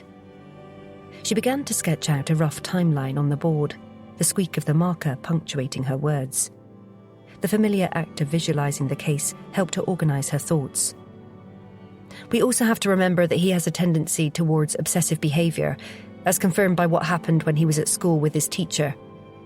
I want you all to continue researching into him, while I go with Sergeant Price to interview him again. By the way, what's happening regarding the house-to-house on Porthcurno Beach? I spoke to the officers who went out there, but nobody they questioned had anything to tell them, and there weren't even any door cams to check footage, Clem said. Matt raised an eyebrow. There are no cameras? Seriously? I know many people don't have them in Cornwall, but surely in such a touristy area with so many strangers hanging around, someone must have one. Are you sure the officers actually looked and didn't just say they had when you asked? Sorry, I can't answer that, Sarge. I can hardly challenge them on it, can I? Clem answered, sounding slightly defensive. No, of course not, Matt said, giving a dismissive wave of his hand. Lauren glanced at her sergeant. It wasn't like him to accuse fellow officers like that. We should check anyway, Lauren said. A tension headache was beginning to form at her temples, and she gave them a rub. We'll go out ourselves and not rely on the PCs. Are you sure, Mom? Clem asked, hesitation in his voice. Isn't that going to be a waste of time, going over the same thing more than once? Lauren understood his concern, but she couldn't shake the feeling that they were missing something. I still think it's worth following up, just in case. I'll go, Mum, Jenna said eagerly. Me too, Billy added, already reaching for his black leather bomber jacket, which he'd hung on the back of his chair. Concentrate on the houses closest to the beach. Talk to everyone to see if anyone remembers seeing Jasmine and Finlay that day. Even the smallest detail could be important. Lauren turned to Clem. I want you to check the CCTV footage again, with particular reference to Fairclough's car. Go wider than Porthcurno itself, and find out if he was in the vicinity on Saturday evening or Sunday morning. Clem nodded, pulling his keyboard towards him. On it, Mum. Lauren sighed, rubbing her temples again as the headache intensified. She checked the clock on the wall. The day was slipping away, and they still had so much ground to cover. I want to be kept up to date on anything found, Lauren said to the team. She then turned to Matt. OK, let's get moving. We'll go to the bakery first to check if Fairclough's at work. How are we going to play the interview, Mum? Are we going to tell him what we found in his bedroom? Matt asked. I'm not sure. If we go in too hard, then he's likely to clam up. We need to lead him gently. As they went to leave, a wave of exhaustion swept over Lauren. The case was already taking its toll, both physically and emotionally. Are you okay? Matt asked as they headed out of the station and into the bright sunlight. Yes, why? Lauren asked, turning to him with a frown. You keep grimacing. I've got a headache, that's all, Lauren said, running her fingers across her forehead. It's nothing I can't deal with once I've taken a couple of paracetamols. Now come on, let's hope that Dylan Fairclough can give us something. Matt nodded. Agreed, but we do need to keep an open mind. Dylan Fairclough's obsession with Jasmine could give him a motive, but he might not be the only one to want the couple dead. Chapter 22. Thursday, the 14th of September. Lauren pushed open the door to the bakery, a quaint shop with a large window full of cakes and pastries that seemed at odds with the unpleasant purpose she and Matt were there for. The scent of fresh baking enveloped her, momentarily transporting her back to happier times. She'd bought cakes from this place in the past, on the recommendation of her elderly neighbour, Betty. Their Danish pastries never disappointed and were Lauren's favourite. The shop was a charming blend of cafe and bakery, with rustic wooden tables and chairs scattered around the front area. As she approached the counter, Lauren's eyes swept across the array of baked goods displayed in the glass case. There were tempting golden croissants, jam donuts, plump scones, and intricately decorated cupcakes. But Lauren pushed aside the momentary distraction. That wasn't why they were there. Lauren walked to the front of the queue and held out her warrant card. We'd like to speak to Dylan Fairclough. I believe he works in the bakery? The man behind the counter peered at her warrant card, uncertainty flickering across his face, before gesturing to the open space behind him. His eyes darted nervously between Lauren and Matt. You'll need to go out the back. That's where he'll be, although I didn't see him when I was there a few minutes ago. Lauren nodded and, together with Matt, made her way into a much larger room. The transition from cosy cafe to industrial bakery was marked. Several people were working various machines, and the whir and clank of equipment filled the air. Tall trolleys laden with different types of bread lined the space. The employees were all dressed in white hats and overalls. Yes? A woman called out, looking up from her work and heading over to them. Her face was flushed from the heat of the ovens, and a light dusting of flour covered her apron. Lauren held out her warrant card once more, watching as the woman's eyes widened slightly. "I'm Detective Inspector Pengelly, and this is Detective Sergeant Price. We'd like a word with Dylan Fairclough, please." The woman sighed. "Sorry, love, he's not here. You've missed him by 10 minutes. He received a phone call, something they're not meant to do during work time, I might add, and then said he had to go out and that he was taking an early lunch." Lauren glanced at her watch. It was only 11:45. What was so urgent that he had to head out straight away? Unease settled in her gut, a familiar sensation that often preceded trouble in a case. "Are you the manager?" Lauren asked, her voice calm, hiding the growing tension that was bubbling. "No, our manager had a medical emergency, so isn't here. That's why Dylan could leave without permission." "Do you know where he went?" Lauren asked hopefully. The woman hesitated, her eyes darting around the room as if searching for an answer.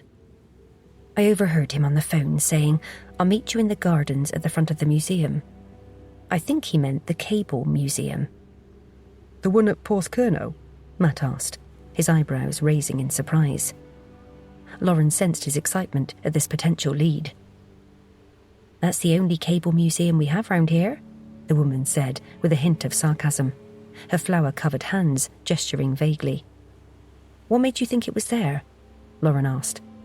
"Because it has some lovely gardens. I'm sorry, but I really need to get back to work, or the brioche will be ruined," the woman said with a frustrated sigh. Who on earth would Fairclough be meeting? The location was significant for sure, given its proximity to where Jasmine and Finley's bodies were found. "Do you have any idea who he was talking to on the phone?" Lauren asked, as a throwaway question, because she doubted the woman did. "From the way he was talking, I'd say it was a girl." "Are you sure?" Lauren asked. "Not for certain, but men talking to each other on the phone are different, aren't they? More brash, if you get what I mean." The woman pulled a face. "Yes, I do," Lauren agreed. "Did you hear anything else? Did he mention a name when he answered by any chance?" "I thought I heard him say May, but I couldn't swear to that." "Okay, thanks for your help. If Dylan comes back, please let him know that we need to speak to him urgently." "What if he asks what it's about?" the woman asked, tilting her head to one side. "You can tell him truthfully that you don't know. I won't keep you. We don't want the brioche spoilt. Thanks for your time." Lauren gave the woman a brief smile before turning to leave. As they walked out of the bakery and back to the car, Lauren's head was spinning with possibilities. The fresh sea air hit her as they stepped outside, very different from the warm, yeasty atmosphere of the bakery. Once they were seated in the car, Matt turned to her, his face etched with concern. "I assume we're heading for the Cable Museum, Mum?" "Definitely," Lauren replied, her determination growing. "This is the first real connection to the deaths that we've had. But who's Fairclough meeting? Who's May? That's assuming the woman in the bakery heard correctly." "Mum, you don't think he could have said Faye, do you?" Matt asked, his eyes widening slightly. Lauren paused, considering the possibility. "I suppose if she only heard the A, it could have been. Why?" "Because Faye could be short for Faith. Faith knows that we want to speak to him." Matt paused. "Do you think she warned him that we were on our way?" "Why would she do that?" Lauren asked, frowning. "What if Faith believed that Dylan Fairclough killed her brother and she's going to accuse him? Or..." Matt's words fell away and he expelled a loud breath. "Or even worse, what if she's going to exact her revenge for the murders?" A chill ran down Lauren's spine. If Matt was right, they could end up with another murder on their hands. "I've no idea, but we can't risk it. We need to get there quickly." Matt nodded grimly. "Shall I call for backup?" "Good idea. Tell them to meet us at Porthcurno Cable Museum," Lauren instructed. "Also, speak to Ellie and ask her to contact the museum so they can check their cameras to see if they can identify where they are." "Yes, Mum." Matt pulled out his phone, ready to make the necessary calls. If their hunch was right, they had to get there before Faith did anything stupid. Lauren started the engine and headed in the direction of Porthcurno. The picturesque Cornish landscape blurred past the windows as she navigated the winding roads, going as fast as the terrain would allow. Matt sat beside Lauren as she drove as fast as she could to reach the Porthcurno Cable Museum. The winding roads made it challenging to maintain a high speed, but Lauren navigated them with determination. Matt's eyes darted between the road ahead and the passing landscape, but he barely noticed the beautiful scenery because he was consumed with the urgent situation at hand. Tension radiated from Lauren, mirroring his own sense of urgency. His phone rang, cutting through the silence in the car, and after checking the screen and seeing it was Ellie, he answered and put the call on speaker. Hi, Ellie. What have you got for us? The DI can also hear you. Sarge, Mom, Ellie said. I've been in touch with the Cable Museum and got them to check their CCTV footage. They have a camera on the car park and one at the entrance. There's no evidence of either of them being there. They've got 3 families, a couple, and 1 single older man visiting at present. They said no one else has been there today. Matt clenched his fist in disappointment. Where could they be? He looked at Lauren, noticing her knuckles whitening as she gripped the steering wheel even tighter. We'll still head over there in case they're somewhere the cameras don't reach, like the gardens, Lauren said, her eyes fixed on the road ahead. Have you looked at the CCTV footage on the streets? Matt asked, an idea forming. We're looking for 2 cars, Faith's and Dylan Fairclough's. Not yet, Mom, but I'll ask Clem to check, Ellie replied. Thanks. After ending the call, he turned to Lauren. I hope you're right about them being in the garden, because otherwise we're up the creek without a paddle. Not quite, but it won't be easy, Lauren replied. They approached Porthcurno, and the iconic white satellite dishes of the Cable Museum came into view. Their massive structures stood out against the landscape, a reminder of how exposed and public this meeting place was. They parked along the main road and quickly exited the vehicle. 2 police cars were already there, and several officers were waiting for them. Lauren approached them, her usual composure showing signs of strain. Wait here, we might not need you, she instructed. Yes, Mom, they replied, standing at the ready. Matt followed Lauren. What could Faith possibly want from her brother's suspected killer? The colourful garden, with its array of bright flowers and lush green plants, seemed incongruous with having 2 unsolved murders hanging over them all. As they searched the grounds, checking every possible meeting point, the frustration built. Neither Faith nor Dylan Fairclough was there. Where the hell are they? He muttered, running a hand through his hair. If Faith had information about her brother's murder, or she'd discovered something that implicated or cleared Dylan Fairclough, they needed to know. They returned to the car park, the burden of missed opportunity pressing heavily on his shoulders. Lauren's mouth was set in a thin line as she turned to Matt. Okay, they're definitely not here, Lauren said. We'll go to the Glennisters' house. Faith could be there, and Fairclough might have gone elsewhere. The woman in the bakery could have been mistaken.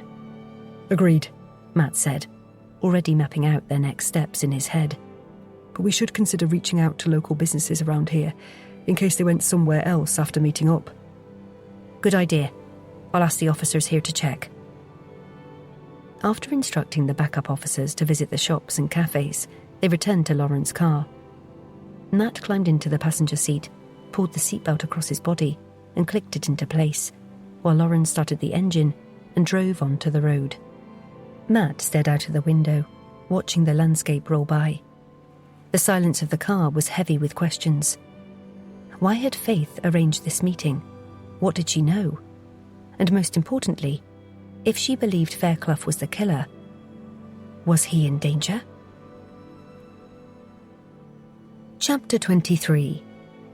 Thursday, the 14th of September. Sonia opened the door to the Glennisters' Grand Regency property only seconds after Matt had rung the bell. How's it going in there? Lauren asked the family liaison officer. Sonia shook her head. Not good, Mum. It's like time stood still for all of them. Even though I regularly spend time with grieving families, it never gets easier to witness, for sure. They're lucky to have you there, Lauren said with a nod. We're here to see Faith, she added, getting straight to the point. Sonia's eyebrows shot up in surprise. Oh, she went out not long after you were here earlier. Lauren caught Matt's eye as he straightened up attentively. A surge of anticipation ran through him. This virtually confirmed that she was with Dylan Fairclough. If only they could find out where. Did she say where she was going? Matt asked. No, Sonia said. All she told me was that she needed some fresh air. Although having said that, I did notice that she was in her car when she left, so she's not getting much fresh air, unless she drove somewhere and then went for a walk. Did you tell her parents? Matt asked. No, I didn't. Sonia looked at Matt and then Lauren, a frown crossing her usually relaxed features. And you didn't phone her to see where she'd gone? Lauren pressed. No, why would I? This isn't a prison, Sonia said defensively. Was it because she was feeling challenged and didn't like it? What's this all about? Surely she's not a suspect. Matt sucked in some air, trying to remain calm as the gravity of the situation sank in.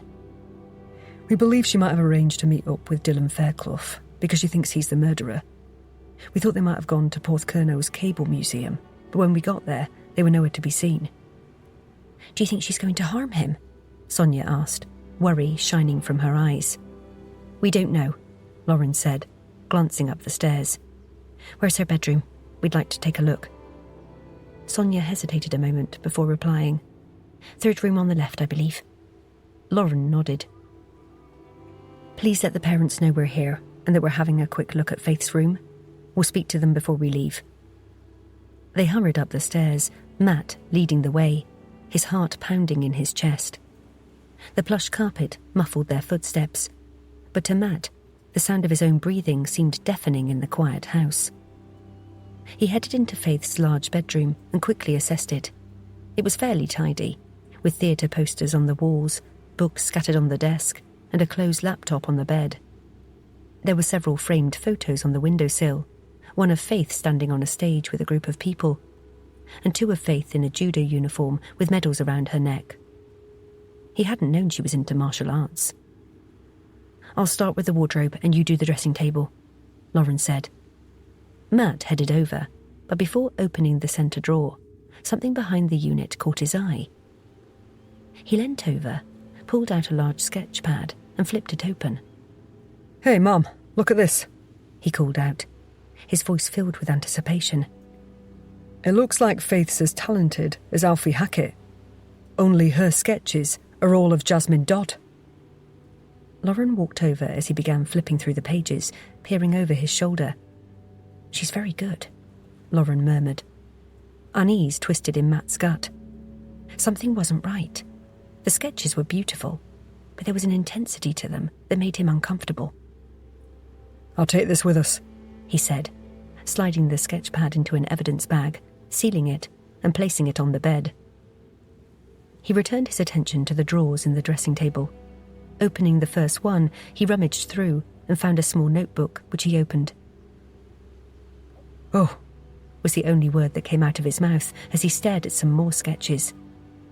They showed Dylan Fairclough in 5 different poses, each one meticulously anatomically detailed. Matt's veins turned to ice as he noticed the repeated depiction of a knife plunged into the young man's chest, deep red blood pooling around the wounds. Someone had spent hours getting every detail exactly right. What is it? Lauren asked, turning to face him. This is worse than we thought, he said, showing Lauren the drawings as he began unravelling the threads to what he'd discovered. I think we've got this totally wrong. Based on this, I'd say that Faith was in love with Jasmine, and now following our interview, she has confirmation of what she'd previously suspected. That Dylan Fairclough had a thing for Jasmine too. Lauren nodded. I think you're right. Thanks to us, Faith believes that Dylan murdered the couple because he couldn't have Jasmine. Matt screwed up his eyes for a second. Crap, what have we done, Mum? Lauren's face paled as the pieces appeared to click into place. All I said was that we haven't yet eliminated him. But that was clearly enough for her to take matters into her own hands. We need to find them, and fast. Dylan Fairclough's life is in danger. They hurried downstairs and burst into the drawing room, startling the Glennisters. Mr. and Mrs. Glenister, Lauren said, her words tumbling out rapidly. We need to find Faith urgently. We think she might be with Dylan. Dylan? Mr. Glenister cut in, his brow furrowed. Finley's friend? Yes, Lauren replied, trying not to sound impatient. We need to find them immediately. I'll phone her, Mrs. Glenister said, reaching over to the coffee table and picking up her phone. They waited in silence while she pressed one of the keys. It's gone to voicemail, she said after a short time. Is there anywhere you can think of that Faith might go when she wants to get away from it all? Lauren asked. Mrs. Glenister thought for a moment, and her hands twisted nervously in her lap. We have a small beach house in Porthleven that the family uses sometimes. She might have gone there. It's in Low Bar Road. How far away is it? Matt asked, already jumping ahead, calculating travel times and potential scenarios. Not too far. About a 25-minute drive? Mr. Glenister replied quickly. Matt nodded decisively. We need the address and a set of keys, please. They're on the hook in the kitchen.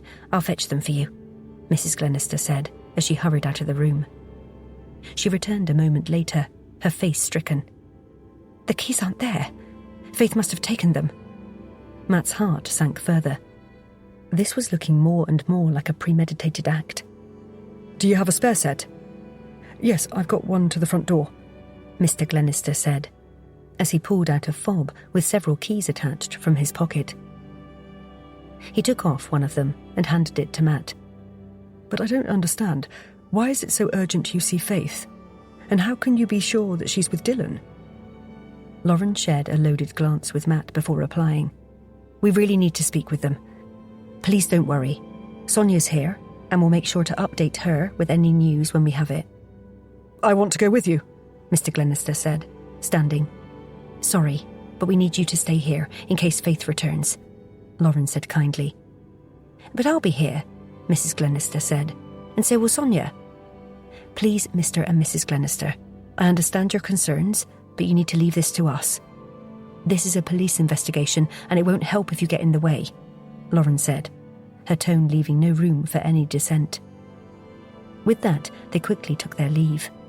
The cool sea air hit Matt, making a marked difference from the stuffy atmosphere inside the house. He pulled out his phone. I'll call it in. I assume you want backup to meet us there. Yes, please, Lauren agreed. Matt made the call and then texted the beach house address to the team, his fingers flying over the screen. His mind was spinning, jumping to darker and darker conclusions about what Faith might be planning to do to Dylan Fairclough. Chapter 24. Thursday, the 14th of September. Lauren put her foot down, driving as fast as she could to Porthleven, going over and over in her head the worst-case scenarios. But how would Faith even manage to hurt Dylan? Lauren said, voicing out loud the thought that had been nagging at her. He must be twice her size. Matt shifted in the passenger seat. Actually, she's more dangerous than she looks, Mom. There were some photos of her wearing a judo uniform with medals around her neck on the windowsill in her room. That doesn't make me feel any better, Lauren shot back. It could turn really nasty. If Dylan Fairclough is guilty of the murders, he needs to be dealt with through the courts and not at the hands of a vigilante, especially not one with combat training. But remember, she can also protect herself from him if he turns on her, Matt added. I suppose so, Lauren acknowledged. She continued driving, barely registering the beauty as they sped along the winding coastal road, where the lush green fields gave way to rugged cliffs, with glimpses of the churning sea below. She was acutely aware of the ticking clock, with each second potentially bringing Fairclough or Faith closer to danger. When they arrived at the whitewashed house, Jenna, Clem and Billy were already there, standing beside their car. Their faces were grim and alert. The house overlooked the ocean and was in a secluded spot perched on a small cliff with a winding path leading down to the beach. There were several houses a short distance away, but they all seemed quiet and deserted. Lauren stepped out of the car, the salty sea air hitting her face. She took a deep breath trying to centre herself. The crash of waves against the rocks below provided a constant backdrop of sound, almost drowning out the pounding of her own heart. She scanned the area, her detective's instincts on high alert. Every shadow, every movement caught her attention. 2 cars sat in the driveway. One was Faith's, a small red hatchback, and the other she assumed belonged to Dylan Fairclough, a slightly battered blue Corsa. Lauren's insides clenched at the sight. The evidence of their presence made the danger terrifyingly real. She turned to the others. "Right, keep an eye out, make sure no one comes out and gets away. Matt and I are going to knock on the door." Jenna, Clem and Billy all nodded, spreading out to cover the perimeter of the property. Lauren waited until they'd taken up their positions, and then strode up to the front door, with Matt close behind her. The gravel crunched under their feet, sounding unnaturally loud in the silence. Lauren knocked forcefully, the noise echoing in the stillness. But there was no answer, so she tried the handle, and the door swung open easily. It was unlocked. Her sense of foreboding grew, and a chill ran down her spine, despite the warmth of the day. She and Matt cautiously entered the house, their senses on high alert. An eerie silence greeted them as they stepped straight into the lounge. The air inside was stuffy and still, unlike the fresh sea breeze outside. Lauren's eyes darted around, taking in every detail. There was no sign of anyone having been there recently.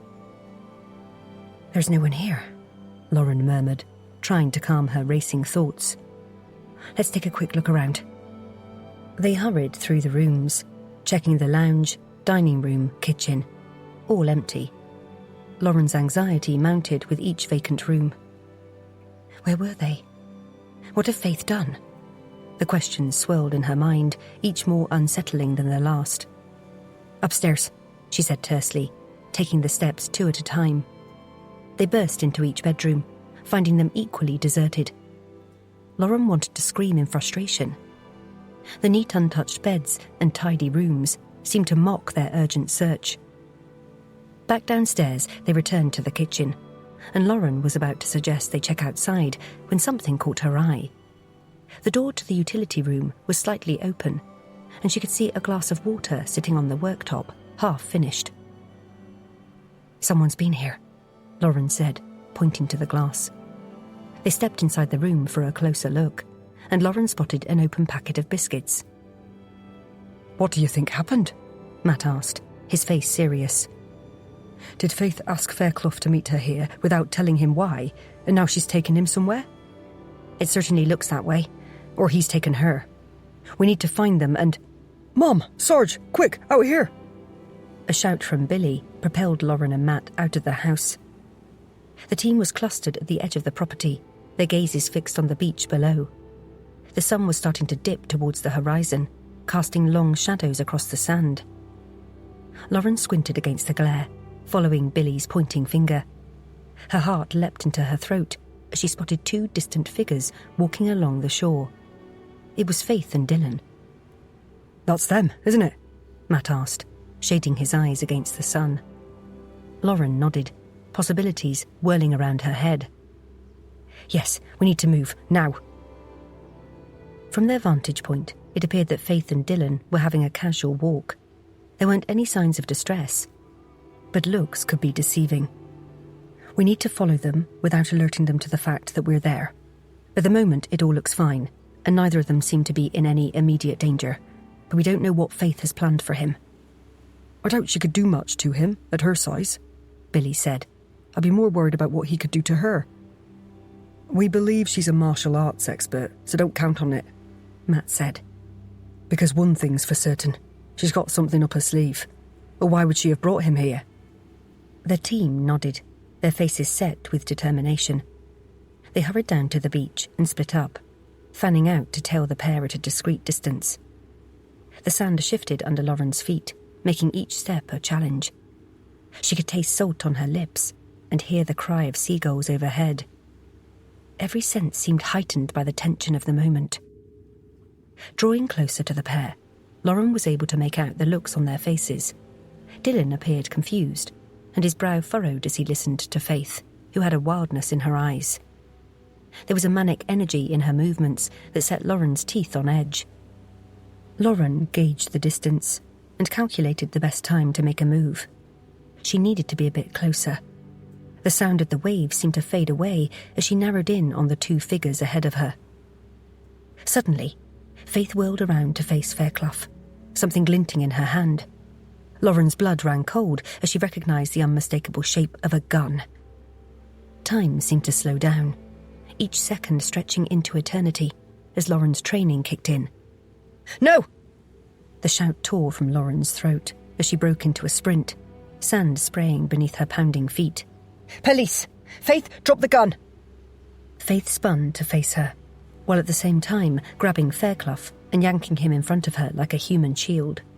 The barrel of the gun was pressed to his temple. He yelped in fear, his face a mask of terror. Lauren's heart raced while she frantically searched for a way to defuse the situation. Faith, let him go, please. This isn't the way. Lauren skidded to a stop a few metres away, sand flying around her feet. Drop the gun, now! No! Faith shrieked, an edge of hysteria in her voice. You don't understand. He must pay for what he did. Faith pressed the gun harder against Fairclough's head and he whimpered. His face was ashen and exuded fear. Lauren had to find a way to end this before Faith pulled the trigger. Faith, listen to me, she said, fighting to keep her voice calm. If you hurt Dylan, there's no coming back from that. It won't change what happened to Jasmine and Finlay. It will only make things worse for you. Please don't do it. Faith's face twisted with anguish, a kaleidoscope of emotions flashing across her features. I don't care. My life's already over. Lauren's emotions whirled as she contemplated a way to reach the distraught girl. She could hear her team moving into position behind her, but she dared not look away from Faith. One wrong move could be catastrophic. Faith, I know you're in pain, but this isn't the answer. Jasmine wouldn't want this. She wouldn't want you to throw your life away. For a moment, Faith wavered, the gun lowering a fraction. Lauren held her breath, hardly daring to hope. But then Faith's face hardened, her grip on the gun tightening. You don't know anything about Jasmine, about us. You're trying to trick me. She started backing away, dragging a terrified Fairclough with her. The sun cast long shadows across the beach, adding an eerie quality to the strained standoff. Here's what's going to happen. Dylan and I are going to walk away.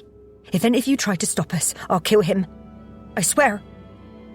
Lauren's heart sank as she raised her hands in surrender. She couldn't risk Fairclough's life. Every instinct screamed at her to act, but she knew any sudden movement could be disastrous. Okay, Faith, we won't stop you, but please don't hurt him. Faith let out a brittle laugh, the sound chilling in its lack of mirth. That's up to him. If he does what I say, he'll be fine. Won't you, Dylan? Dylan nodded frantically, tears streaming down his face. I'll do whatever you want, Faith. Please don't shoot me. Good boy. Let's go, Faith said with a chilling smile that didn't reach her eyes. Faith started backing away, keeping the gun trained on Dylan's head, while Lauren watched on helplessly as they disappeared into the dunes.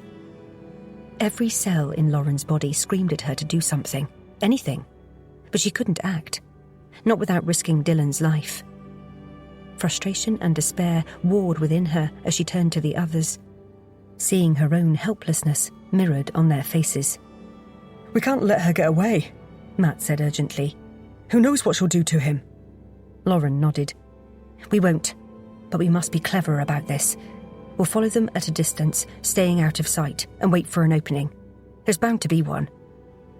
It went against every instinct she had, but they had no choice. Faith was unstable and armed. One wrong move could prove fatal for Dylan. Chapter 25. Thursday, the 14th of September. Matt's heart hammered against his ribs as he and Lauren crouched behind the dune, salt-laden wind whipping across their faces. His eyes remained locked on Faith's retreating figure, willing her not to turn around. She marched determinedly along the beach towards the house, the gun glinting ominously in her hand. The sun cast long shadows across the sand and painted the sky in brilliant hues of orange and pink. On any other day, it would have been a scene of breathtaking beauty. Now it felt like nature's cruel joke, beauty masking the horror unfolding before them. He risked a sideways peek at Lauren. Her face was a mask of concentration, and her body coiled so tightly it could almost snap. Even her breathing seemed calculated and measured, as if each inhale might give away their position. "Backup's on the way," Lauren whispered, her voice barely carrying over the soft rush of waves. "But we can't lose sight of them." Something in that emphasis made Matt's spine crawl. "Where on earth did she get the gun?" Matt muttered, his mouth dry. "Assuming it's real, of course." Lauren shrugged, her eyes never wavering from their target. "That's something we'll have to find out, but from where I stood it looked to be." Matt swallowed hard, his throat clicking. "I can't believe we missed this. She seemed so dispirited." Lauren's eyes flickered to Matt for a moment. "That's exactly what makes her dangerous. The most desperate are those who've got nothing left to lose." They kept following, their footsteps muffled by the soft sand. The crash of waves provided cover for their pursuit, but Matt's nerves were on edge. Every movement and every sound could potentially alert Faith to their presence, except she never looked back once to see if they were in pursuit. Instead, she kept on walking with her arm linked through Dylan's, as if they were simply taking a stroll.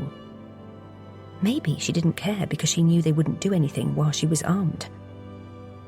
Matt's hand instinctively moved towards his hip, where a gun would be if they were armed, which of course they weren't. This wasn't America, although for once he wished it was. Eventually, they arrived back at the house, and Matt watched Faith as she scanned the area, her expression unreadable. She must have seen them all in the distance, but it didn't appear to concern her. She pushed Dylan into the passenger seat of her car and then got in herself, driving off so fast that dust and dirt billowed up from the road, momentarily hiding her from them. "Go, go, go!" Lauren shouted, her voice sharp with urgency. The team sprinted back to the vehicles, and they began following Faith, with Lauren in the lead. She kept their distance while navigating the narrow, winding roads of the Cornish countryside. Matt gripped the dashboard as Lauren took a sharp turn, the tyres screeching. "We can't lose her," he muttered, more to himself than to Lauren. His eyes scanned the road ahead, searching for any sign of Faith's car. "We won't," Lauren said with determination. Every muscle in Matt's body tensed as their car hugged each bend. The chase continued through the rolling hills and rugged cliffs, while Faith's car swerved and dodged, trying to lose them, but Lauren kept up. "She's heading for the coastal road," Matt exclaimed, pointing ahead. "If she gets there, we might lose her in the traffic." "We won't let that happen." Lauren pressed her foot harder on the accelerator, her entire body taut. What was Faith's next move going to be? Would she try to lose them by heading down one of the many narrow, unmarked roads? Or would she head for the cliffs, hoping to make a daring escape? They had to be ready for anything. "What's her end game here?" Matt said, his fingers drumming nervously on his thigh. Lauren shook her head slightly. "I don't know, but whatever it is, we need to stop her before someone gets hurt." Suddenly, Faith's car screeched to a halt at a junction, and she narrowly missed hitting a car driving along the main road. Lauren pulled up behind her at the same time as the passenger door opened and Dylan threw himself out, his face pale and frightened. Without hesitation, Matt leapt from the car, leaving Lauren behind the wheel. He ran over to Faith's car, his breath coming in short bursts, and jumped inside, snatching the gun from her lap and throwing it outside. He then seized the steering wheel with one hand and grabbed hold of Faith's arm with the other. "Get off me!" Faith screamed, her voice shrill with panic. She thrashed wildly, her elbow catching Matt in the ribs. He grunted in pain but wouldn't let go, his muscles straining with the effort. "It's over, Faith," Matt grunted, struggling to keep her under control. "Don't make this worse for yourself." Faith's eyes were wild, darting around like a cornered animal. "You don't understand!" she yelled, still fighting against Matt's grip. None of you understand. Lauren arrived at the driver's side, yanked open the door and pulled Faith out of the car, her expression fierce. Faith stumbled, nearly falling, but Lauren kept a firm grip on her arm. She glanced at Matt. Are you okay? Yes, Mum. Matt confirmed. Lauren turned back to the young woman in her grasp. Faith Glenister, I'm arresting you for the abduction of Dylan Fairclough, she stated, her voice ringing out in the sudden stillness. He killed Jasmine and Finlay, Faith protested, her eyes wide with panic. She twisted in Lauren's grasp, trying to break free. I had to find out the truth. Her voice rose in desperation. You do not have to say anything, but it may harm your defence if you do not mention when questioned something which you later rely on in court. Anything you do say may be given in evidence. Lauren finished as she handcuffed Faith, her movements swift and precise. I had to, Faith repeated, her voice breaking. She suddenly went limp, as if all the fight had drained out of her. Matt and Lauren traded a wary glance, both knowing that this sudden change could be a ruse. As they escorted Faith to one of the police cars that had arrived, she made one last desperate attempt to escape. She threw her weight backwards, catching Matt off guard. He stumbled, nearly losing his grip on her arm. Faith, stop! Matt shouted, regaining his balance and tightening his hold. It's over. Don't make this any worse for yourself. Faith's shoulders slumped in defeat as they reached the police car. As she was placed in the back seat, Matt caught a glimpse of her face. The wild, manic energy was gone, replaced by a look of utter despair. For a moment, he felt a pang of sympathy for her, even after what she'd done. After Faith was driven away, Matt turned his attention to Fairclough, who was still standing by the roadside, looking dazed. Matt approached him with measured steps. Are you okay, Dylan? Matt asked firmly. The young man's eyes were wide and his breathing rapid. He looked at Matt, then at Lauren, who had joined them. Yes, I think so, he stammered. Faith, she said she wanted to talk about Finlay and Jasmine. I never thought... The gun. His voice trailed off, and he swayed slightly on his feet. Matt stayed alert, watching Fairclough's every move in case he tried to get away. Did she hurt you? Fairclough winced slightly and touched the side of his body. She elbowed me in the ribs and twisted my arm up my back when I tried to get away earlier. Lauren's expression remained impartial. We'll have a paramedic check you out at the station. She turned to a nearby officer. PC Thompson, please escort Mr. Fairclough to the station. He needs medical attention, but do not leave him alone. Before you go, Lauren said, staring at Fairclough, her eyes cold. I'm arresting you on suspicion of the murders of Jasmine Dodd and Finlay Glenister.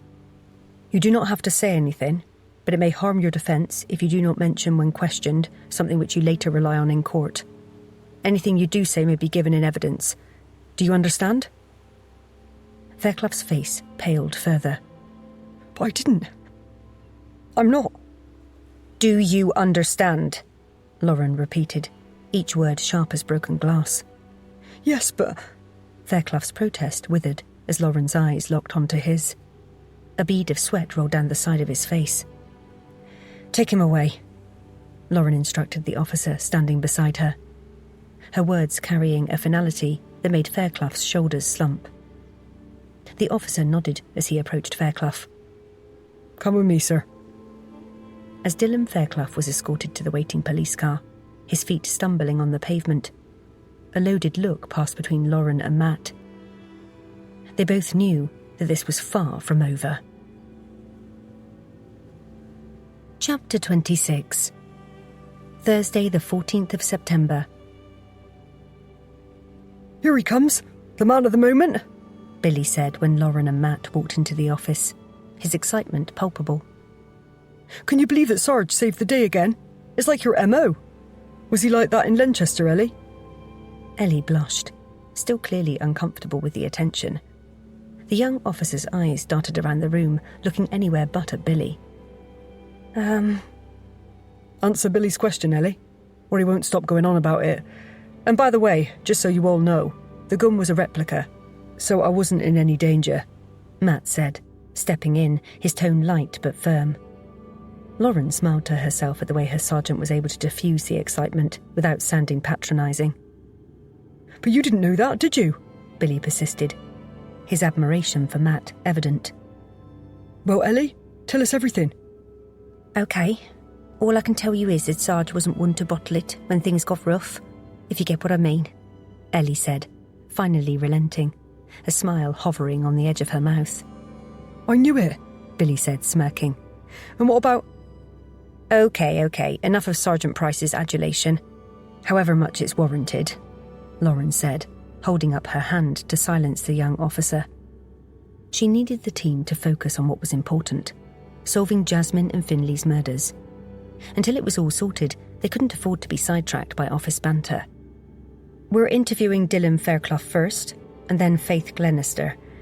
Although I've charged Fairclough with murder, all we have is circumstantial evidence. We need proof if this is going to stick. I still want you all to dig into his background and check CCTV for his whereabouts around the time of the murders. When we first spoke to him, he mentioned texting Finley during the Saturday evening. Ellie, is that correct? Yes, Mom. They did text about meeting up in the week. Surely he wouldn't have done that if he planned to murder the couple later, Ellie replied, looking puzzled. He might if he wanted an alibi, Billy said. Or he might not have decided to kill them at that stage, Clem added. Or he wanted everything to appear normal to the couple and not alert them. Any of those suggestions would fit, Lauren said. If anything further comes up, let me know. If we want him to admit to the murders, the more we can throw at him, the better. Right, come on, Matt. Let's go. Determination coursed through Lauren as they reached the interview room, and she sucked in a deep breath, steeling herself for what was to come. Dylan Fairclough was seated, his face pale, his eyes bloodshot, and his legs shaking. He looked vulnerable and broken against the stark white walls of the interview room. His body language clearly revealed his anxiety, but was he ready to confess? She nodded to Matt to start the recording, and the soft whir of the recorder filled the silence. Interview on Thursday, the 14th of September. Those present, Detective Inspector Pengelly, Detective Sergeant Price, and... Matt looked directly at Fairclough. Please state your name for the recording. His voice, barely above a whisper, cracked slightly as he spoke. Dylan Alexander Fairclough. Lauren leant forward, her elbows resting on the table. Right, Mr. Fairclough. Before we start, I'd like to confirm that you've received medical attention and are fine to be interviewed. Yeah, I'm okay. Also that you refused legal representation when offered it. I don't want any. Fairclough muttered angrily. I haven't done anything. That meant nothing. Lauren had conducted countless interviews where the suspect was guilty and refused representation.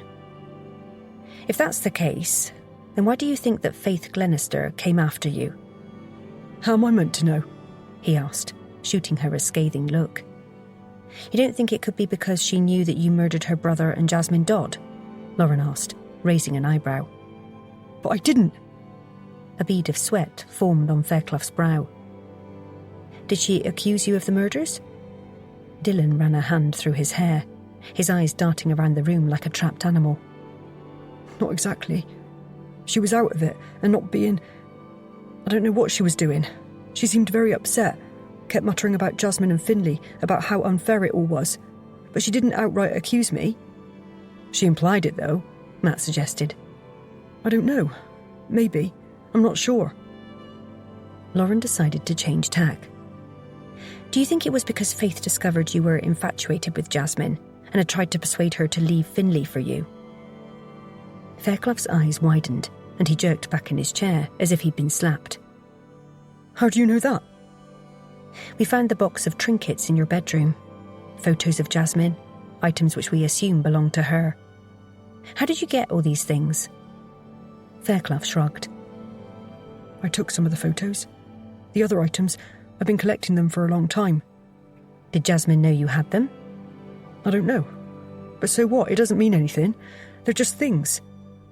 We've also read the letters you sent to Jasmine. What do you have to say about that? Lauren asked, tilting her head to one side. Okay, so I liked Jasmine. The last time I checked, it's not illegal.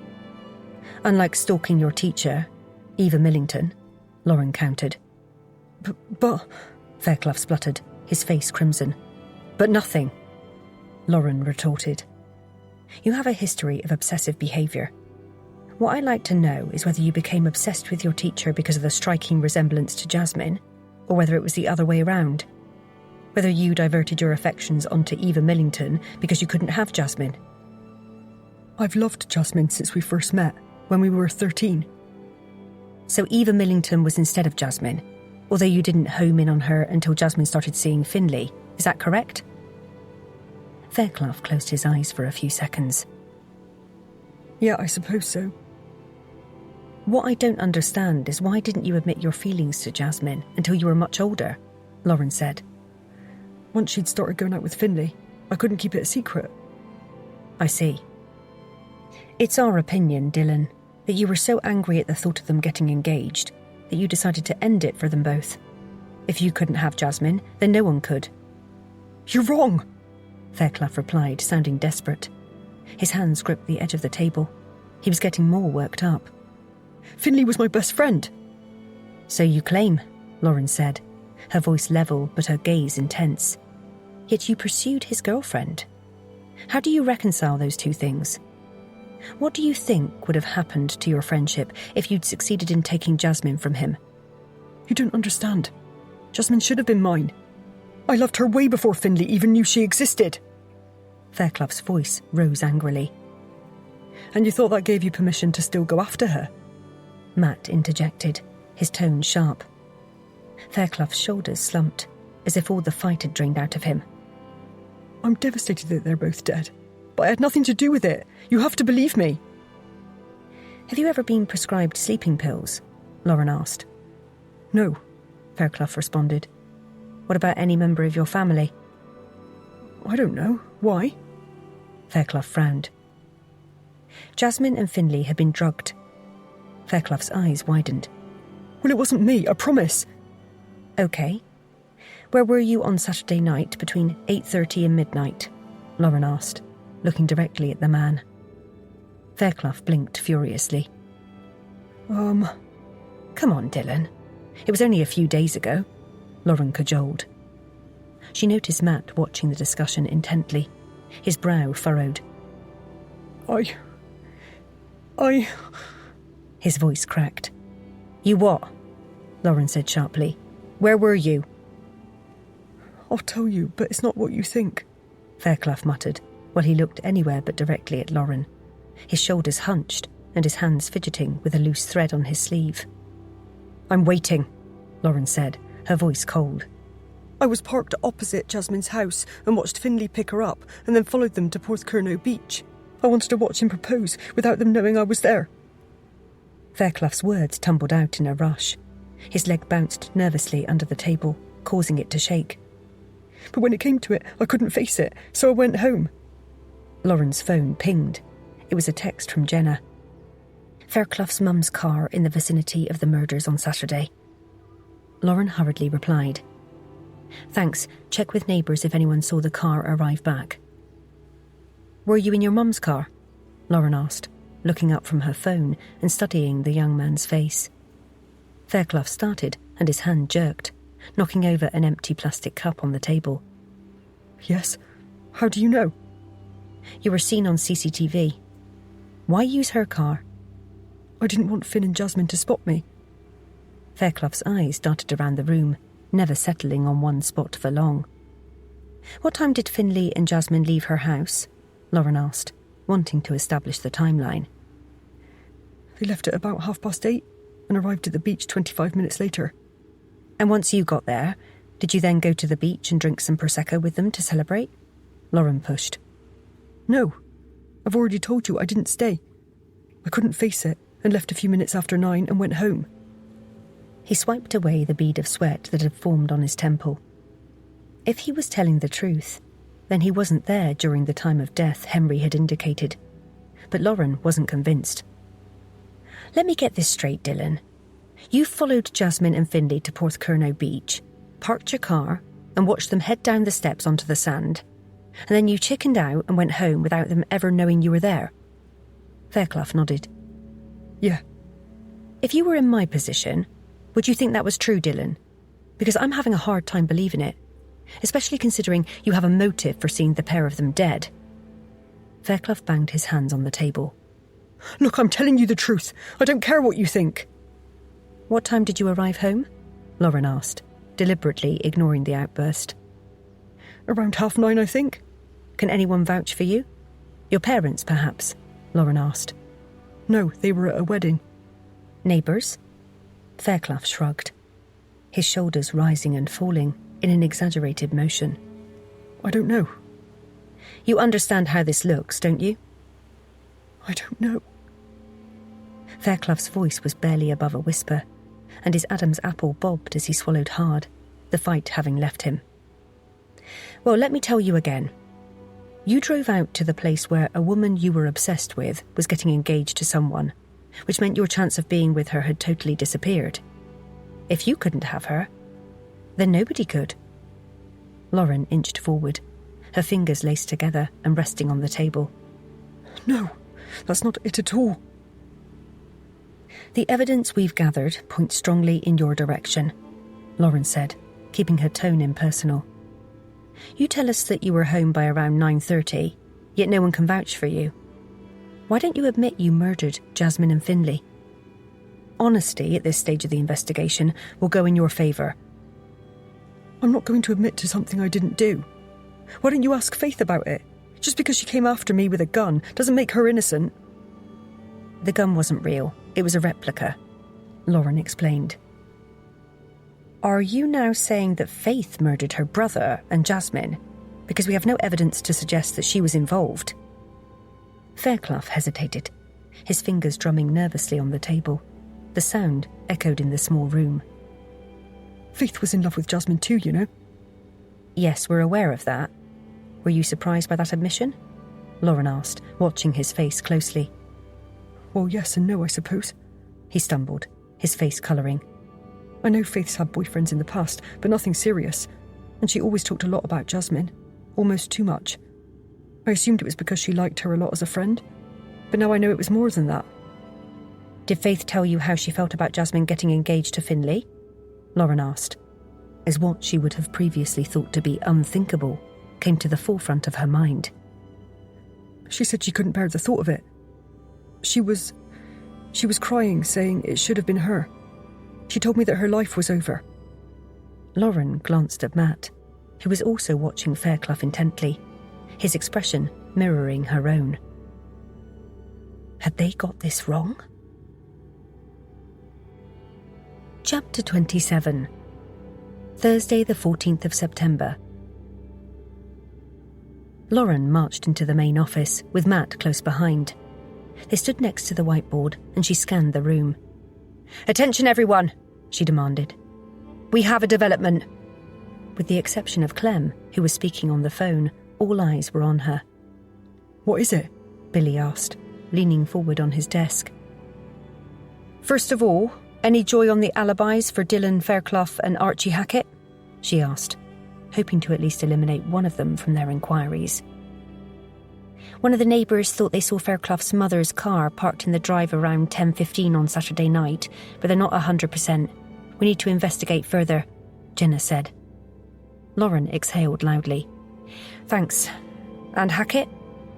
"I believe Clem's talking to someone about that, Mum," Jenna said, at the same time as the officer ended his call. Clem grimaced at Lauren, a despondent expression on his face. "Mom, I chased up the manager from the Red Lion pub because he hadn't got back to me, and he confirmed that Alfie Hackett was there on Saturday night. He couldn't have murdered the couple, so that puts him out of the frame and leaves Fairclough. Although if he was home by 10:15, it makes the time frame between murdering the couple and driving back very tight." "Crap," Billy moaned. "If neither of them did it, then we're back to square one." "Not exactly," Matt said, looking at Lauren.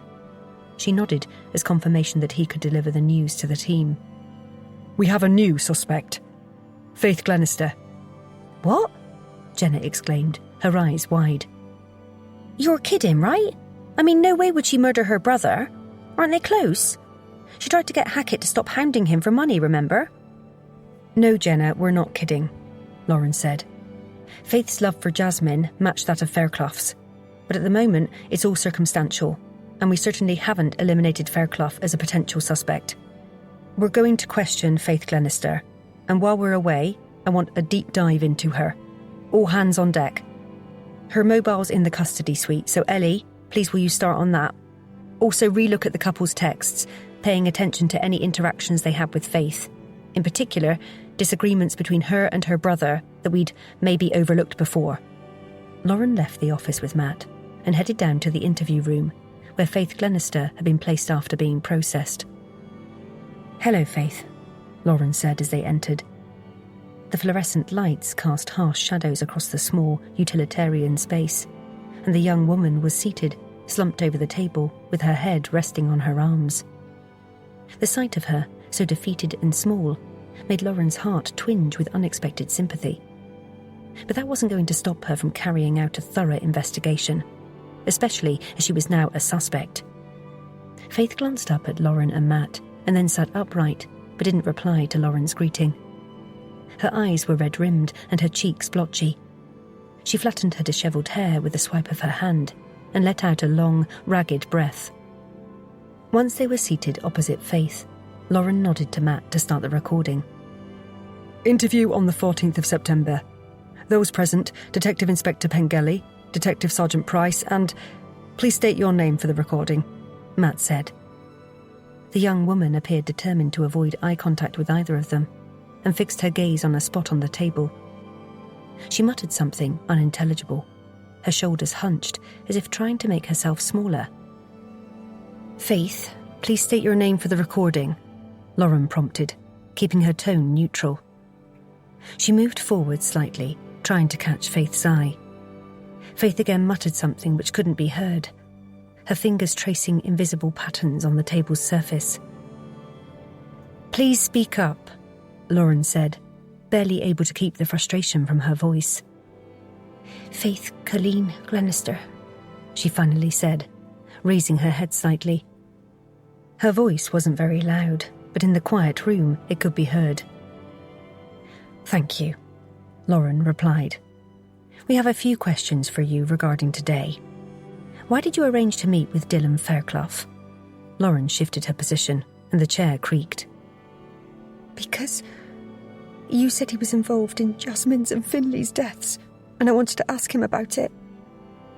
Faith's voice broke when she stated the victims' names, and a flicker of pain crossed her face. Was this an example of Faith's acting ability, or was she telling the truth? If she was, then their belief that she committed the murders was wrong. "What were you planning to do? Kill him?" Lauren asked bluntly, observing Faith's reaction closely. "No." Faith's head jerked up, and for the first time she met Lauren's gaze directly. "I wanted to find out why he did it." Very convenient. But Lauren wasn't going to be taken in.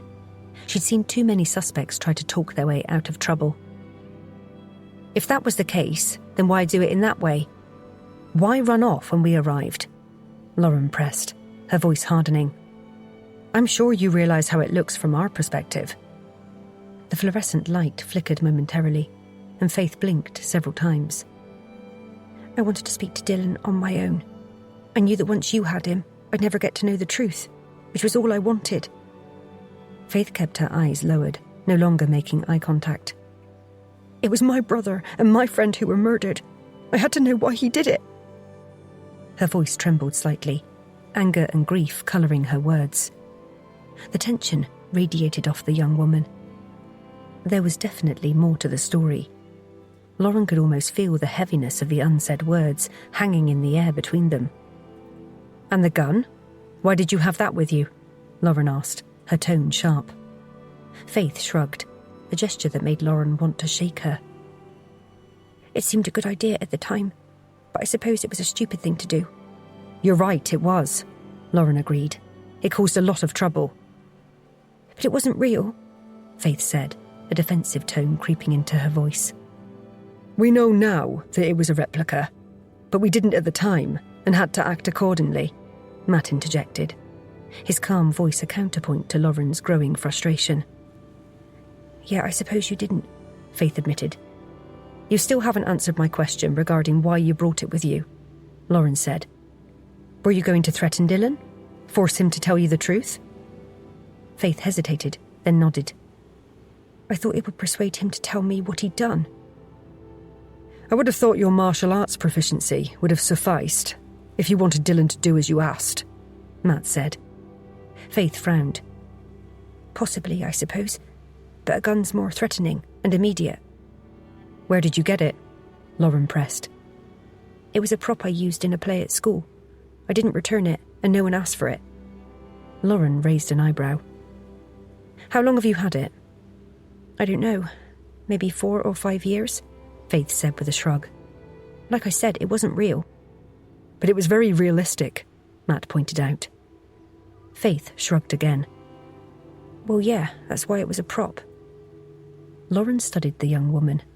Something wasn't adding up. The pieces of the puzzle were there, but they weren't quite fitting together.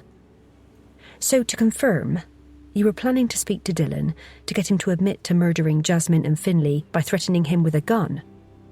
Yes, Faith replied quietly, tears spilling down her cheeks, which she quickly wiped away. Did he admit to the killings? Lauren asked, her fingers drumming an irregular pattern on the table. No, but he would have done if you hadn't come along, Faith said, her shoulders rigid beneath her jacket. And then what would you have done? Lauren asked, her fists clenching. A mix of fear, anger and grief flickered across the girl's face. And something else? Guilt? I don't know. I didn't think that far ahead. Maybe phone the police? Faith's voice was flat and emotionless, but it didn't sit well next to the turmoil evident in her eyes. This was all too convenient, and Lauren wasn't buying it. Really? Then why didn't you hand him to us when you had the chance? I don't know, Faith repeated, her voice taking on a sullen tone. She crossed her arms defensively. Because you had something else in mind? Lauren snapped, her patience finally wearing thin. The words echoed in the small room, seeming to hang in the air between them. I don't know, Faith responded for a third time, glaring at Lauren, her defiance shining through. You don't seem to know much, Lauren replied sharply. Her impatience was building, and the desire to shake the truth out of the woman was almost overwhelming. Matt nudged her foot under the table, a silent warning. Lauren took a deep breath, forcing herself to calm down. He was right. They weren't going to get anywhere if they kept antagonizing Faith. Lauren nodded slightly to acknowledge his intervention. Matt cleared his throat. When we looked around your room... You were in my bedroom, Faith interrupted, her eyes widening. Who gave you permission? Your parents, Lauren said coolly, watching Faith's face contort with anger. She could almost feel the waves of resentment radiating off the woman. Bloody typical. They had to interfere. Faith's hands clenched into fists on the table. As I was saying, Matt continued, when we looked around your room, we found a sketch pad hidden behind the dressing table. Faith's face reddened and embarrassment flashed across her features. So what? Faith's attempt at indifference was belied by the tremor in her voice and the panic in her eyes. In the sketch pad, there were many drawings of Jasmine, Lauren said, taking over. You had strong feelings for your friend, didn't you? So what? Faith repeated, but the fight had gone out of her voice. She appeared small and vulnerable, a far cry from the defiant person of moments ago. How did you feel when you discovered Finlay and Jasmine were going to be engaged? Lauren probed, keeping her voice low. They were on the verge of a breakthrough, and she didn't want to jeopardize it by being too confrontational. Faith was silent for a long time, and the only sound in the room was the soft hum of the recording equipment and the young woman's shaky breathing. When she spoke, her voice was barely audible. Okay. I wasn't happy about it. Why not? Lauren pressed. Faith took a deep breath. Look, yeah, okay. I do have feelings for Jasmine. I always have done. Back from when we were at school. It's just how it is. But Finlay was no good for her. He was no good for anyone. The words tumbled out of her mouth, as if she'd been holding them back for too long. Finally, they were getting somewhere. Lauren repressed the desire to breathe a sigh of relief. What do you mean? People thought Finlay was great, that he was fun to be with. But when he gambled, he was mean. He stole from me. Money or my possessions so he could sell them. People thought we were close, but we weren't. Faith's voice was bitter. There were years of resentment evident in her tone. Why didn't you tell your parents? Lauren asked, frowning. Because Finlay knew about my feelings for Jasmine. He threatened to tell everyone if I told Mum and Dad. So I had to let him do whatever he wanted and keep quiet about it. Faith's lip curled into a sneer. How did Finlay find out about you liking Jasmine? Lauren asked. When he was searching my room for money, he found some doodles I'd drawn of my name and Jasmine's entwined. He was so smug when he told me what he'd discovered.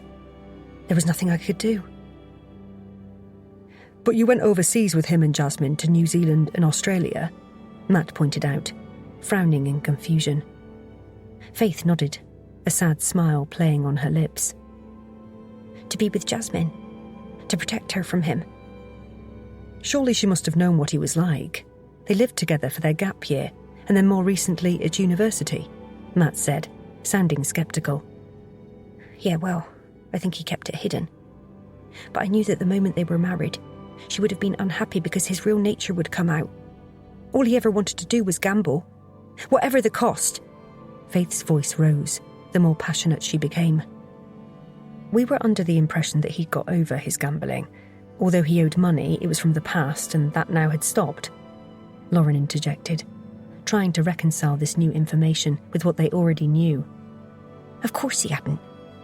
He never would. Faith's voice was filled with contempt. Did you speak to Jasmine about Finlay's gambling?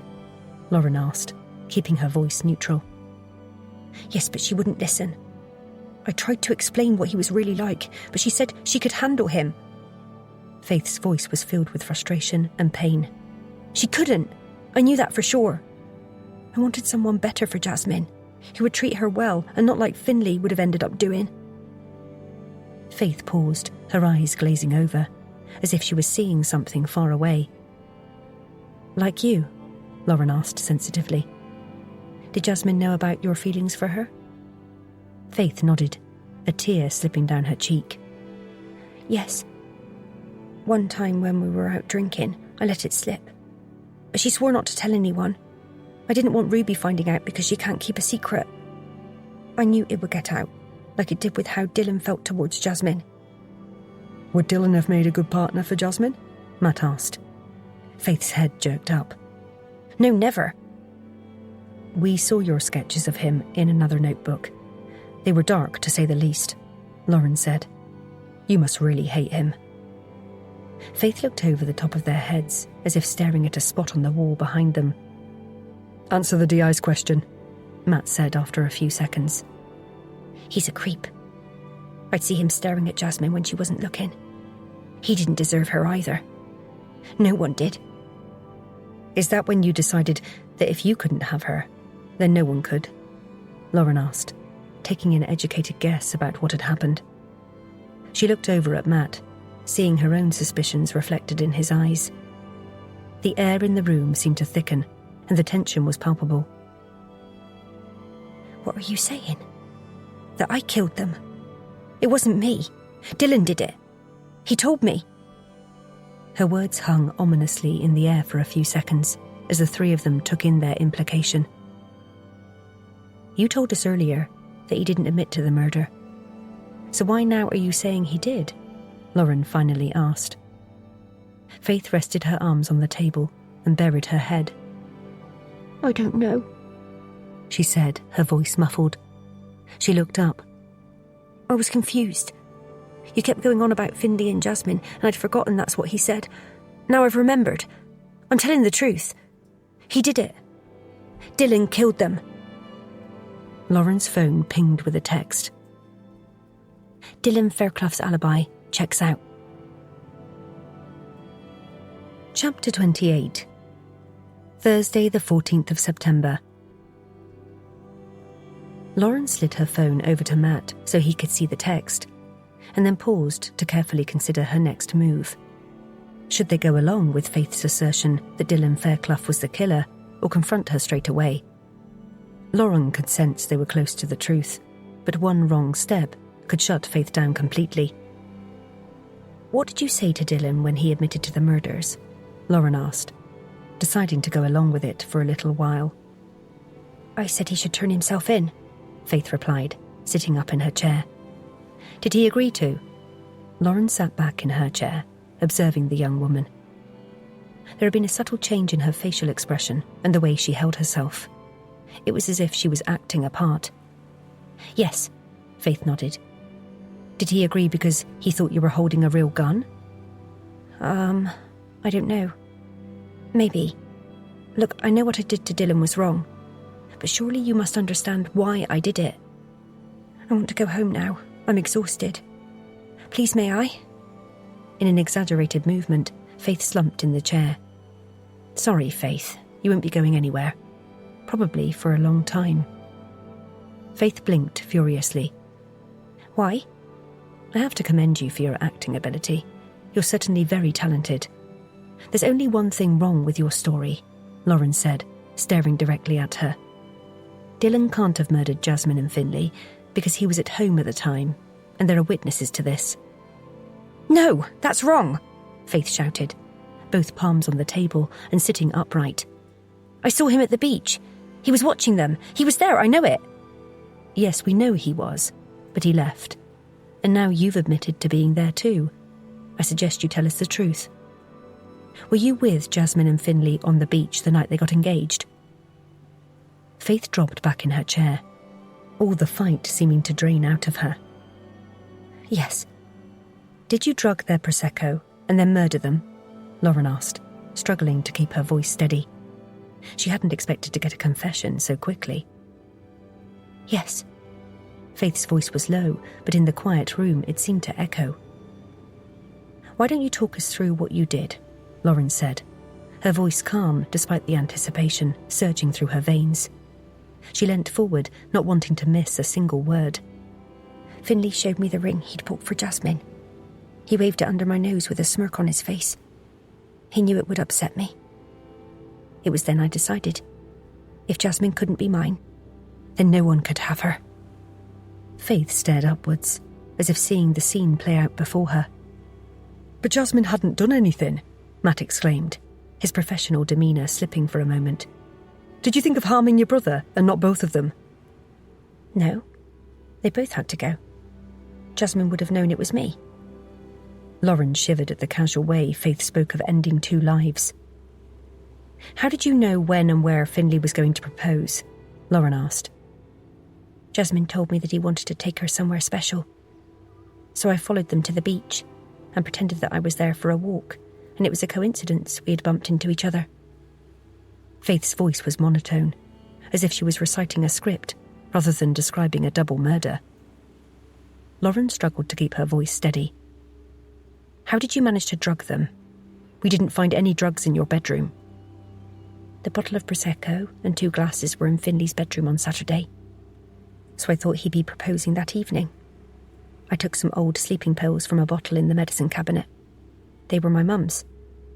When I saw them on the beach, I congratulated them and offered to take some photos, suggesting they stand closer to the sea. While their backs were turned, I slipped them into the bottle." Faith's voice was matter-of-fact, as if she was describing a mundane task rather than the prelude to murder. "Didn't they offer you any?"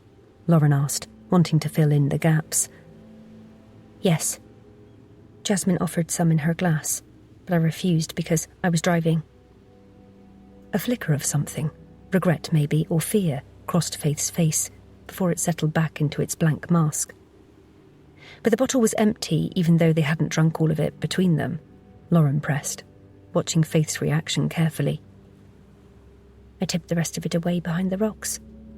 Faith's voice was flat and emotionless. "What did you use to suffocate them?" Lauren asked, wanting to hear it from the young woman, even though they already knew. "A silk-painted cushion."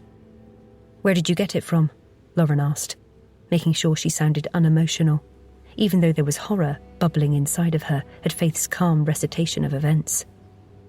I'd bought one of Alfie's cushions from the exhibition because it was so lovely, and decided to use that. A ghost of a smile played on Faith's lips, and Lauren winced. Why did you attend a textile exhibition? How did you even know it was on? Matt asked. I go to all the art exhibitions, and Alfie had mentioned it to me one time when we were talking. Why did you use this particular cushion to murder Jasmine and Finlay? Lauren asked. I wanted you to think Alfie might be to blame, to throw you off my trail. Alfie's innocent, Faith said, her voice dull. You can't think much of him if you were prepared to frame him for murder, Lauren said with a shake of her head. I knew you'd discover it wasn't him eventually, and then you would pin the blame on Dylan. Were you planning to kill Dylan Fairclough? Yes.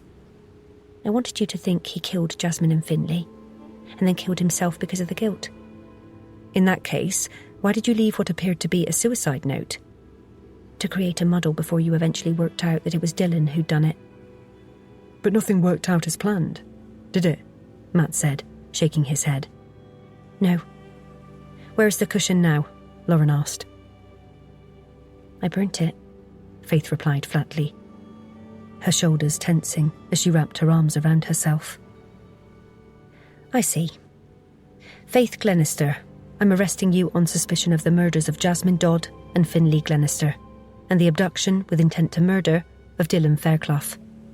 You do not have to say anything, but it may harm your defence if you do not mention when questioned something which you later rely on in court. Anything you do say may be given in evidence. Do you understand? Lauren asked. Faith stared ahead, acting like she hadn't heard the question. Do you understand? Lauren repeated, her voice firm. Yes, Faith muttered, as if all fight had gone out of her. As Matt ended the recording, Lauren sat back, thoughts careening through her head. They had their confession, but how many lives had been destroyed in the process? Chapter 29. Thursday, the 14th of September.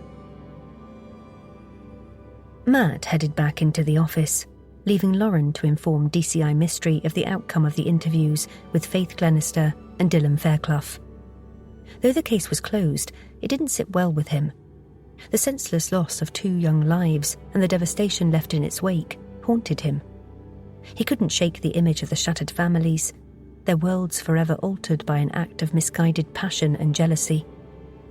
As he entered the room, he noticed Tamsin sitting next to Ellie on a chair with her bad leg sticking out.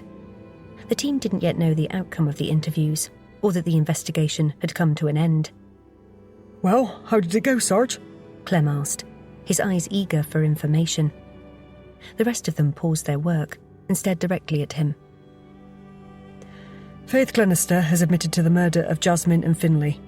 Also, she intended to murder Dylan Fairclough and frame him for the couple's deaths, he said, sounding matter-of-fact, although his insides were churning. Bloody hell! So she actually murdered her brother? That's crazy!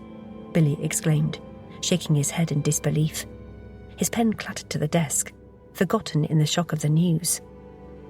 It turns out that she disliked her brother and loved Jasmine, Matt explained, stretching his shoulders and attempting to ease the tension. She hated Dylan because he loved Jasmine and thought by framing him posthumously it would protect her from being identified as the real murderer. Wow, Tamsin said, her mouth having dropped open. She shifted in her seat, wincing slightly as she jostled her injured leg. I can't believe I've missed all this. She paused, looking guilty. Not that I want there to be more murder cases, obviously. Matt sighed. She wasn't thinking straight as far as I can tell. He paused while remembering Faith's broken confession. What could possibly drive someone to kill the person they love? It made no sense to him. Does that mean she'll get off by claiming diminished responsibility or be charged with manslaughter? Billy asked. I don't know. That's not for us to decide, Matt said, straightening his shoulders.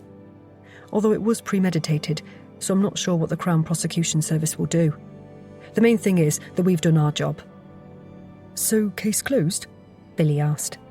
His eyes darted between Matt and the others, seeking confirmation. Matt nodded and gave a relieved sigh. It certainly looks like it. He leant against a nearby desk, the exhaustion of the past few days suddenly catching up with him. As long as she doesn't get away with it, that's all I'm concerned about, Billy said, giving a sharp nod. OK, I get that she wasn't thinking straight, as you said, Sarge, but that doesn't mean she shouldn't pay. Matt turned to Tamsin, wanting to change the subject and lighten the mood. How are you doing now? Tamsin smiled, adjusting her position slightly. Fine, thanks, Sarge. My physio's pleased with my progress, and I'm ready to come back to work on Monday. Providing I'm behind the desk and not asked to go chasing after criminals. I don't think I'm up to that yet. That I want to see, Billy said, smirking. I promise you'll not be asked to do anything too strenuous, Matt said, smiling at the officer. He then turned his attention to Ellie. Are you excited to be going back to Lanchester? He asked, trying to keep his voice neutral, even though he knew that he'd miss his friend and colleague when she'd gone. Ellie's eyes met his briefly, before then looking at Billy. Yes and no. I'm going to miss everyone here. She shot a smile at Billy, who beamed back at her. If someone had told him months ago that Ellie and Billy would be an item, he'd have laughed in their faces. But they were, and made a good couple. He brought Ellie out of herself, and she calmed Billy down. But you're going to come and visit, aren't you? Billy asked, his voice hopeful. Of course I am, Ellie replied warmly. The affection in her voice was clear, and Matt found himself looking away, feeling like an intruder on a private moment. A twinge of regret ran through Matt that he hadn't had the chance to sit down and discuss the relationship with Ellie. There had never been the time because it had been busy ever since she'd arrived. The dynamics of the team were shifting, and he wondered how it would affect their work going forward. Before you leave, let's go out for lunch. How about tomorrow? He wanted to make sure he had a chance to properly say goodbye and to acknowledge her contribution to the team. Yes, that would be lovely, Ellie said with a smile. What about tonight? Billy said. Surely we're going out to celebrate the end of the case. That's fine, but I can't stay too long, Matt said. Not that you'll miss me. I want to visit my dad. Concern flashed across Tamsin's face. How's he doing? She asked, her voice soft with genuine care. Oh, he's okay, Matt said, allowing himself a small smile. They're hoping he can come home on Saturday. At least that's the plan. I'm really pleased for you, Sarge. It can't have been easy, juggling the case with him being ill, Tamsin said, smiling warmly. Thanks, Tamsin. Matt was touched by her support. On Saturday night, we're going to have a leaving party for Ellie. Can you come to that, Sarge? Billy asked, his eyes bright with excitement. Matt grinned, pushing aside his mixed emotions about Ellie's departure. Try and keep me away. He clapped his hands together, bringing everyone's attention back to work. Sorry to bring the chatter to an end, but we've got to tidy up everything to make sure that the CPS has all the information they need for Faith Glenister's prosecution. The familiar routine of wrapping up a case grounded him. What about Dylan Fairclough? Clem asked. He didn't do anything, and he's already on his way home. Matt would make sure to check in on Fairclough in a few days, knowing the young man had been through a traumatic experience. The team dispersed to their tasks, and Matt sat down at his desk, his head whirling with the events of the day. He was about to check his emails when Lauren walked into the office and headed over to him. The DCI's up to speed, and now we should visit the Glenisters and break the news to them about their daughter. I know it's late, but I'd rather they heard it from us and not the media, because after the press conference, their lives won't be their own. Chapter 30. Thursday the 14th of September. The autumn rain drummed steadily against the windscreen as Lauren turned into the drive of the Glenisters' house. Matt noted his posse's rigid forearms as she gripped the steering wheel. Breaking news of a murder was one thing. Telling parents their surviving child had killed their other child, that was something else entirely. And then they needed to explain the next steps. Ready? Lauren asked quietly once they'd come to a halt, although they both knew neither of them could ever truly be ready for this. Yes, Mum. At least they're expecting us, so it won't be a surprise. Before leaving, he'd contacted Sonia the Flo to let her know the situation. They had wanted to ensure both parents were there and could be informed at the same time. "I'll take the lead," Lauren said, checking her reflection in the rearview mirror. Matt nodded. Sonia opened the door before they could ring the bell. "Hello, Mom, Sarge. Mr. and Mrs. Glenister are waiting for you in the drawing room." When Lauren and Matt entered the room, Mr. Glenister jumped up from where he was sitting beside his wife. "You've solved it?" Mr. Glenister asked, his voice rough with emotion. "You know who murdered our son. That's why you're here, isn't it?" "Please sit down," Lauren said as she sat opposite. And Matt did the same. "Would you like some tea?" Mrs. Glenister asked. "No, thank you, we're fine," Matt said, glancing at Lauren, who he could see was steeling herself for the announcement. "Mr. and Mrs. Glenister," Lauren began, her composure perfect, but her eyes full of compassion. "We've completed our investigation into Finlay and Jasmine's deaths, and we know exactly what happened that day. The person responsible is now in custody." Mrs. Glenister leant forward, clutching her husband's hand. "Thank goodness. Who did it? We need to know." Lauren stiffened slightly beside Matt, and he heard her take a deep breath. "It was your daughter, Faith." The silence that followed was interminable. "Faith," Mrs. Glenister whispered. "Our Faith? No. There must be some mistake." "I'm so sorry," Lauren continued gently, "but the evidence is conclusive, and Faith has admitted it." Understanding began to dawn in Mr. Glenister's eyes. "Dear God," he breathed. "Why?" Faith had developed romantic feelings for Jasmine, Lauren explained, but those feelings weren't reciprocated. She'd also become convinced that Finlay wasn't good enough for Jasmine. The engagement was the final straw, and that's why she decided to do what she did. Mr. Glenister glanced at his wife. "The way she looked at that girl. We did notice, didn't we? But we thought Faith was jealous of their relationship because she wasn't seeing anyone. We had no idea that..." His words fell away. Mrs. Glenister, her face ashen, stared at Lauren and Matt. "I don't understand. Faith seemed as devastated as we were. We cried together, talked about Finlay together. She even helped us pick out his coffin. Yet all the time..." Her voice broke. "What happens now?" Mr. Glenister asked. "The evidence will go to the Crown Prosecution Service, and they'll get back to us regarding the charges. You'll need to find her some legal representation." "Yes, of course." He paused, wiping the tears from his eyes. "Can we see her?" he asked, but was looking at his wife, as if seeking confirmation that's what they wanted. "I'm afraid not.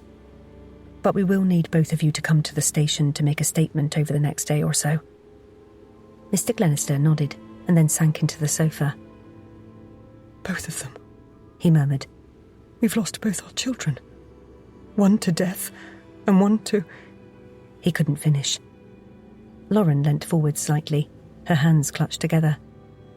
"I know nothing we say can soften the blow of such an awful situation, but Sonia will support you through the process. There are also several excellent counselling services in Cornwall that specialise in..." "No," Mrs. Glenister interrupted, her voice suddenly sharp. "We want to be alone. Please, will you leave us?" Matt and Lauren exchanged a loaded look. The Glenisters weren't going to like what Lauren was about to tell them. "We sympathise with how you must be feeling," Lauren said, "but unfortunately it's not that simple because we require forensics to go through Faith's bedroom and the rest of the house." "Why?" Mrs. Glenister demanded. "Faith's room, and by default the rest of the house, is now a potential crime scene. We're very sorry about this, but it's procedure and can't be changed. I've arranged for forensics to arrive a little later. I wanted time to explain everything to you." "Is there anywhere you can stay while the house is out of bounds?" Lauren asked. "You can take some belongings with you." "My wife's sister lives in Lamorna. We can go there," Mr. Glenister said. "I'll message her now." "Thank you. We'll leave you for now. Sonia will help with anything you need." As they walked back to the car, leaving the Glennisters to grapple with the cruel truth that had taken both their children in very different ways. Matt heard the first seagulls of the evening wheeling overhead, their cries carrying on the salt wind from the harbour. It was as if they were oblivious to the tragedy going on beneath them. Lauren paused before opening the car door. I hope I never have to do that again. We've destroyed the lives of those people, and I doubt they'll ever recover. We were simply the messengers. At least they heard the truth from us, not whatever twisted version the papers will run tomorrow, Matt said. You're right, of course, but it still wasn't easy. Matt nodded, understanding completely. They'd watched a family confront a second devastating loss. Not to death this time, but to something that might be even harder to bear. Chapter 31. Thursday the 14th of September. When Matt returned to the office, he was surprised to see Tamsin staring intently at Ellie's computer screen. He headed over to them. Still here? He said to Tamsin. Yes, Ellie's catching me up with everything. You don't mind, do you? Tamsin replied. Of course not. It will be strange on Monday after being off for so long, so this will help. Billy headed over to them, a mischievous grin on his face. Hey Sarge, now that the case is closed, fancy sharing any office gossip you've been holding back? Matt raised an eyebrow. Why would you think I've got gossip to share? I'm shocked you'd even suggest such a thing, Billy. Clem chuckled from his desk. The only gossip around here is how many biscuits you managed to sneak from the packet left in the kitchen, Billy. Oi, Billy protested, but his grin widened. I'll have you know I'm on a strict diet of... Oh, who am I kidding? I can't keep away from them. Ellie rolled her eyes fondly. I thought I was dating a health nut. Health nut? Tamsin snorted. More like a junk food squirrel. The office erupted in laughter, the tension from the case dissipating in the warm camaraderie. Matt shook his head, smiling. All right, you lot. Less chatting, more working. We still need to get the case details to the CPS as soon as possible. Yes, sir, Billy said, giving a mock salute before heading back to his desk. As the afternoon wore on, the banter continued intermittently, punctuating the sound of typing and phone calls.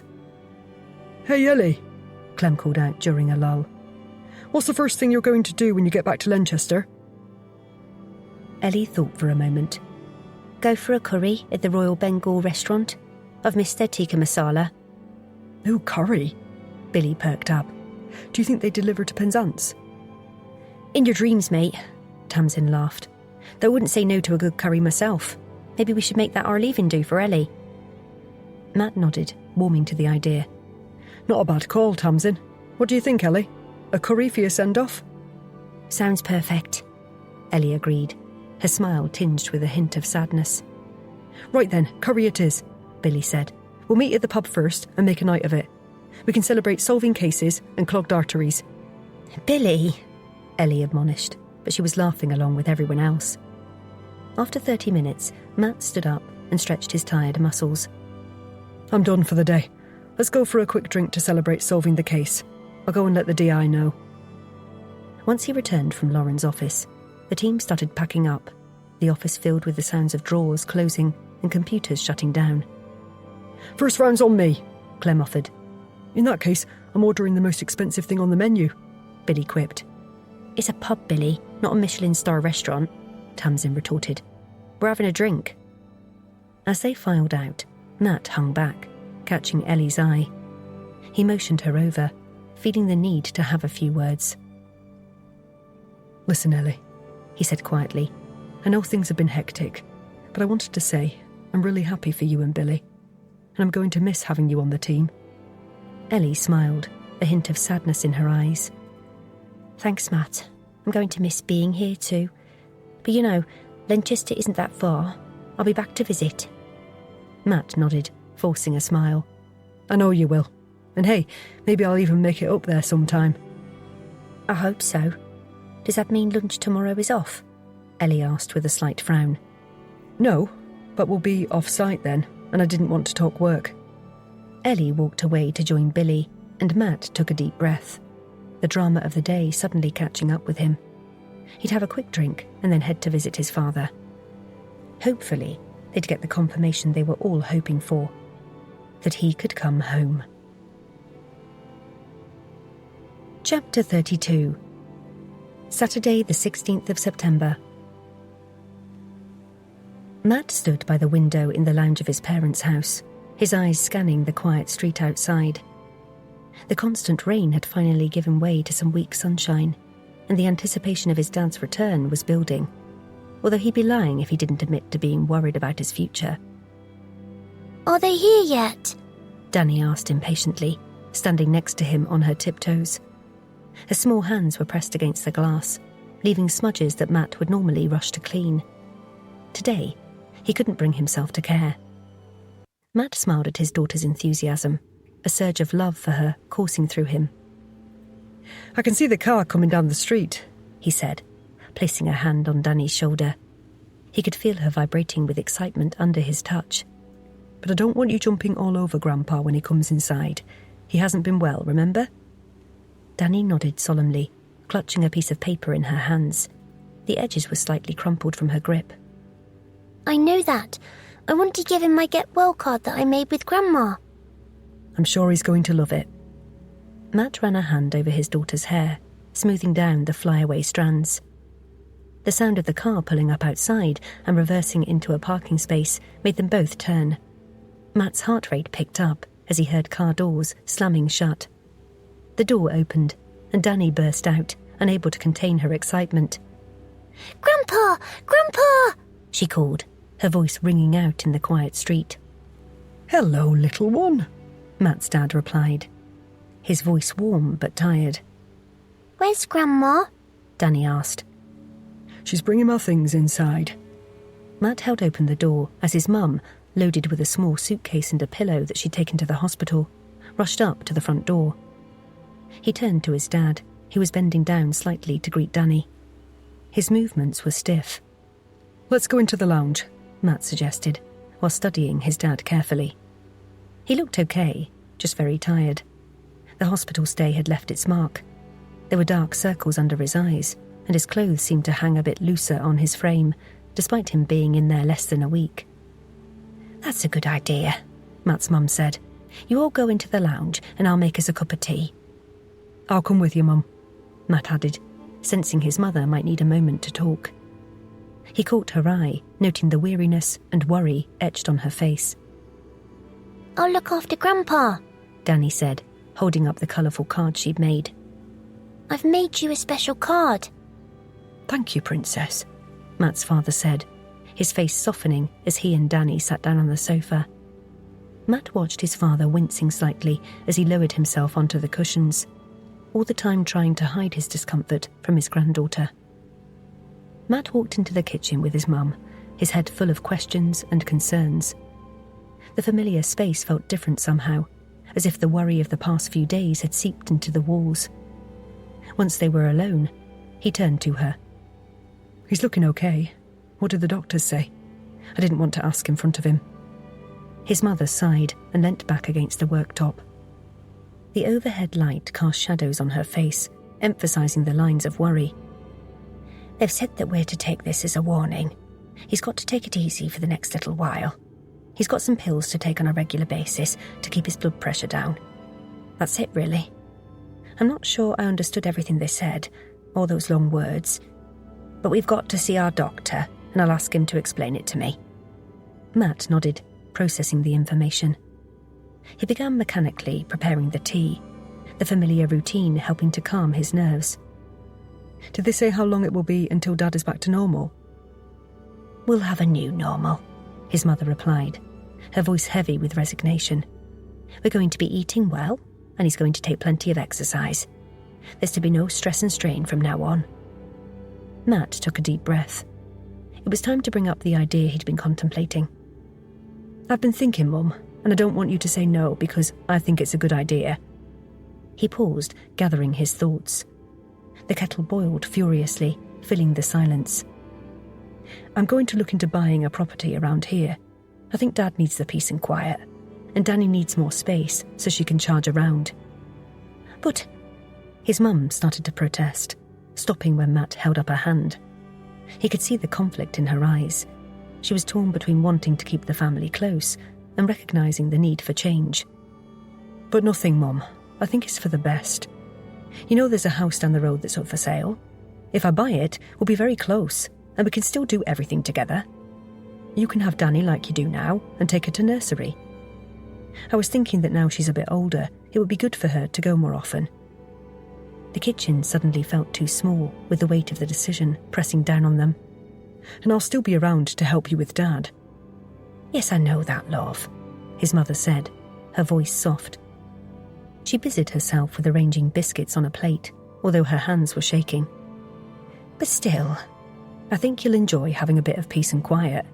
You know yourself that we're so cramped in this place, and if anyone wants to come and stay, it's impossible. Well, I suppose it could work.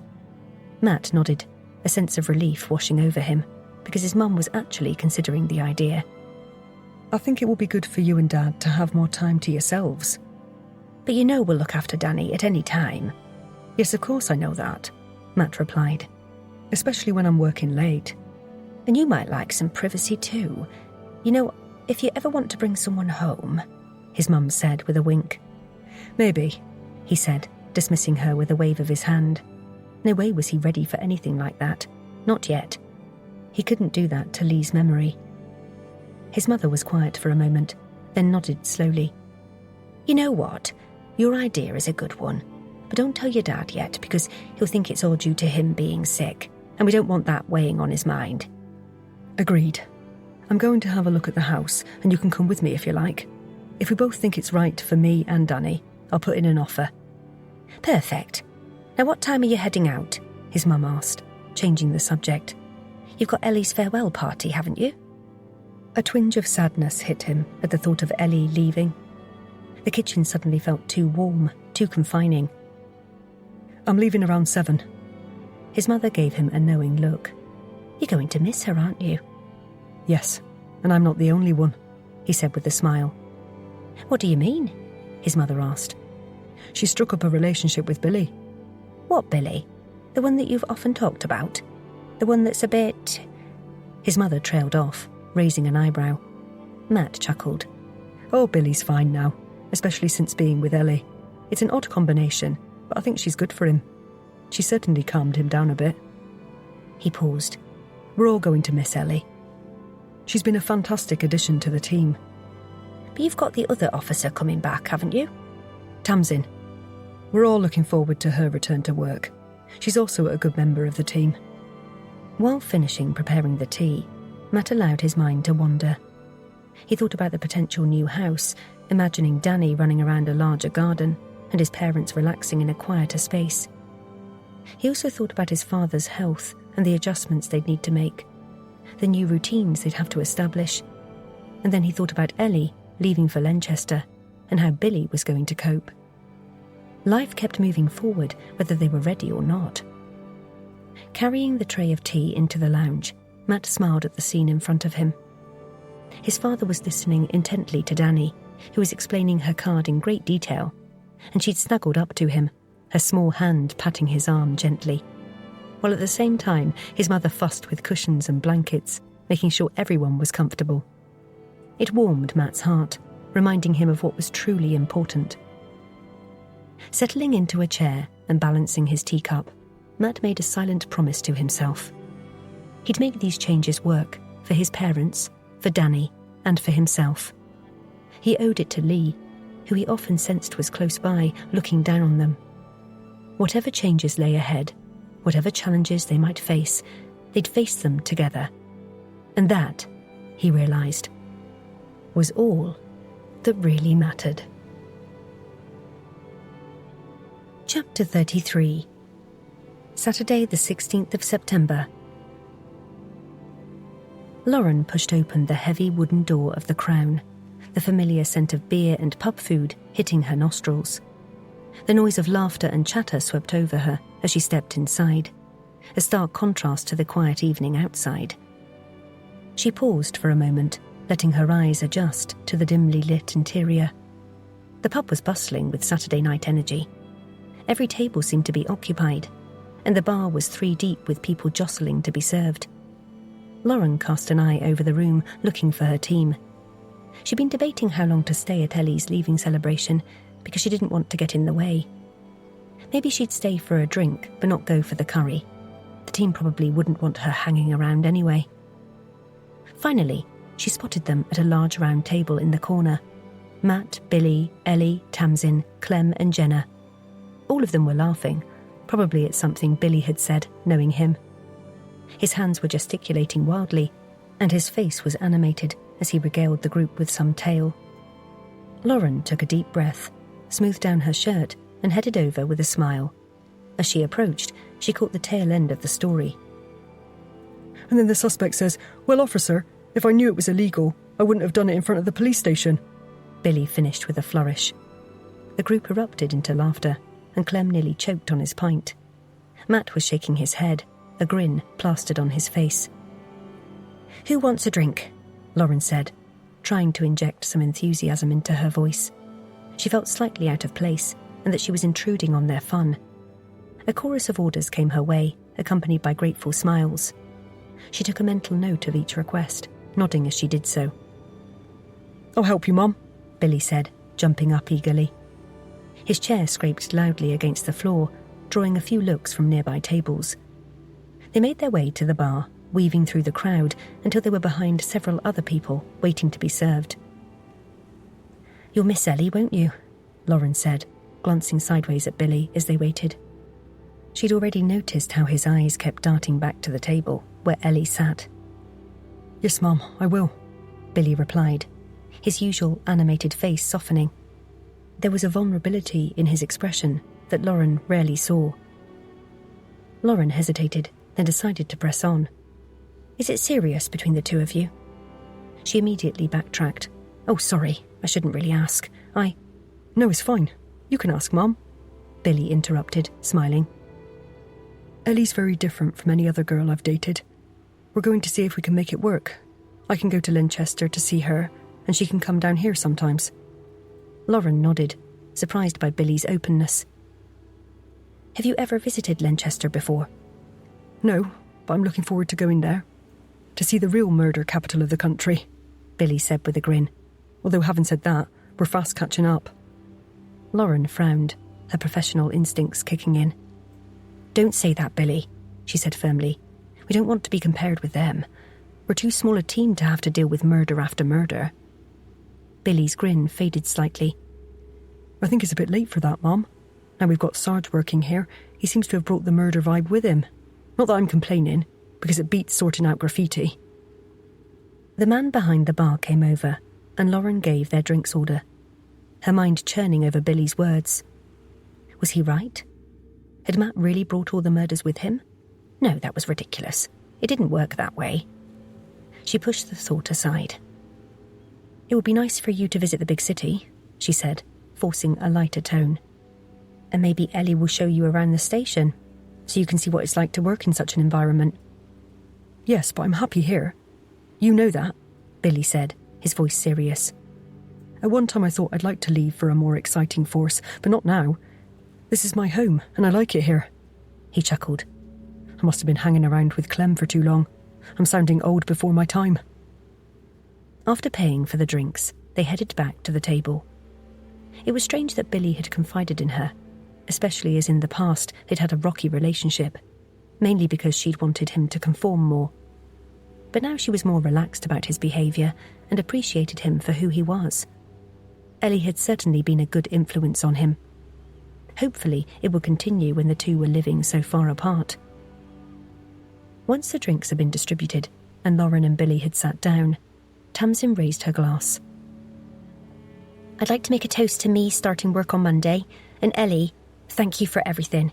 You've been a great roommate and I'm going to miss you." "We're going to miss you at work too," Jenna added, her eyes slightly misty. "Thank you," Ellie said, blushing slightly. "I'm going to miss you too."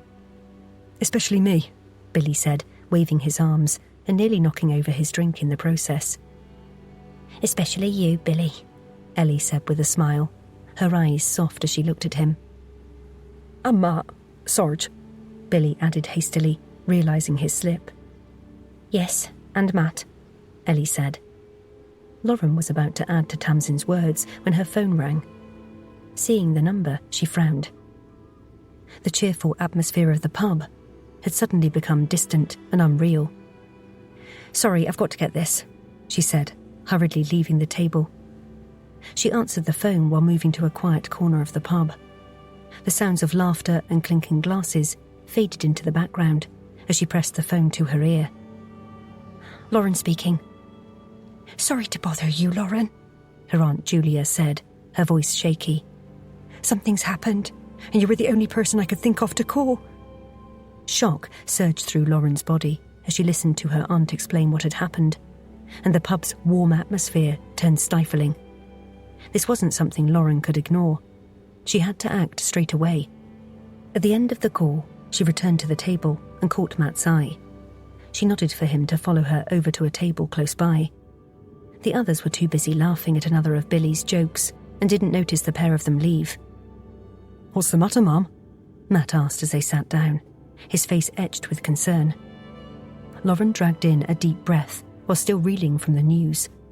The sounds of the pub seemed to fade away, leaving only the pounding of her heart in her ears. I've got to go and can't stay for the curry. Something's come up which I have to deal with straight away. What is it? Matt pressed gently, his eyes searching her face.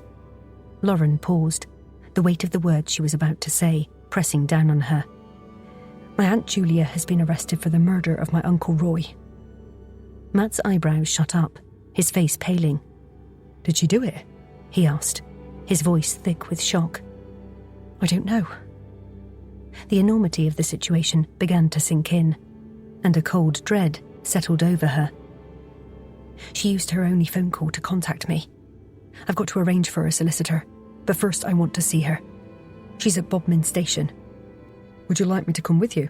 Matt offered, already half rising from his seat. His loyalty touched her, even in this moment of crisis. Lauren shook her head, knowing she had to handle this alone. Thanks for offering. I appreciate it more than you know, but it's not necessary. You stay here and enjoy the party. This is going to be a long process. Her voice trembled slightly, betraying her inner turmoil. Matt sat back down, his brow furrowed. Is it something she could have done? He asked, his voice barely audible over the pub's noise. I didn't ask, but I wouldn't blame her if she did. He's given her hell over the years, emotionally and physically. If she is guilty, then I certainly hope there are mitigating circumstances. She stood up. Go and enjoy the party. Please tell the team that something's come up, but don't say what. Of course I won't, Matt reassured her. Thanks. Could you please tell Ellie goodbye from me and remind her to keep in touch? Will do, Mum, Matt said, still looking worried. I'll see you on Monday, but if you need anything before then, let me know. I'm around all weekend. Thanks, Matt, Lauren said, managing a small smile. But you have your dad to take care of. How is he? He's good. It's better now he's home. Anyway, remember I'm here for you. Thanks. This isn't going to be an easy situation to deal with. The understatement of her words hung in the air between them. Lauren made her way through the pub, a kaleidoscope of thoughts messing with her head. The celebratory atmosphere of moments ago felt like a distant memory, replaced by a sense of uncertainty. Now, she faced difficult conversations and legal complications, and just when she thought things were quietening down. But she owed it to her aunt, the only person who had really cared about Lauren since her parents had died. Lauren stepped out into the cool night air and squared her shoulders. Whatever challenges arose, she'd face them head-on as she always did. Her aunt needed her, and that was where she had to be. The detective in her was already analysing the situation, but the niece in her was determined to be there no matter what. She thought of Matt's words. I'm here for you. It was a small comfort, but helped. Lauren was determined to find a way through this, for herself and for her aunt. Whatever lay ahead, she was ready to face it, one step at a time. We hope you have enjoyed this Storm Publishing production of Death at Porthcurno Cove, written by Sally Rigby and read by Claire Corbett. Produced by 2020 Recordings. Copyright Sally Rigby 2025. Production copyright Storm Publishing 2025. All rights reserved. The moral rights of the author have been asserted.